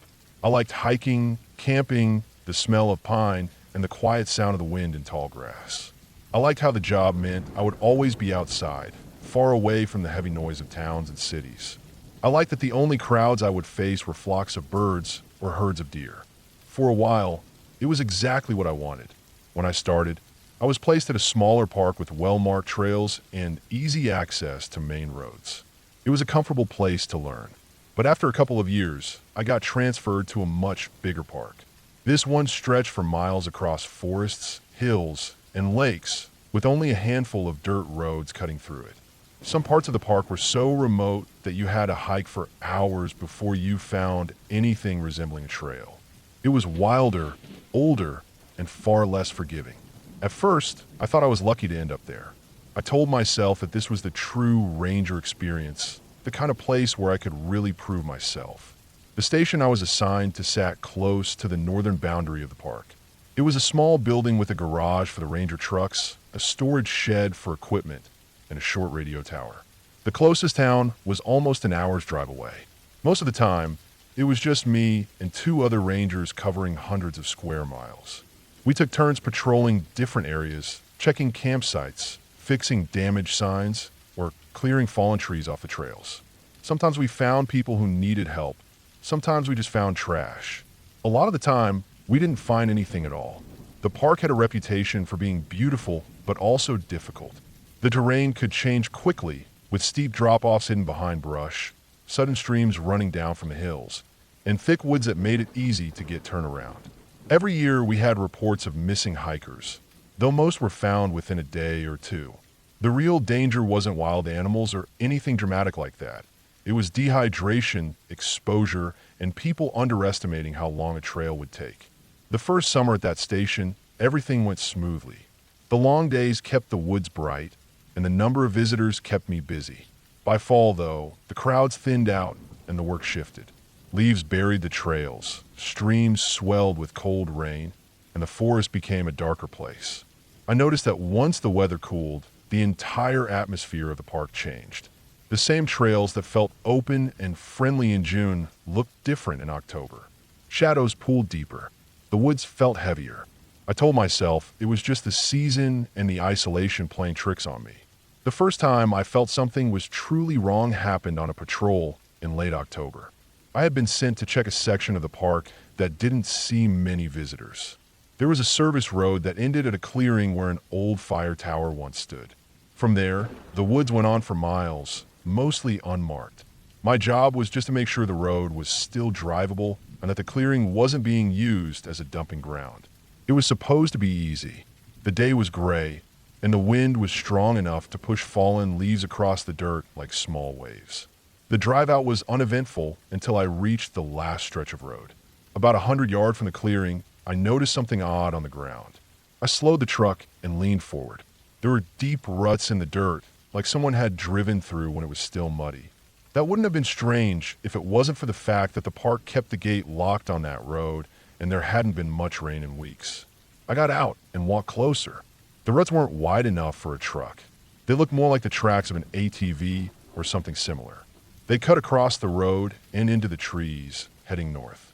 I followed them for a short distance until the brush grew too thick. The soil was hard now, so there were no footprints I could see, just the faint sign of something heavy pushed through the undergrowth. Back at the clearing, I found more of the same. The grass was bent down in wide arcs, like something had been dragged across it. I checked the area carefully, half expecting to find a stash of beer cans or a burned-out fire pit, but there was nothing. The place was empty, just wind whipping through dead weeds. Still, I couldn't shake the thought that someone had been out there, somewhere they weren't supposed to be. I reported it when I got back to the station, but we didn't have much to go on. A trespasser wasn't uncommon, and unless they were caught in the act, there wasn't much to do. That should have been the end of it, but a few days later, I was assigned to the same area again. The weather had gotten colder, and most of the leaves are down now.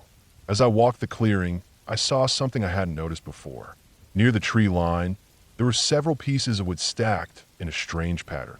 At first glance, it looked like storm debris, but when I looked closer, I saw the pieces had been arranged deliberately, almost like a low shelter or a blind. The wood wasn't fresh, and there were no signs of recent fire or camping. It looked like it had been there for weeks, maybe longer, hidden under the cover of leaves until the wind exposed it. I crouched down and touched one of the branches. It was wedged firmly against another, angled in a way that seemed too clean to be an accident. Something about the shape of it bothered me, though I couldn't explain why. It wasn't big enough for shelter, and it wasn't facing the clearing. It was facing back into the trees, almost like it had been built to conceal whoever was behind it. That night, back at the station, I couldn't stop thinking about it. I'd been in the park long enough to recognize the usual things people left behind. Makeshift fire pits, beer bottles, old tarps. This was different. This was careful. The next week, I went back again, determined to check the area more thoroughly. I parked the truck, walked to the clearing, and followed the faint trail deeper into the woods. The air was cold enough to see my breath. The ground was damp, and every step sounded too loud in the stillness. I walked for almost an hour, keeping my bearings with a compass, until I found something else. At the base of a hill, hidden behind a cluster of fallen trees, was another structure made of branches. This one was larger, shaped almost like a lean-to, though too low for anyone to sit under. Inside it, pressed into the dirt, were several indentations. They weren't sharp enough to make out clearly, but they looked like the places where someone had rested their knees or elbows. The discovery made my skin prickle. There was no trash, no clothing, no signs of fire, nothing that screamed campsite. Whoever had been there hadn't been relaxing or living out there. It looked more like they had been watching. I backed out and marked the location on my map, then started the long walk back to the truck. Every step I felt eyes on me. The forest seemed too quiet, as if it were holding its breath. I told myself I was overreacting, but I couldn't shake the unease. Over the next few weeks, more reports came in from other rangers about odd things in that sector. A missing hiker's abandoned backpack was found deep off-trail, with no sign of the hiker himself. A hunter reported seeing someone moving quickly through the trees, but when he followed, he found nothing. We wrote it all down, but nothing added up. Then winter came, and the park emptied. With fewer visitors, the strange incidents slowed, or maybe we just didn't hear about them. Snow buried the ground, and the forest fell silent. By spring, I had almost convinced myself I'd imagined most of it. But then came May. It was early in the season, and only a handful of campers had checked into the park. I was patrolling near the same northern sector when I decided to take a detour past the clearing again. The snow was gone, the grass was damp, and the trees were greening up. As soon as I stepped out of the truck, I noticed something wrong. Across the clearing, near the place where the first woodpile had been, there was a fresh mark in the dirt. I walked over and froze. Someone had carved a series of lines into the ground. They weren't random scratches. They formed a rough grid about the size of a picnic blanket. The lines were straight, some deeper than others, and pressed into the soil as if with a stick or a tool. In the center of the grid, the ground had been disturbed, dug up, and then filled in again. The dirt was loose, darker than the soil around it. I stared at it for a long time, my stomach tight. I wanted to believe it was kids messing around, but the location was too remote, the pattern too deliberate. I crouched down and touched the disturbed soil.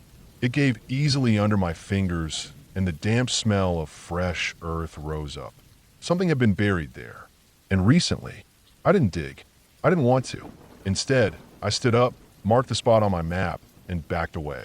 When I got to the truck, I radioed it in. A few hours later, law enforcement met me at the site. They dug where the soil had been disturbed. I didn't stay to watch. Later, I heard what they found. It wasn't treasure or trash or anything you could explain away. It was the body of a young man, partially decomposed, wrapped in a torn sleeping bag. He had been buried shallow, as if the person who put him there had been in a hurry. The investigation that followed stretched for months. They never told us everything, but I learned enough. The young man hadn't been reported missing until after winter. He'd been last seen in the park months before, hiking alone. His cause of death was never shared with me, but the fact that he had been buried like that told me it wasn't an accident. After that, I couldn't look at the forest the same way. Every patrol felt heavier. Every